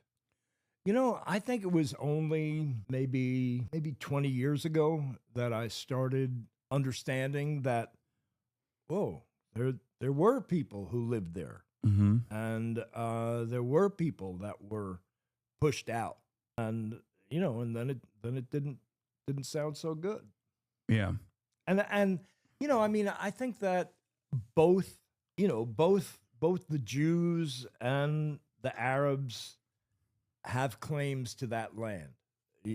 Some biblically and some legally and whatever, but it seems that they need to find a way to get along. And I mean, what I believe strongly is that the mothers of people of kids on one side don't want their kids to die, and they don't want their kids killing the other guy's kids. And I mean, I'm aware of all these efforts at peace, and that almost created peace, and then some extremist on one side or the other screws it up. I don't know what to do, but the one thing that I know is that you can't mistreat people. That forcing people in Gaza and the West Bank to live in what the UN has called essentially an open-air prison is not going to work. That people don't take that lying down. And what would happen if people in the U.S. were forced by some occupying power to live in that situation? Yeah. I use the analog of aliens because there is no equivalence with the asymmetry of power, because America is the most powerful nation on the planet and has been so, especially in the aftermath of the dissolution of the USSR. America won the Cold War. It's uncontested, right? 800 military bases all around the world, constantly in a state of permanent warfare, imperialism, military occupations everywhere, or military bases everywhere that is masqueraded as a security contract that they have with all of these other countries. And therefore, it's virtually impossible for us here living in the heart of empire, living in the United States of America, to ever comprehend what that would look like unless it was like an infinitely more technologically superior force that could control us in this way. Americans are so powerful, I think, that we invent enemies to be afraid of, whether it be Russia or whether it be China. We invent people to be afraid of that could do to us what we've done to the rest of the world. But you're absolutely correct. If there was some kind of superior force that came in and displaced a lot of Americans in the same, ironically, the same way that we did to the indigenous population on this land originally, and then partitioned off different segments of American soil and created a stateless system that had no contiguity for Palestinians or for the Americans in this equation, of course people would fight back. It's the perfectly understandable position, one that is actually reflected by even former Israeli heads of state and even current contemporary Israeli heads of state, whether it be like the heads of Shin Bet and numerous other people that have openly recognized, if I was born on the other side of that boundary, I'd be fighting too. I'd be a terrorist. I'd be exactly the guy that they call it that I call a terrorist right now. So I think our understanding of it here in America is very is very outdated, and that's, I think, partially because of the experience that that you reflected on just now with like your schooling, and it's not just about the way American Jews are educated on Israel. It's just broadly the way that Americans are educated on it, especially like Christian Zionists, for example, in evangelical churches get a very different theological justification for why Israel must belong to Jewish people and Jewish people only in an effort to trigger the rapture. So there's different facets of American society that have a lot of political power that have been taught that this is a moral battle, good versus evil, and you have to support the good guys in this process. And yet, I would say in the past 22 months, the societal attitudes, even in the Western world, has broadly shifted in the exact opposite direction. Do you feel like that will lead to a more meaningful conclusion? As someone who has been aware of this for 20 years plus now, especially, do you feel like societal attitudes have shifted? Well, that, it seems like just in the last month, more and more people around the world and in the United States are understanding that what Israel is doing, aided and abetted by the United States, is mass murder. Call it slaughter, call it genocide. I don't think it matters much which term you use, but it's intentionally, massively slaughtering people. And no, it's the moral issue of our time. Yeah. And the people of the world say this is horrible. This needs to stop. We will not allow this. And yet the leaders of our countries go against the population and continue to kill, mothers, fathers, sisters, brothers, sons and daughters, families just like ours in some other country in our name. That's what gets me about it, is that they're doing it with my money and in my name. Yeah, absolutely. I do feel like the changing societal attitude, at least, is like going to cause a generational divide that hopefully will lead to better outcomes for the Palestinian population down the line. Of course, they are running out of time. They don't have time at this moment. One thing that I've noticed, and I'm wondering how you feel about this, is that this has become such a moral stain that is so undeniable, that's so undeniably wrong, that it's almost making people in the Western world question whether we have a real democratic process at all. Do you see that as a warning for American politicians in general? That, like, if they don't pack this up? Absolutely. Yeah. We do not have a democratic process. We do not have a democracy. We do not have government of the people, by the people, for the people. We have government of the money, by the money, for the money. And so, I mean, a big part of it is we need to get big money out of politics. But, the most hopeful thing that I'm aware of is Donnie, winning the primary in New York. And, he ran on, on a platform that says, let's take care of the actual everyday needs of people. Let's make it so that they can afford to have a decent place to live, that they can afford to buy food, that they can have a decent livable wage. And these other guys, the Democrats and the Republicans, have said they don't give a shit. Have mouthed the words, oh yeah, we care, we love the children, but you look at the federal discretionary budget, which I just happen to have with me here. Let me see. That's you just walk around with that? Yeah, I walk around with the federal discretionary budget. Somebody Okay. has to, somebody has to pay attention here. What? Wait a minute. Here. This is the 800 military bases. Oh, around yeah, the you got world. it right Here, there. hold that. Put it up there. You know where to put it. That's amazing. And this is the discretionary budget. So all that big red stuff, that's what's going into the Pentagon.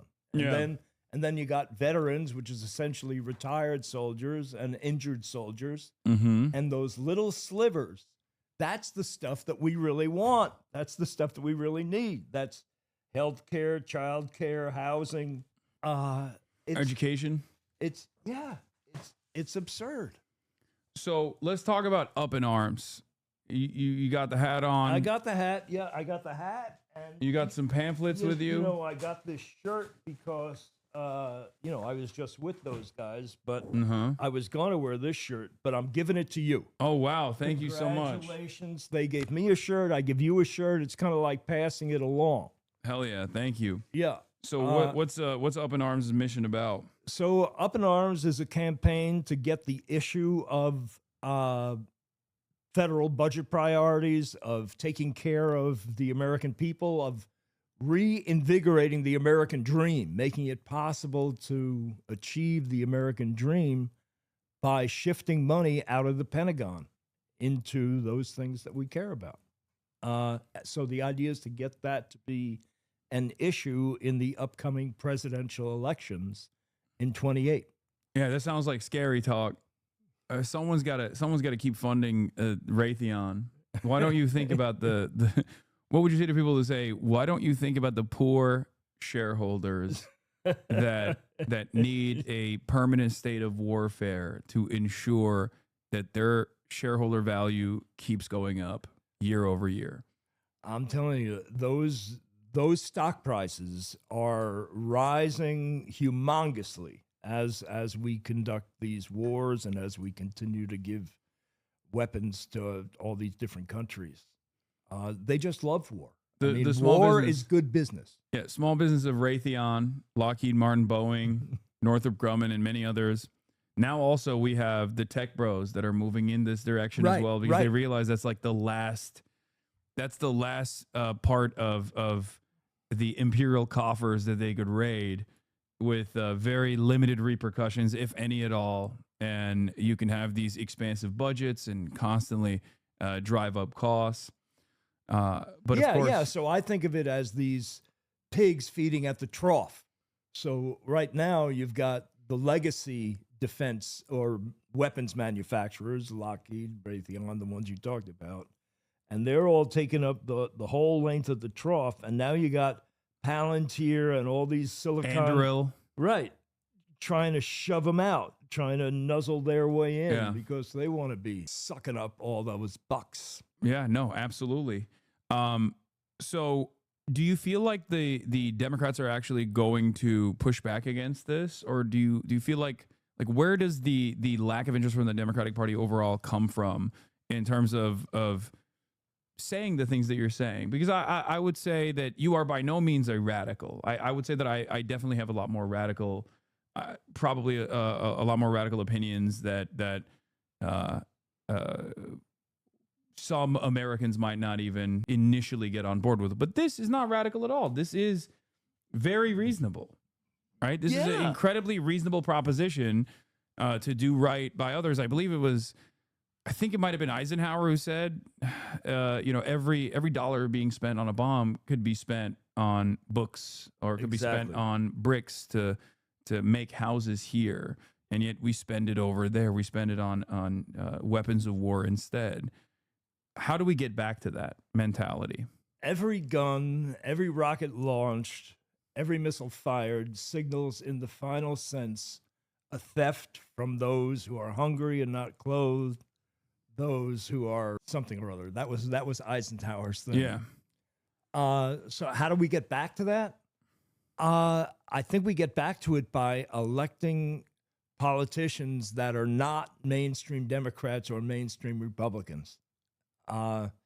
Everybody realizes that the Democratic Republican parties are broken, that they're corrupt, that they're about self-preservation, that they're not about what's good for the country. They're about what's good for the particular politician to get elected next year. And so, you know, I mean, Bernie was running, and he, you know, the DNC, you know, kind of tilted the table against him. But if the DNC had not done that, he would have got the nomination, and I believe he would have got the presidency. I mean, because, yeah, you know, Trump got it because what people wanted was none of the above. They wanted, no, I don't want a mainstream Democrat. I don't want a mainstream Republican. I don't want more of this shit, because year after year, they keep on saying, oh, yeah, we care about you. We care about you. We care about you. But year after year, things get harder and harder and harder. In the richest country in the history of the world.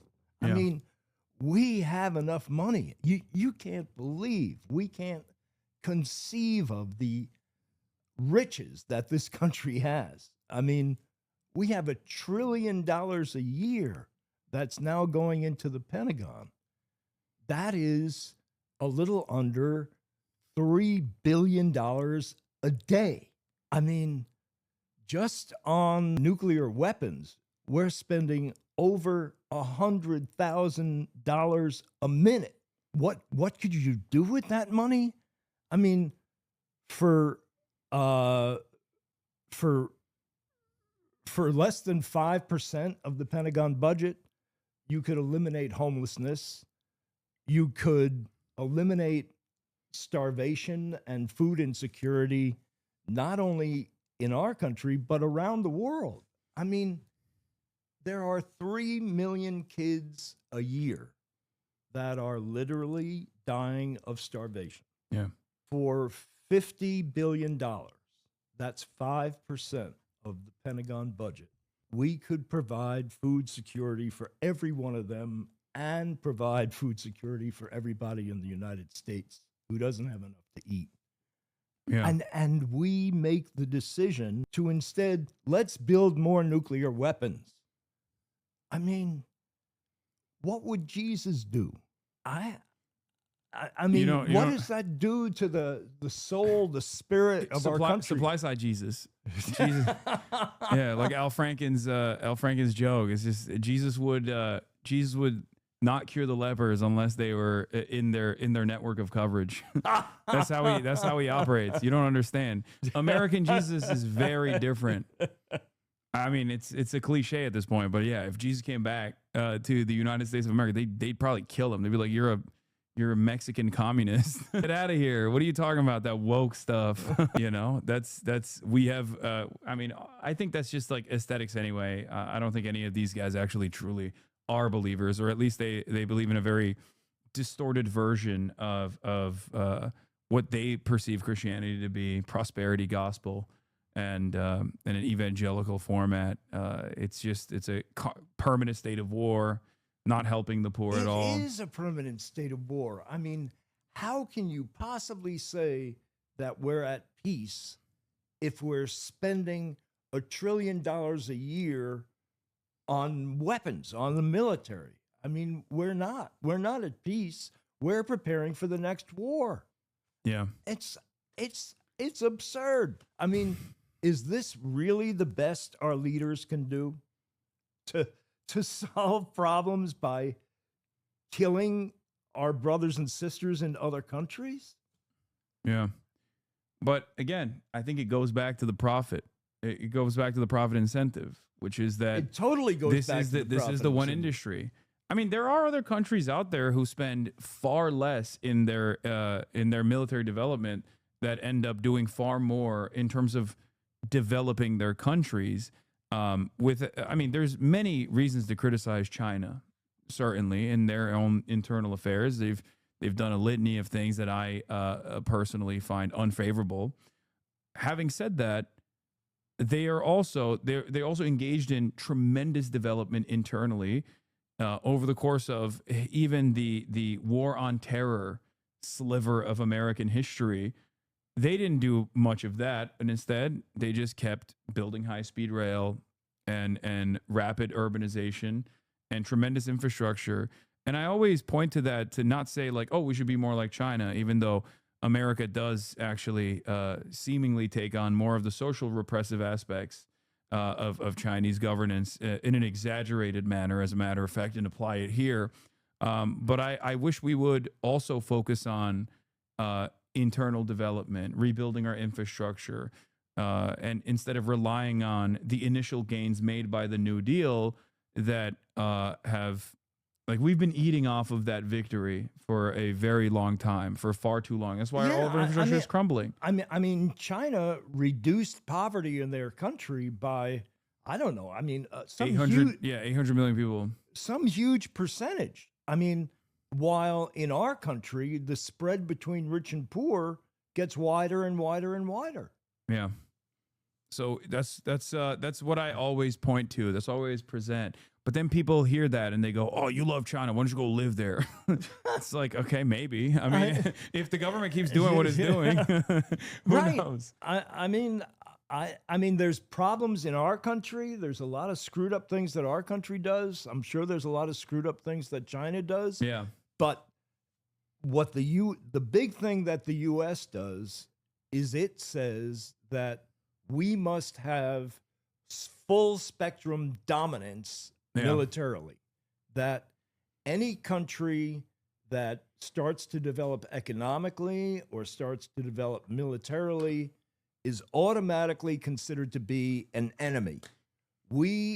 It's the official policy of the United States to not let any country become developed militarily or economically. And as soon as one does, like China, that for that reason only, China becomes an enemy. Yeah. And why? I mean, yeah, they produce 30% of everything that we consume. So it's additionally crazy. And you see that with what Donald Trump has been doing now with this like universal tariffs regime. I mean, you're a business guy. I was wondering what your take has been on the way this like almost Nixonian madman theory posturing that Donald Trump has implemented in terms of global trade, even though we designed it in a way that benefits us, benefits the American consumers, where we just basically hand off IOUs to the rest of the global South, and then we extract their natural resources and also their incredibly cheap, incredibly affordable labor that we've kept to a reduced level in perpetuity. Now Donald Trump is saying, for no real discernible reason, we need to restructure global trade, and we don't have the manufacturing base, I don't think, to protect some kind of domestic manufacturing. So I'm all out of ideas as far as like trying to figure out what Donald Trump is doing, but I wanted to hear your perspective on it. What's he doing with global trade? You want me to try to figure out what Trump is doing? Yeah. I'm not a business guy. I'm a Twitch streamer. So well, the way I see it is that when Donald and I were growing up, we're kind of contemporaries. Manufacturing, having a job in a manufacturing business, in a manufacturing operation, was a secure job, was a good job. You had good pay, you had good benefits, you had a good pension. There were unions, and so people were making more money. They had a better quality of life. And he thinks that by bringing manufacturing back to the U.S., that'll come to be again. The problem is that manufacturing has now become so automated that you go to these manufacturing plants and there's hardly anybody in them. Yeah. It's all robotics. Yeah. So, and not only that, but also my advocacy always been, I've been to Japan a bunch of times at this point, and when I go there, one of the things that strikes me is that there's a lot of the population is very old, and there are a lot of old people that still work in jobs that don't necessarily require a person to work at all. The example that always comes to mind is like the guy that sits right outside of like a some kind of like utility truck that is working on the side of the road and just like waves people away with a wand. That job could be delegated to a cone with a light on it. But there's a reason why that person is doing that job. It's almost like the Walmart greeter job, right? Where they do that not because that's a redundancy that needs to be eliminated. They do that deliberately so that like that person has a job. And the example I always think of is automation is not necessarily a bad thing. It's not supposed to be a way to displace the existing labor force.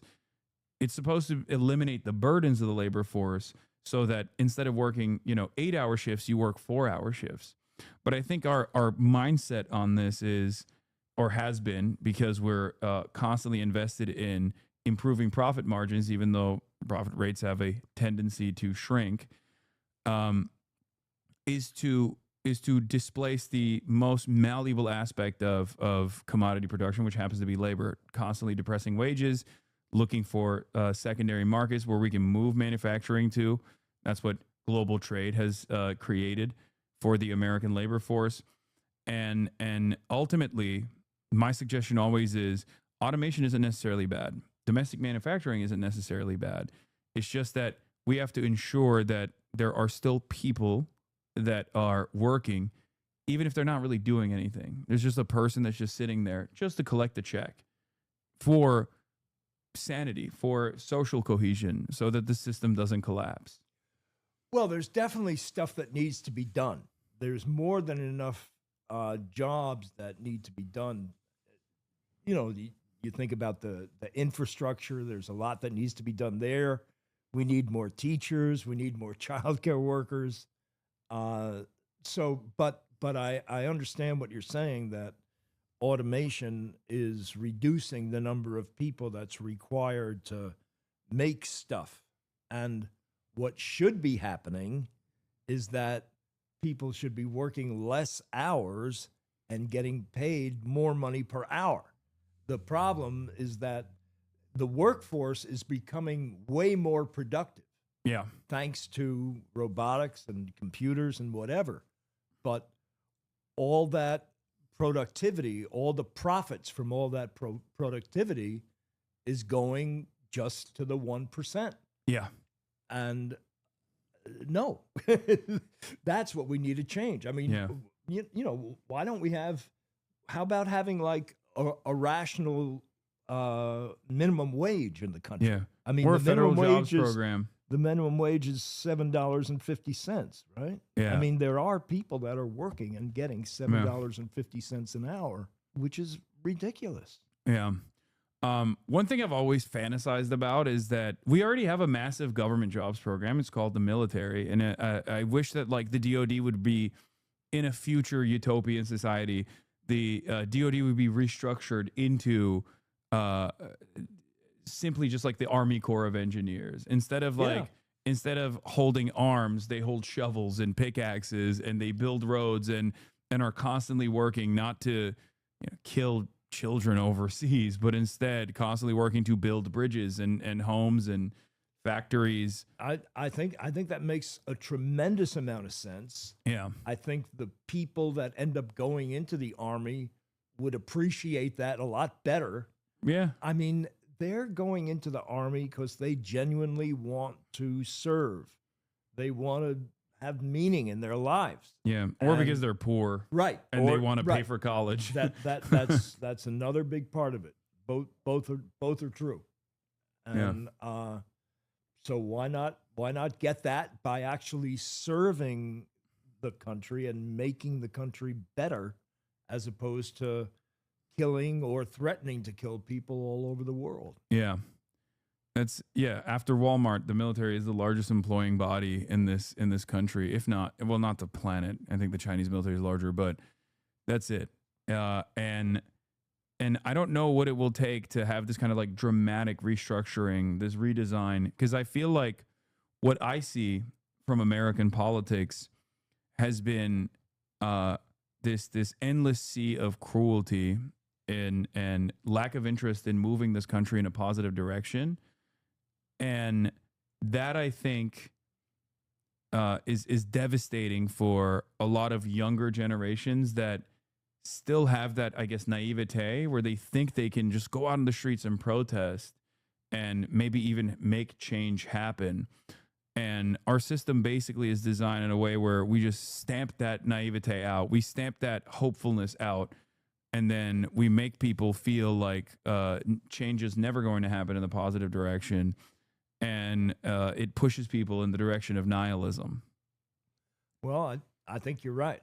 Yeah. I think that, like I say, Bernie was a force against that nihilism. And I think that Mandami is, and then there's another guy in the Midwest. Omar Fateh. Right. I'm going to be doing a collaboration with him as well, like I did with Zoran early on. I'm going to be flying out there. Oh, great. Yeah. That's beautiful.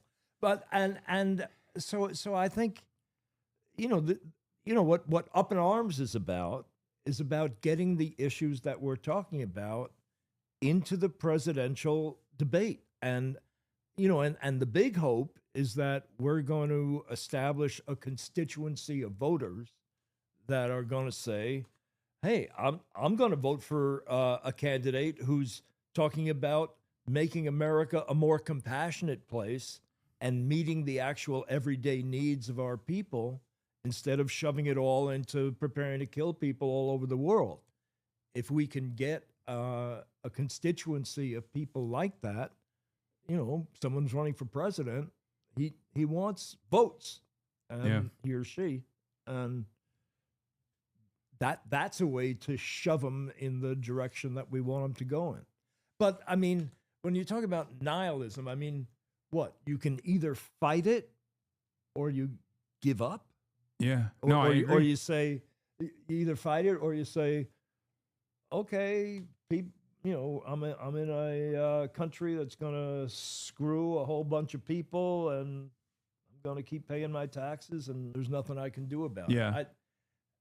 That's the case. Well, and I'll tell you, you mentioned young people. There's this group called Dissenters. The website is wearedissenters.com. And they are amazing. They're organizing on college campuses. They're multiracial, they're multigender, they're working on exactly this same issue. And that's what we need to do. Yeah, we need to rise up and continue pushing back, no matter what the letter is next to the congressperson, because I feel like a lot of people find themselves falling into the team sports mentality, and they think like, oh, well, the Democrat is they're good by design. Definitionally, they're like morally better. And while there is truth to that, if you compare all of the policy outlines of the Republican Party versus the Democratic Party, certainly there are plenty of instances where the Democrats are not as bad as the Republicans, and yet they still actively, in my opinion, especially we saw this with the Kamala Harris campaign, they run in the direction of the Republicans, and then they end up reiterating Republican policy from 4 years prior that they had run against. Kamala Harris did this with immigration, for example, and so did Joe Biden.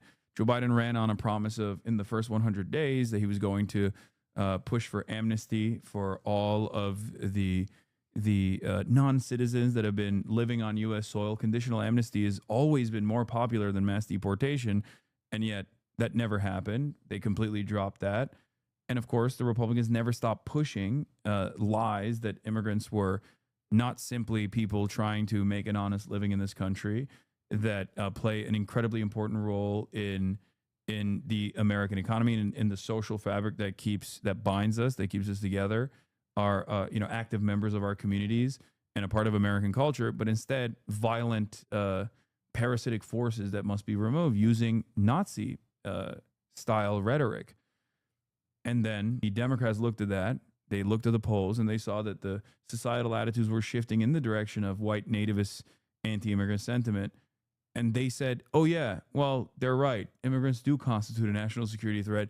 we are going to be the adults that actually do the border wall. Trump is not serious about building the border wall, which I thought was such an ineffective way to advocate to win an election, by just conceding on a major issue to your opponent on their strongest issue. Yeah, I totally agree with you. And you know what strikes me about the immigrants coming to this country, if you look at the history, they're mostly coming from countries that the United States fucked over in one way or another. Yeah. I mean, either we overthrew militarily their governments.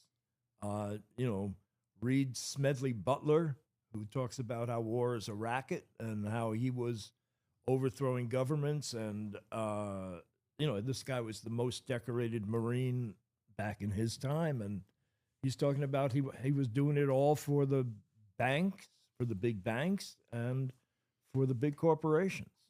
Yeah.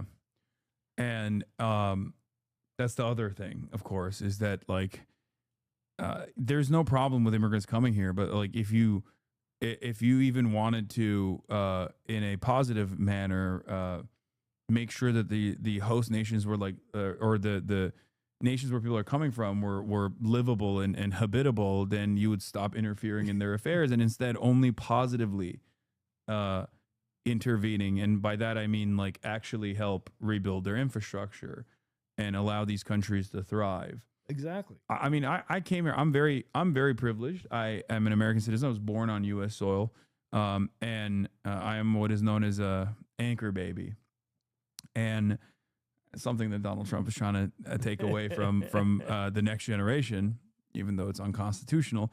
Anyway, and even with all of that fortune, even with all that privilege, I have family members that live in the United States of America beforehand as well. I had been to the United States of America. I learned English at an early age. I'm a native speaker, even though it's my second language. And I always thought, like, my own journey is to the United States of America. When I was at the age of 18, I came here for college. That journey was so easy in comparison to the treacherous trek that so many people have to engage in, where they leave their entire lives and their livelihood behind. They leave their culture behind. They leave their families behind in many instances just to make $1 in the United States of America. So in spite of that privilege, there were still hardships that I experienced, loneliness and changing everything about how I lived and what I knew about the world when I came here to a totally different environment. So I always think about like how people who are far less fortunate than myself came here, and that's what gears me to advocate for migrants in general and the humanity of migrants in general, and to advocate for amnesty in general. Because like I just can't understand how people look at all that and think, no, these guys are actually here to destroy the country or something. Yeah, what I don't understand is what is the problem with immigrants? I mean, how are they making our lives any worse? I mean, yeah. I mean, my understanding is that unemployment is really low in the country. They're not stealing our jobs. It's jobs that Americans refuse to do. Mm-hmm. And they pay taxes. I just don't understand what's the issue. It's just scapegoating because if you don't address no one wants to address the real problem, which is corporate consolidation and endless greed and endless war as a consequence of endless greed. And therefore they have to look for new villains. I mean, we already know historic examples, like in Nazi Germany, where they presented the villains of society rather than addressing the root causes. They turned around and scapegoated Jewish people and political dissidents like socialists, trade unionists, communists. Said it was Jewish Bolshevism that was the real threat to the superior German culture that was destroying it from within with degeneracy. A lot of these points of propaganda are damn near identical and have never really changed all that much for Republicans since the aftermath of World War II, I would say. we very quickly engaged in the Cold War, and in that process, I think we just never really gave up our fascist tendencies. And here we are. I think it's like unfolding. The logical conclusion of all of that enmity is the Trump administration. Yeah, I think that's exactly right. And I think what's missing, and I think what is, I don't know, an intrinsic part of the American people is compassion and spirit and a soul of and empathy. I mean, they're starting to say that, oh, empathy is a really bad thing. You shouldn't. Yeah. I can't believe that. They're just being whole ass villains. That blows my mind. People, because I call it empathy gets in the way of, yeah, you know, give it all to me and fuck everybody else. Yeah. We don't care about those other people. Fuck them. They say violent empathy or toxic empathy. Right. That's crazy. It's just, I call it vice signaling. Because conservatives used to say like, oh, you're virtue signaling, which is, signaling that you're more virtuous than you actually are. The underlying premise is you must be faking it, right? But it's still basically is an admission that like the thing that you were advocating for is virtuous. Nowadays, I think conservatives are vice signaling, where they say things like suicidal empathy or toxic empathy, and actively push for toxicity, actively push for more violence and more harm to others. It turns into this incredibly weird, immoral proposition that they're running off of, which is like being a bad person is actually a virtuous thing. It's a good thing. Right. And I don't understand how people don't see it. That's the horrible part. I mean, I think that most people believe that there is some kind of spiritual aspect to our lives. As you give, you receive. As you help others, you're helped in return. And it's the same for countries. As you give, you receive. As you help others, you're helped in return. I mean, the major way that the U.S. interacts with the world, especially now that, you know, Trump has cut off, you know, the measly aid that we used to give out. Yeah. The major way we interact with the world is at the point of a gun. Yeah. 800 military bases all over the world. Yeah. Absolutely. Okay. I'm gonna switch because you've been here for a while now, and I want to take up more of your time. And thank you so much for coming on. My pleasure. This has been a wonderful conversation. We got to switch gears and talk about ice cream. Oh, all right. That sounds like fun. I'm a huge ice cream fan. Thank you. Thank you for consuming. Oh, sorry about that. Don't worry about it. It's all good. Watering your floor. Yeah. I'll grab some. I'll grab some paper. Yeah, make sure none of your stuff gets wet. So, I'm a major ice cream fan. I love ice cream sandwiches. What do you think about? Because I know Ben and Jerry's did like low calorie ice cream for a little bit. I don't know if you guys still do it. Yeah, I think that was a passing fancy. Yeah, it was so it's forced not on us by our corporate Okay, parents. so you're not on board with that. What do you think No. about all of the protein infusion with like there's this like new wave of all forms of like treats being all forms of treats I don't having like a believe lot in of it. protein. You I don't don't believe in believe it? it. Oh no. I believe a treat should be a treat. I Okay. believe ice cream should be rich, creamy. I think it should be, that there should be calories to it. There should be butterfat in it. You're just not supposed to make it your meal for 3 meals a day. You know, one meal a day is okay. I mean, I once worked on this caloric daily intake thing where, you know, if you only substitute a pint of ice cream for 1 meal a day, Mm-hmm. you could eat lettuce and rice the rest of the time and you'd be fine. Damn it. This was all a trap. I brought you in here so I could convince you to not only brought me in here because you thought I'd bring you ice cream. Yeah, well that, but then also I brought you in here because I thought I could convince you to not only do low calorie ice cream again, but also on top of that, do protein ice cream. Oh God! I need my no. protein. But ice cream is supposed to be an indulgence. I know. It's supposed to be. You know, it's like I was once at some restaurant in France, and you know, some other American tourist is at another table, and you know, he's giving his order, and he'd say, "Can you hold the butter?"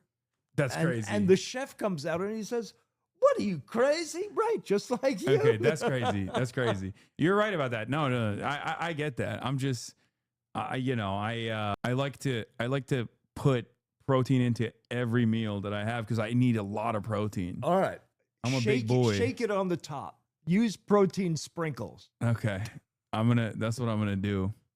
Where instead of convincing you, it seems you're an immovable object. That's correct. On this is no, and I'm not into tuna fish ice cream. I'm not into chicken ice cream. I'm not into any of those savory ice cream things. No, I would never. That's no. That's a thank bridge you, too far. thank you. That's a bridge too far for sure. But it's just. I mean, protein. That's close to chicken. You can make it. You can make sweet protein. A lot of the protein is sweet. You put a little bit of whey in there. Okay, ice cream sandwiches. Best version of consumption, I think. What do you think? Well, I'll tell you my secret pleasure at night. Okay. It's mostly good after between 10 p.m. and 1 a.m. Vanilla ice cream on wheat thins. Oh, wow. Open face. It is sweet, salty, crunchy, creamy. Whoa. It's everything you've ever wanted in an ice cream. That's brilliant. Yeah, I never thought about that. Thanks. That's amazing. Yeah. Okay. Yeah. Hell yeah. Really That's good. a game changer. People are going to try that. People are going to try that after this and be like, damn. And wheat thin sales are going to shoot through the roof. They know. You got a lot of listeners. That's why man. you're OG. Okay. Is it, I don't know if this is like asking you to pick through who's your favorite children, but like, do you have a favorite flavor of Ben and Jerry's? I move around, but I stay with Chubby Hubby, New York Super Fudge. Let me look this up. Cherry Garcia.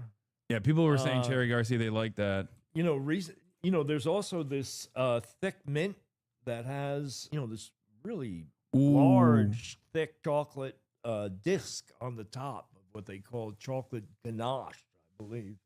I think that's really good. Oh yeah. Oh, they're saying fish food. Fish food is the last flavor that I was personally involved in. Okay. I will say, I think chocolate chip cookie dough on top forever. Yeah. I'm a huge, I am a loyalist of chocolate chip cookie dough. It's because when I was younger, I think my parent, I loved eating chocolate chip cookie dough, and my parents told me, I don't know if it was a lie or not, but they were like, oh, you'll get worms or something if you eat the cookie dough. And I still ate it. I would still go in the fridge and I just eat the chocolate chip cookie dough. I even prefer it almost to like a cookie. I love a chewy cookie, but chewy chocolate chip cookie, but cookie dough is my thing. And you guys even have I think a cookie dough that you would Pellets. just sell. Yeah, you could just get a bag of chocolate chip cookie dough. Oh, so good. Ben and Jerry's invented chocolate chip cookie dough ice cream. No. Yep. Yeah. What? Yeah, amazing. I mean, no. It's amazing. I mean, there was somebody who invented vanilla ice cream, somebody who invented chocolate ice cream. Ben and Jerry's invented chocolate chip cookie dough ice cream, and now it's become like a standard for every brand. That's amazing. I'm sitting across from the inventor of the greatest ice cream flavor of all time. Well, I have to say, it wasn't me personally. Well, you played a role in it. I mean, there was a guy who was there in the shop making ice cream in a 5-gallon rock salt and ice freezer. That's how we were making ice cream back in those days. And there was another person who was baking chocolate chip cookies. And you just fall, the and guy fell. said, "Hey, throw some of that stuff in." No. Right. And it really took off. And then, that was making it in bulk in 2.5-gallon containers. And it became so popular that we wanted to start making it in pints. And the problem was that the little chocolate chip cookie dough balls, I mean, people were rolling them by hand. Yeah. You know, I mean, that's a lot of balls to roll. Yeah. And they're really sticky, and they would get stuck to all the machinery and crap. And then we started coating them in cornstarch, I think. And now they're made by this great company in Vermont that employs people who speak like 5 or 10 different languages. I mean, they're all immigrants, and what they do is that they freeze them as soon as they're extruded into these little pellets. And I'm blown. I can't get over this. It says that it was in 1991, Ben & Jerry's began selling pints of the flavor, which quickly became popular with consumers. 1992, chocolate chip cookie dough accounted for 20% of the company's total ice cream sales. Wow. 20%.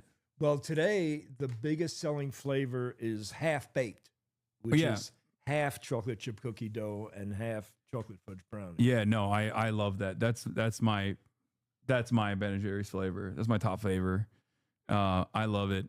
Wait, someone said ask him about grape flavor. You guys have no. We don't do grape. Yeah, that's crazy. We had grape nut ice cream for a while. Grape nut cereal. Have you ever had Turkish ice cream? Who's Turkish? Oh, is that stuff that's like really stretchy? Yeah.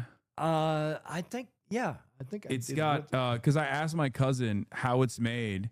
Because it's like what makes it so chewy, because it's like kind of chewy. Maraş dondurması. It's from the area called Maraş in Turkey, and he said that they use where is it? They use sahlep, which I don't know what it is. I don't know what sahlep is in English. Let me just see. Sahlep powder. I guess maybe it's the same thing. Yeah, it's a warm milky drink popular in the Middle East and Turkey. Flour made from the tubers of the orchid genus Orchis. Huh. That's what makes it like, because I initially thought it was like mastic. Like I thought it was like mastic gum that they put in it, but it turns out it's not. That's what makes it chewy. Anyway, if you guys want to broach into the Turkish ice cream territory, what is this? Show Ben your favorite Ben & Jerry's flavor. Oh, the Americone Dream. Yeah, American Dream. There was some concern that wait, really? Because they're firing the guy, is it still going to survive? And I believe it will. Oh, okay. So how does that work? How does the process of like getting a Ben & Jerry's ice cream flavor work? Are you still hands on in that? Are you like? I'm not personally hands on in it. The first ever. Let's say you make a call. You're like, there's a political commentator who isn't fired, who still has. Just saying, like a young guy, new vision. No, I'm kidding. I'm sure. Do people ask you that all the time where they're like, everybody wants ice cream flavor? Well, I mean, we came out with Cherry Garcia, and then every band got in touch with us. We want our ice cream flavor. Yeah. What's the craziest flavor that someone has suggested, if you don't mind me asking? Crazy flavor. Nothing. Well, they keep on suggesting these savory flavors. Oh, that's the new thing that they want? Why would anybody want savory? I don't get it. I just. If you want savory, use wheat thins. Put a wheat thin underneath the ice cream. Exactly. Yeah.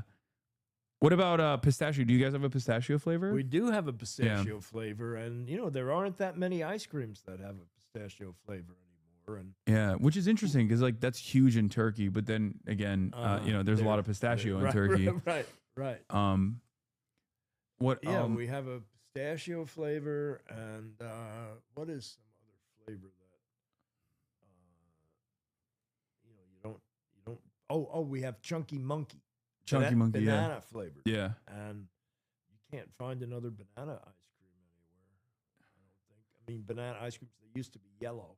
Yeah, but or this is really OG. I feel like they don't do that anymore. Tutti Frutti. Yeah, that is very OG. No, I was not like a big fan of it. I've never been. Not either. I don't know why. I've always felt like fruit flavored ice cream is a bad take. I know, but it's just not for me.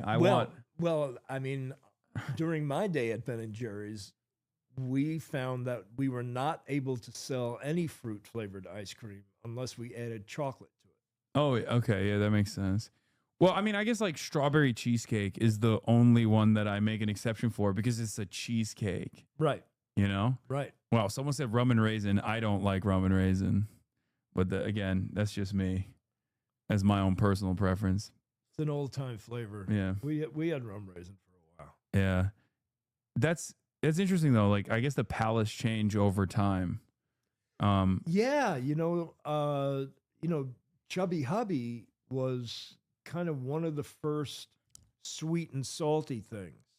And then there's been there was a real sweet and salty craze. Yeah.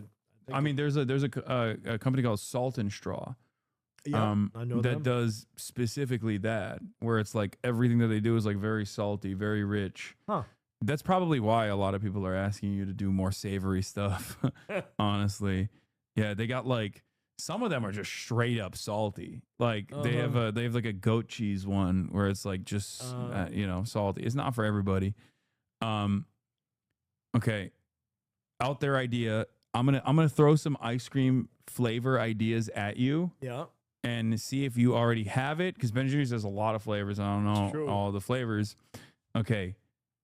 Cinnamon Toast Crunch. Cinnamon Toast Crunch. It's almost like a cookies and cream, but instead of the cookie base, instead of the Oreo cookie base, the base is Cinnamon Toast Crunch cereal bits. I think it could work. That's free ball for you. I'm giving that to you for free. It's all good. You can take that home with you. It's fine. Okay. Baklava. Baklava, the company has tried.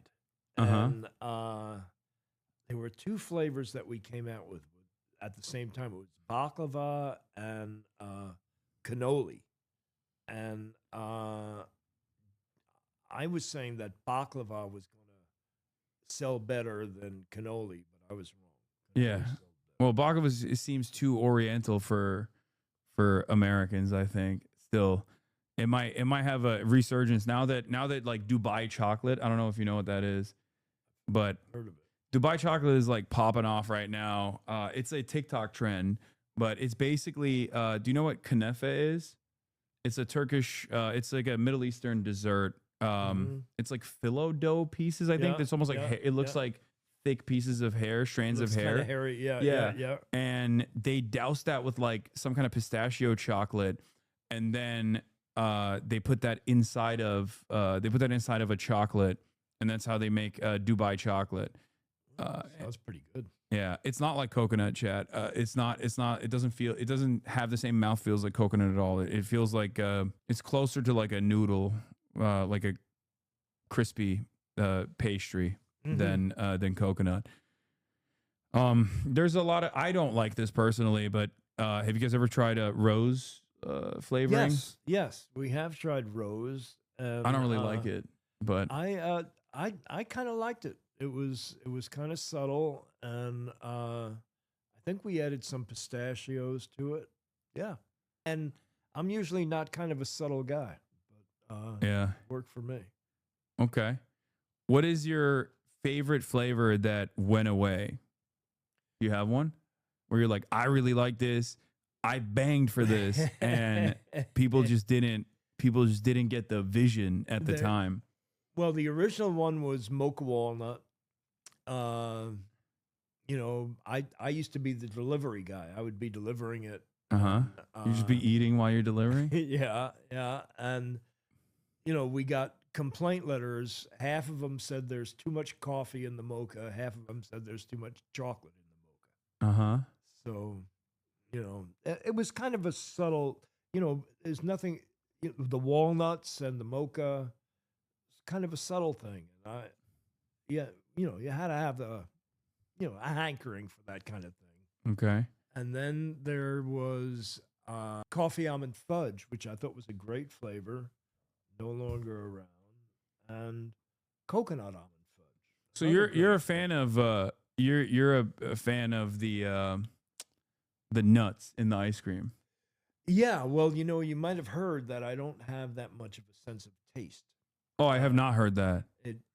It might have been considered, a problem for an ice cream man, but we turned it into an advantage. So, you know, when you don't have much of a sense of taste, You go for texture. correct. That's Yeah. exactly it. No, texture is very important. Right. I agree. I think mouthfeel is a Mouthfeel, very I love it. very important aspect You of know, it. not that many people, Yeah. you know, use that word Yeah. aside from myself. Yeah. No, I love using that word. Yeah, mouthfeel. yeah. It's a subcategory of the sense of touch. My chatters mate churn out the vote. Socialist woke bet. Is, All right. Yeah. I mean, I'm just, no pressure. No pressure. I'm just, oh yeah. As far as like a chicken as dessert, tavuk göğsü, which means chicken breast, is a Turkish chicken dessert. It's made with literally chicken breast. Really? It's got a crazy mouthfeel, and it's not even remotely savory at all. It's really interesting. Huh. But yeah, that's another one. There was one more thing I wanted to ask you as far as flavors goes. So I gave you cinnamon toast crunch ice cream. What else? What else could there be? Chat, do you have any that I haven't thought about? Oh, bacon and maple. That could work. I could definitely understand Yeah, that was another one. Oh, people are saying Vegemite. that. Oh no. Ugh. Yeah. No. Okay. Well, what do you think about the so you don't like the protein ice cream? No. You're not in favor of it. No. Ice cream should be ice cream. Okay, what do you think about like the Greek yogurt shops that they have now where it's like you can just like put a bunch of stuff on it. What's your you've been to one of these places, I assume, where you go to like a frozen yogurt shop Yeah. and they have all these toppings that you put and then they It's weigh great. it. Yeah, I like it. What's the a problem is no-no? that the cups are too damn big, and when Yeah. you go to check out, it's like $20. Yeah. No, that's how they get you. Yeah. So what's a no-no for you in terms of toppings? Let's say you're Gummy bears. I think this gummy shit is really ridiculous. Yes. That's why I asked you, because someone was suggesting gummy bears. No. Gummy bears, I love gummy bears. Not on ice cream. They get cold and hard. they get hard. Yeah. And it changes like the mouthfeel of it all. Right. It's not gummy anymore. Yeah. It's not it's not good like on ice cream. A jujube. Yeah. You remember jujubes? No. No. These were like super hard gummy things. Uh-huh. They were like stale gummy things.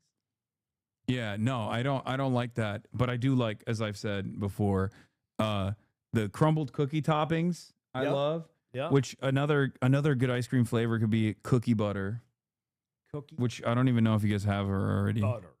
You've never had cookie butter? No. Oh, it's like Lotus Biscoffs.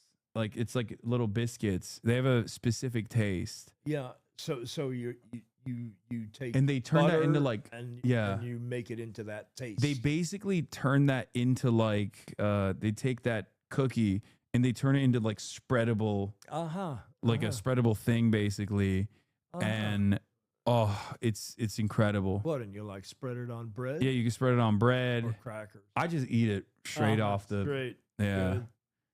Good. Ask me about red velvet. You know, I don't believe in red velvet. Well, I And- mean, it's and not. It's nothing. It's just food it's coloring. just red, right? Yeah. I agree. Okay, we're locked in on this. So yeah, red velvet believers, you're wrong. It's true. I don't know what it is. I still think it's different. In my mind, it tastes different, but I know it's not different. If that makes sense. Well, you know, especially for a guy who doesn't have a sense of taste, it's really not different. Okay, someone's asking Earl Grey tea flavored ice cream. Too subtle. I mean, well, you know, again, a guy who doesn't have a sense of taste, I Uh-huh. can't tell the difference between all these different teas. Yeah, you just got to sprinkle some nuts in there. Yeah. Tea and nuts. Okay. Well, Ben, thank you so much for coming on. It has been a pleasure, dude. amazing. Thank you. Beautiful. You're awesome. I'm gonna go grab some napkins. Yes. Fix the water damage here, but it's all good. No, don't worry about that.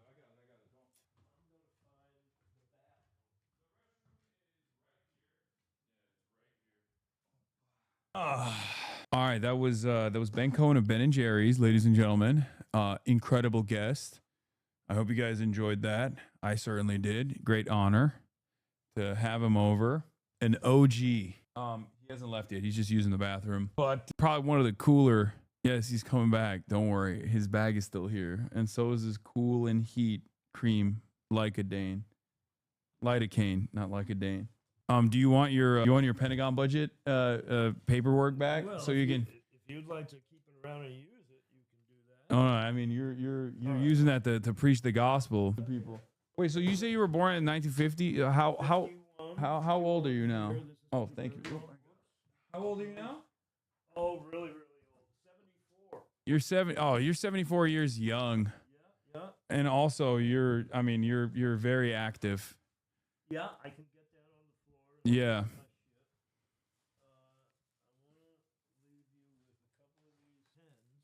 Is a move our money, pull here, and then you pulled global military spending in billions per year and federal sending, selected programs, Pentagon versus K through 12 education. I love this. Wow. This is incredible. Thank you so much. You're very welcome. Ben is saying that if you guys want some, he can supply us with very large quantities of these pens. If anyone's invested in it, yeah, we got drops. Finally, Twitch drops. What? Oh, that's a thing that Twitch does called Twitch drops for video games.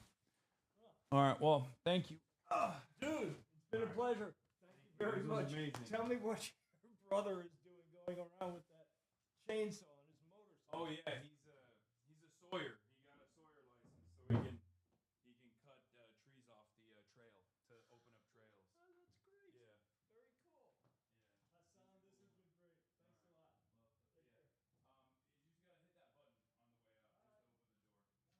the way up to open the door. Thank you. How cool was that, huh? How cool was that? I thought the interview wasn't as contentious as it could have been. You didn't push him on protein ice cream at all. You barely presented an argument. I expect a bad input on a video on this too. Oh God. Oh God.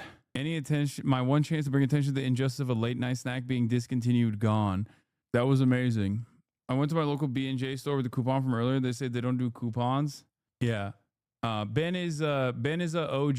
Ben is a OG. You know, he's been at this for a long time. Just admit it's not an issue. You could push harder and give ideas on protein ice cream like peanut butter and whey. You know way too much about ice cream and desserts.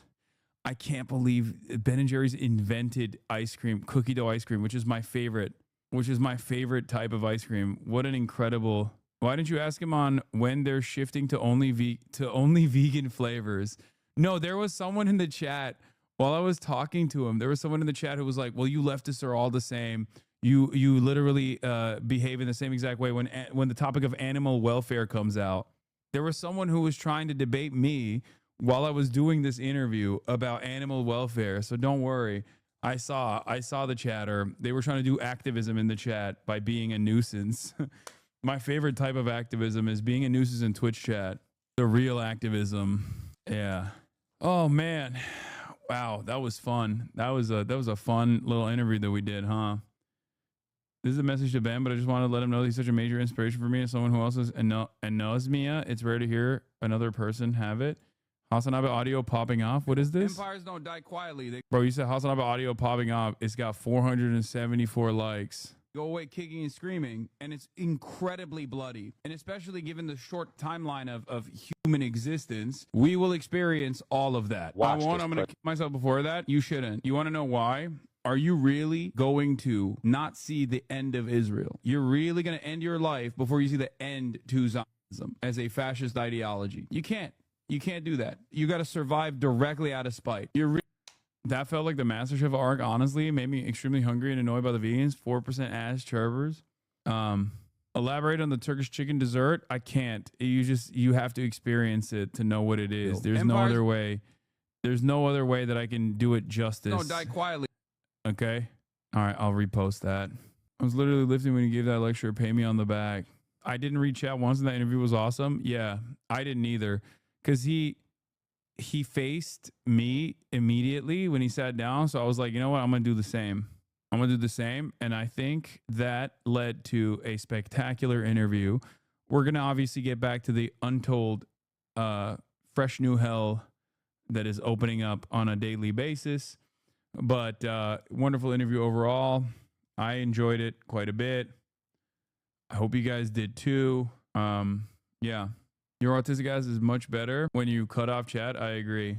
Ben & Jerry's posted the first and farthest left content I ever saw when I was stuck in my lib MSNBC days in 2020. I didn't know there was such clear ideologies that matched mine. It was Ben & Jerry's Matt Bernstein. That was it. They're excellent.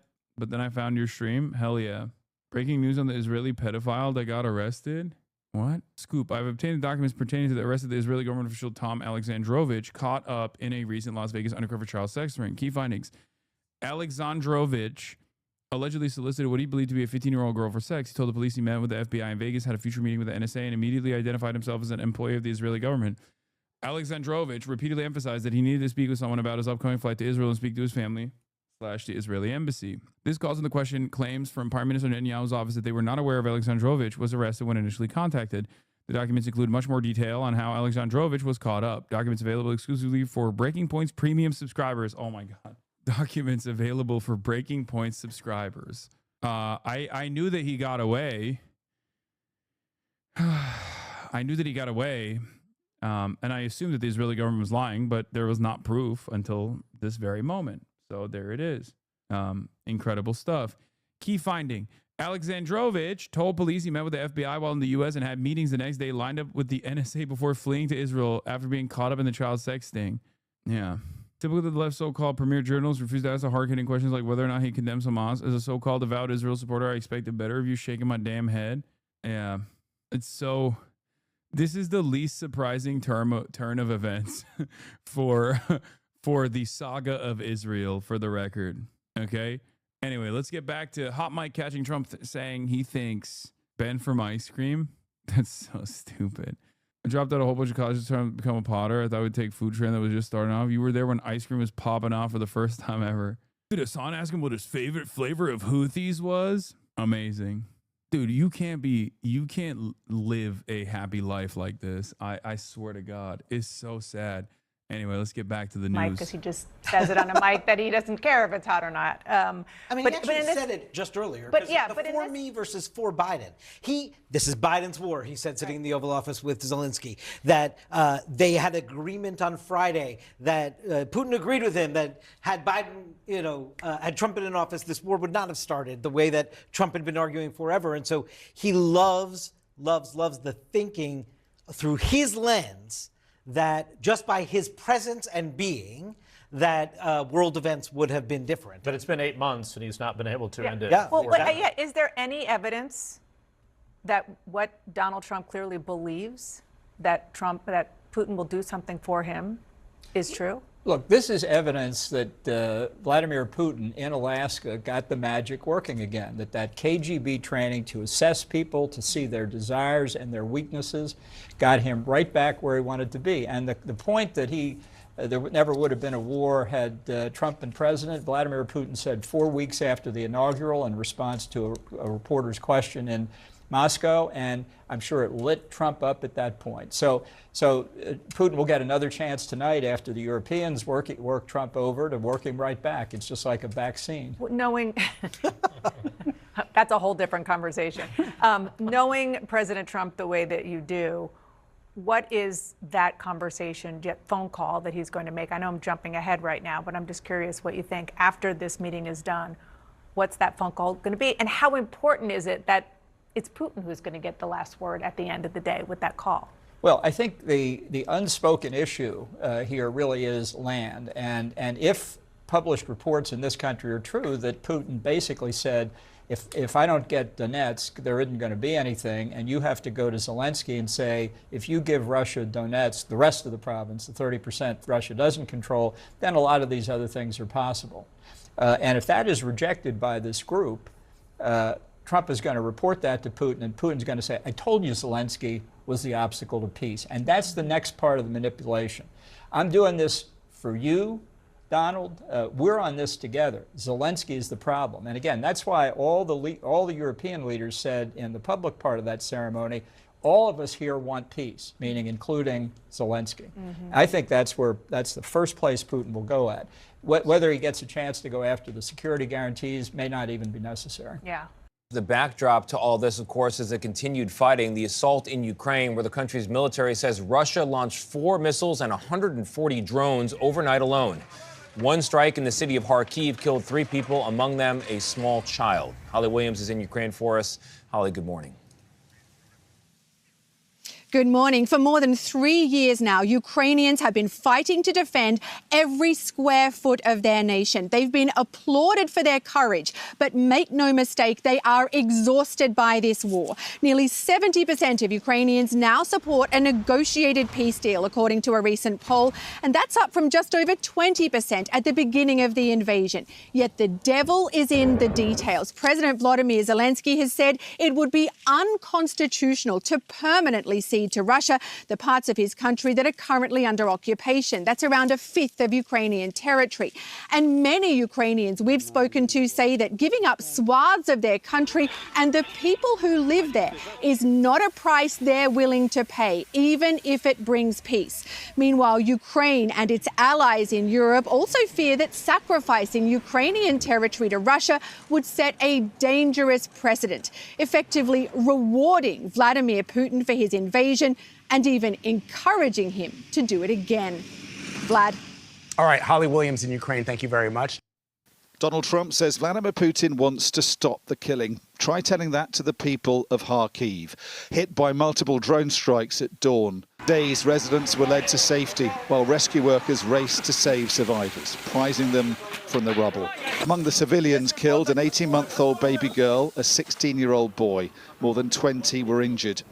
There was no reason for Putin's military to target this place. I want to say that this is not a military house. Families live here. Children, youth, old people. There is no military object here. But still, every drone hit it. You can all ask, why is this happening? There were similar scenes further south in Zaporizhia, more attacks on residential areas. Russians are combining drones with ballistic missiles from multiple directions now and increasing the frequency of their attacks. On his way to Washington, Ukraine's President Zelensky wrote, "The Russian war machine continues to destroy lives despite everything. Putin will commit demonstrative killings to maintain pressure on Ukraine and Europe, as well as to humiliate diplomatic efforts. That is precisely why we're seeking assistance to put an end to the killings. That is why reliable security guarantees are required." In Sumy, it was a college the Russians chose to target overnight, with yet more civilians wounded. The Ukrainians said the Russians will soon have the ability to launch 1,000 drone and missile attacks a night, and they don't have the means to fully defend themselves.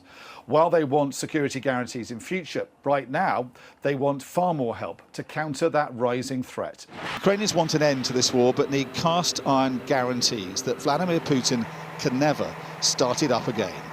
Dominic Waghorn, Sky News. How has foreign policy deteriorated so much since the Obama era? Like, I know he wasn't the greatest, but at least I remember attempts at diplomacy with adversarial countries, but there's nothing of the kind nowadays. I mean, I think it's a continuation. The last attempt at, like, diplomacy with the adversary was Iran. And look where that went after, look where the fuck that went when Donald Trump became president the first time. It's not even a thing. It's not even, and even with Obama, there was like plenty of moments where people were losing their minds. Let's turn. Hamas agrees the latest Gaza ceasefire proposal, source and group says. The very fact that this is being reported on the BBC is interesting, because normally I wouldn't hear from the Hamas side of things from the BBC. I would hear from Drop Site. So I wonder where this is. Coming from. Iran and Cuba, both of which only happened on the way out, got immediately reversed by Trump. To the Middle East for the next few moments, because Hamas has informed mediators that it approves the latest Gaza ceasefire proposal. That is what a group official has told the Reuters news agency. AFP are also reporting this, that a Hamas source who requested anonymity told them that Hamas has delivered its response to the mediators, confirming that Hamas and the factions agree to the new ceasefire proposal without requesting any amendments. A Palestinian official earlier today told AFP that mediators had proposed an initial 60-day truce and hostage release in 2 batches. Well, let's go live to our Middle East correspondent, Emir Nader, live there in Jerusalem. And Emir, tell us more. Well, what we understand is that this proposal is been based on a proposal originally put forward by the US envoy to the Middle East, Steve Witkoff, earlier in June. We've heard from a Palestinian official familiar with the talks that is what this 60-day ceasefire proposal is based around. It would see hostages and Palestinian prisoners exchanged in 2 batches over those 60 days. So an initial release of living Israeli hostages of perhaps around 10, that's around half of the Israeli hostages in the Gaza Strip believed to still be alive still, and a number of bodies of Israeli hostages. And then there would be negotiations during this period ongoing for a permanent end to the war. That was the proposal put forward by Steve Witkoff earlier this year. We understand from Palestinian officials familiar with the talks that it is the proposal that has formed the basis of what Hamas have agreed to today. It was put forward to them in Egypt, where there have been these very reinvigorated negotiations, discussions ongoing in an attempt to avert Israel's planned invasion of Gaza City, which could have very huge, untold consequences for the million Palestinians that are there. So it's really focused.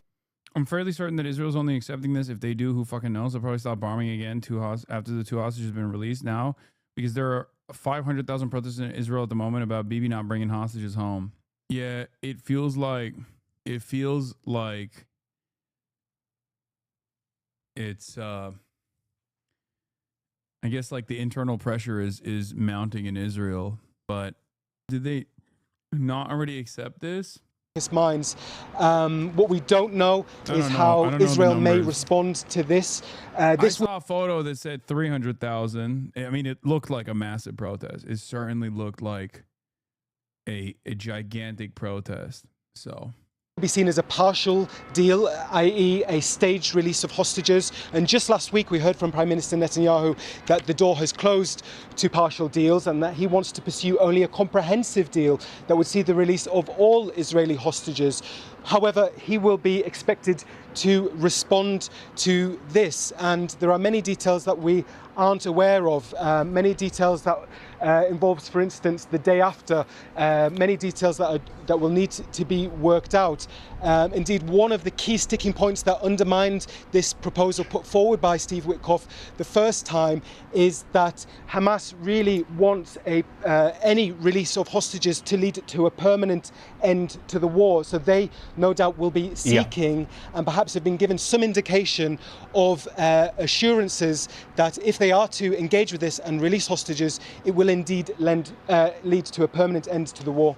I mean, Nada there in Jerusalem, thanks very much.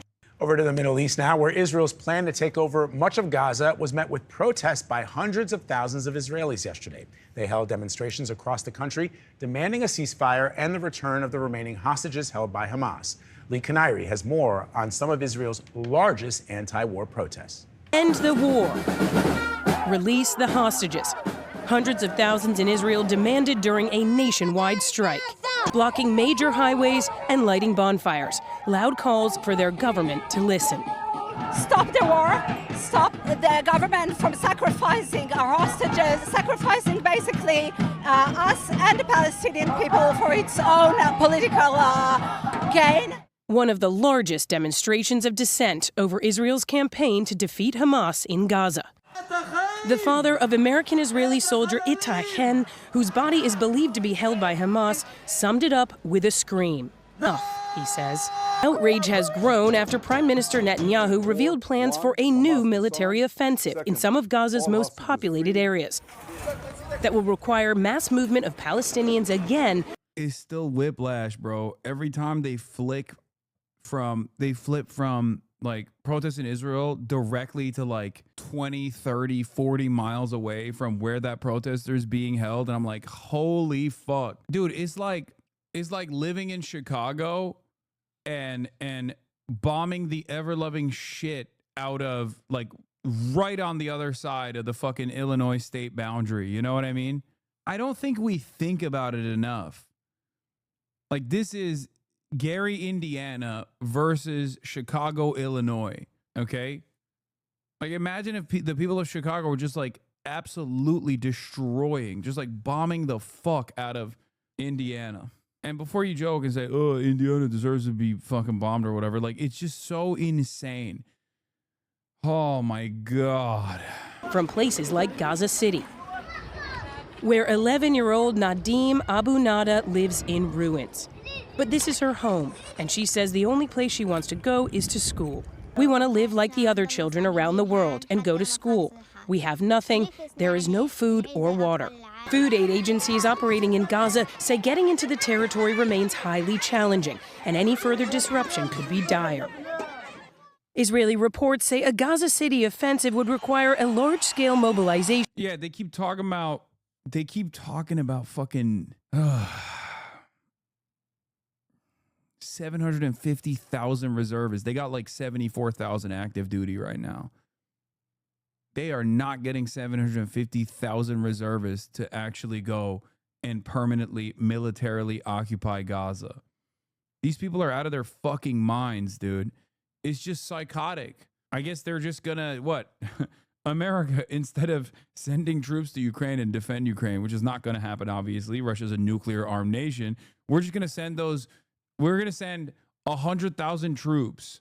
We're gonna do the real Iraq surge, but this time in Gaza, so that Israel can maintain and occupy Gaza while it continues conducting its ethnic cleansing campaign. Of reservists that would come as fury at government policy is loud and clear. For CBS, yeah, we got to send in the National Guard to defend Israel, dude. ADL CEO Jonathan Greenblatt on rising protests. The one-sidedness of this is just astonishing. Wait, is that in Israel or in America? Strike in Israel yesterday, bringing the country to a halt. Protesters marching against the government in support of a deal with Hamas that would free remaining hostages. Please tell me Jonathan Greenblatt is going to say these guys are anti-Semitic. He won't say that. That's a bridge too far. But that would be really fucking funny if he was like, these guys are so one-sided. They just don't understand. They don't understand that Netanyahu's ambitions in Gaza contain multitudes. Okay, that there's so many different good reasons to permanently militarily occupy Gaza. It's really fucked up how these Israeli Jews waving the Israeli flag, mind you, again, which is a red flag to begin with, are protesting against the Israeli government and behaving in the direction of Hamas. Hostages held for almost 2 years. On Saturday, New York City saw its largest protest against Israel action against Hamas in Gaza in months. And new and returning college students now arriving on campuses across the nation as all of this is happening. Jonathan Greenblatt, the CEO and national director of ADL, sending a letter urging universities to better address anti-Semitism. I want to welcome you to the show this morning, but boy, is this a unique and complicated moment, given these protests, given this sort of issue about the way the government of Israel is acting or behaving and some of the tragedies taking place in Gaza right now, and the confluence of anti-Semitism. How do you think about that right now? Look, I think the complicated is the right word for it. I think all of us on all sides sort of bemoan the tragedy in Gaza, right? It is painful to see these pictures of people, clamoring for aid and in such desperate need. And at the same time, it is painful to see protesters here in this country putting all the blame on the Jewish state for a war that Hamas started. So, and there's anxiety to go back. My question to you, as a Jew, especially now, where do you believe anti-Semitism starts and stops? And the reason I ask, in the context of, are the folks that are protesting what Israel is doing right now, do you think that they are unto themselves anti-Semitic? Is that protest? Do I think someone who works directly with the Israeli government to do propaganda and work to actively deplatform and destroy all American critics of Israel in the United States of America should be tried at the new Nuremberg? There is never going to be a new Nuremberg, but the people that were tried in the old Nuremberg were not just like journalists, but they were journalists that worked directly with the Nazi government. It's not going to happen, but yes.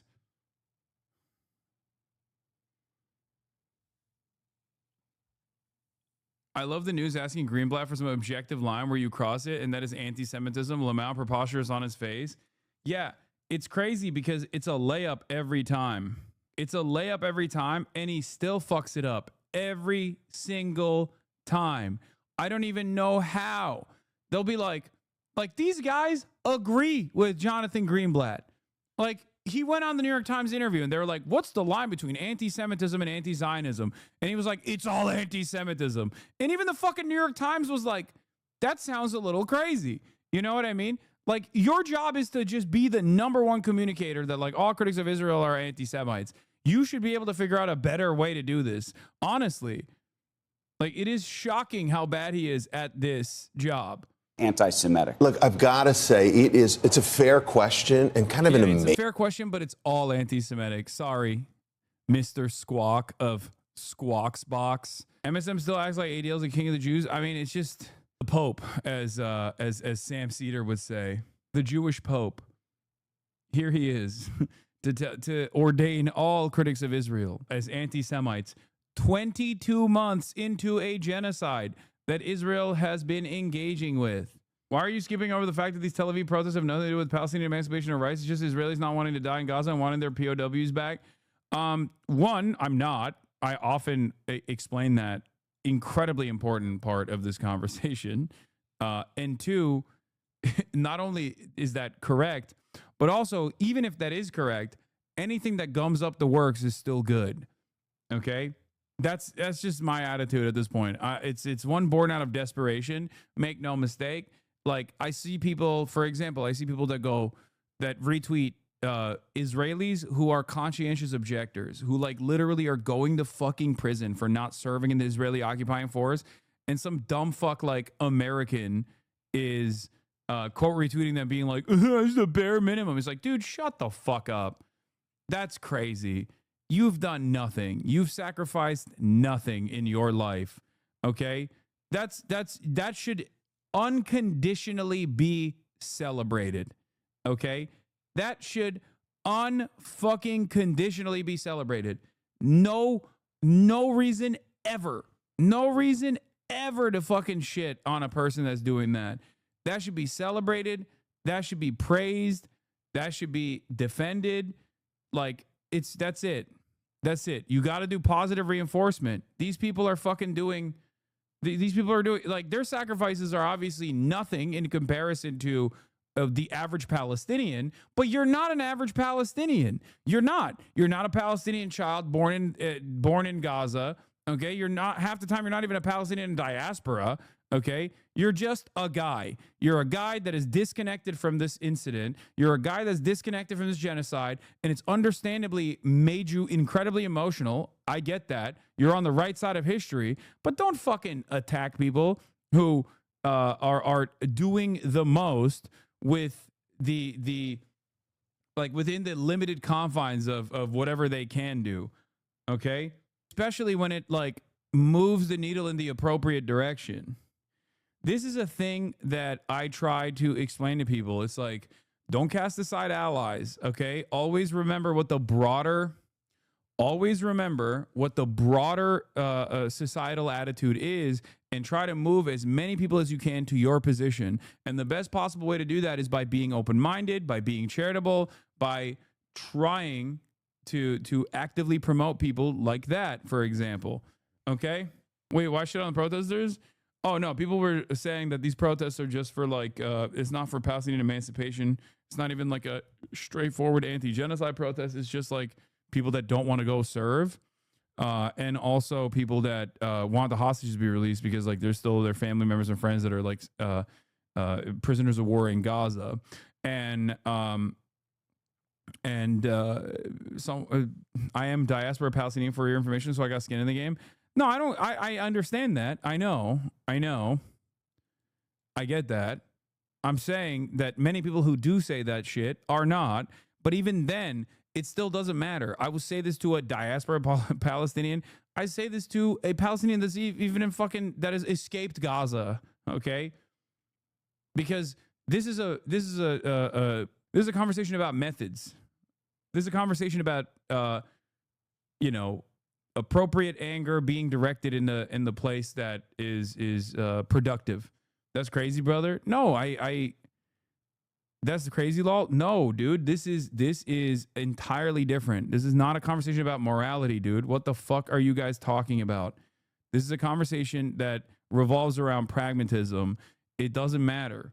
I understand where people are coming from, but ultimately you need positive reinforcement, and it's a good thing. It's not a fucking lip take. None of you are doing anything. Shut up. People get so fucking goddamn annoying about this shit. Shut the fuck up.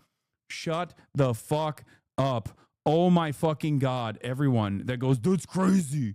No, if someone is a refusenik, you should absolutely support them. You should praise them. They are doing a good thing. They're refusing to serve. They're saying it's a genocidal army. They are anti-Zionists, okay? Shut up. You need to expand the permission structure. And ultimately, you're picking away, you know, one by one. Maybe it's like a handful of people, 30 people or whatever. But like you're picking away at people who would otherwise go and serve in the genocidal Israeli army and continue the fucking occupation. It's a good thing. Every obstruction, even if it's not immediately for Palestinian emancipation, is still a good thing because this gums up the works for the Israeli state. Okay? Do I wish that these guys were actually straight up anti-genocide protesters that were like, fuck you, Benjamin Netanyahu, fuck Zionism, fuck Israel, blah, blah, blah? Absolutely. Okay? I wish they had the same level of smoke for their government as I do for mine. As someone who protests every goddamn day of the fucking week, okay? As someone who does advocacy every goddamn day of the week, someone who attends protests frequently, I have a lot of smoke for the American government. I want the American government to change its ways. I wish broader subsects of Israeli society had that same level of anger and resentment for their own government, okay? I do. I wish that was the case, okay? Having said that, even if they don't have that same level of smoke, this still fucking gums up the works. This is still a hurdle that they have to fucking overcome, okay? And the same goes for people who protested the Nazi regime, the people who like refused to serve in the Nazi military. It's a good thing. It's objectively a good thing overall, okay? You feel me? Amazing one, because I know I've said, and many people have said over and over and over again, protesting Israel isn't anti-Semitic. The hundreds of... shut the fuck up. Yes, you do. You do say that. You can't say that right now because the videos on the fucking screen are Jews in Israel protesting against the Israeli state. So it comes across as like a fucking moronic statement. Bad take. No one ever explains why it's a bad take. This person will just double down and say, it's actually fucking libbed up. I am getting sicker and sicker and more tired of some of the most snarky, annoying fucking assholes in this goddamn community. It's really shitty, especially because like it's rendered my position impossible because of my own personal radical framework, that it has made it already impossible for like the average lib to even fucking entertain what I'm saying with like an ounce of fucking charity. But in the same time frame, a lot of these fucking assholes are desperate for even more purges. Anyone that's already in here who actually doesn't have, who is almost identical to your worldview, might have a different method of advocacy, and you just take that fucking marginal difference and you turn it into the most consequential aspect of your politics, your reflection of politics. It is inherently reactionary. It's so fucking annoying. You guys need to shut the fuck up, okay? Please, for the love of Christ. Holy fuck. Yeah, nobody wants to fucking tackle mountains. They just want to die on molehills, okay? God damn. Thousands of people in Tel Aviv and Haifa and Jerusalem, they're not anti-Semitic. But if the only country... Yeah, he's saying, yeah, you're only not anti-Semitic protesting the state of Israel if you're Jewish and in Israel. Thanks, Jonathan. Great point. No one else gets to protest Israel. Only Jews in Israel. Not even the Palestinian citizens of Israel. Only the Jews, okay? Also, they need to cut it out with this interfaith marriage nonsense. I am a civil rights advocacy organizing... I'm the leader of a civil rights advocacy organization. Hello, I'm Jonathan Greenblatt. I am anti-miscegenation. That you think has any responsibility for the situation is Israel? If you parade signs around that claim Israel is a Nazi state, if you make wild claims that, like Bella Hadid's father, Mohammed Hadid, did over the weekend, that he wants to destroy the state of Israel, that crosses a line. I mean, literally, I just can't understand, Andrew. This motherfucker always has like some celebrity's name that he can drop. I care about children in Gaza, too. It's got to be such a, you know you don't. Yeah, you care about killing them. But why was there not a single sign yesterday or over the weekend saying they care about Israeli children? Why isn't there a single person at these protests saying, Qatar, lean on Hamas?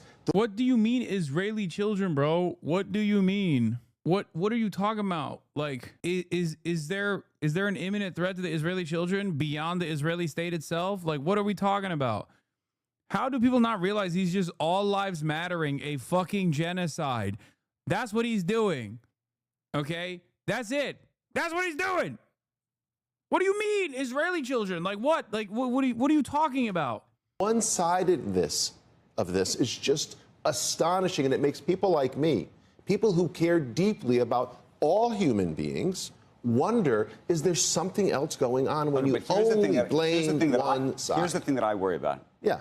I worry. I agree with you, by the way. Yeah. Why is Israel the only one being blamed? 100%. Yeah. Unfortunately, it seems to be the reality of the way the world seems to look at this. And maybe that unto itself is anti-Semitic. I don't know. I mean. But my question to you is how you feel about some of the actions of Israel right now, and whether you think that whatever is happening here, from just a very practical perspective, is almost creating a new sense of anti-Semitism that is and almost growing that feeling among others. That's what scares me. Well, look, I'll tell you what. I think even if you 100% agree with what Israel is doing, in some ways, it may have this counter effect that I'm now increasingly worried about. Look, Hamas staging a war while hiding behind civilians, Hamas holding hostages, which is their only point of leverage, creates almost an impossible riddle for Israel to solve. But then the question is, what's the right answer? So the question is, like, why is it that Jewish people in this country get blamed for... I can't even listen to it, man. I can't even fucking listen to it. I can't. He just always repeats the same nonsense over and over and over again. Yeah, if you want to protect the children of Israel, stop letting the fucking pedophiles into the country because it has a non-extradition treaty like Tom Alexandrovich, okay? Jesus Christ. These are the people we want to give grace to? Wait, what? This is why leftists don't give Israelis any grace? What the fuck are you talking about? Did you just say that, like, the average person that comes on my stream, or like the average person I'm talking about, like a refusenik, is Jonathan Greenblatt? Are you out of your fucking mind? Stop monolithizing people, okay? Jesus fucking Christ. You're treating Jonathan Greenblatt like a refusenik anti-Zionist. The fuck? What the fuck? Dude, where did everybody's brains go? God damn, dude. It got lost in the fucking sauce. People have lost the goddamn fucking plot, dude. They're so... Yeah, no wonder people like Tucker Carlson. All you dumb fucks need is just like one person to say the words and then you're good. Twitter, they went on Twitter. Yeah, I don't know. It just feels, God, I hate to say it, but it's just like, it does truly feel like a silly endeavor. No matter what I do. On the one hand, I can't even fucking bring like kind-hearted liberals who are like broaching the subject matter at all onto this cause so they can become more radicalized, because every fucking outlet is up my goddamn asshole. Every single independent content creator is up my fucking asshole, and my own community is like internally trying to consistently make this a smaller and smaller place. Some of you need to just quiet the fuck down and shut the fuck up. Okay, go busy yourself with something else. I just want someone on these networks to cut off these freaks and scream how insane they sound, talking about Israeli safety when tens of thousands are dying. They will never do that because the fucking people on the other side are also in tune with that worldview. Noah Smith, leftists use Palestine primarily as a wedge issue to try to win internal factional battles in the Democratic Party. They don't actually think they have much chance of affecting events in Palestine. Leftists have been organizing especially on campus, about Palestine for decades when the pro-Palestinian position was totally irrelevant to anything going on in the Democratic Party. It has become significant in the Democratic Party only lately because of Israel's recent actions. These takes don't seem to be to be intention. Leftists have been trying to build factional power rather than constructively influence events for decades. Oh, you hate your community? Not the entirety of it, but lately the fucking vibe shift has been tremendous. Tremendously unproductive to the grand design that I have. Of course, I don't hate the entire community. It's the one thing that that and spite keeps me going. Damn, this guy's good.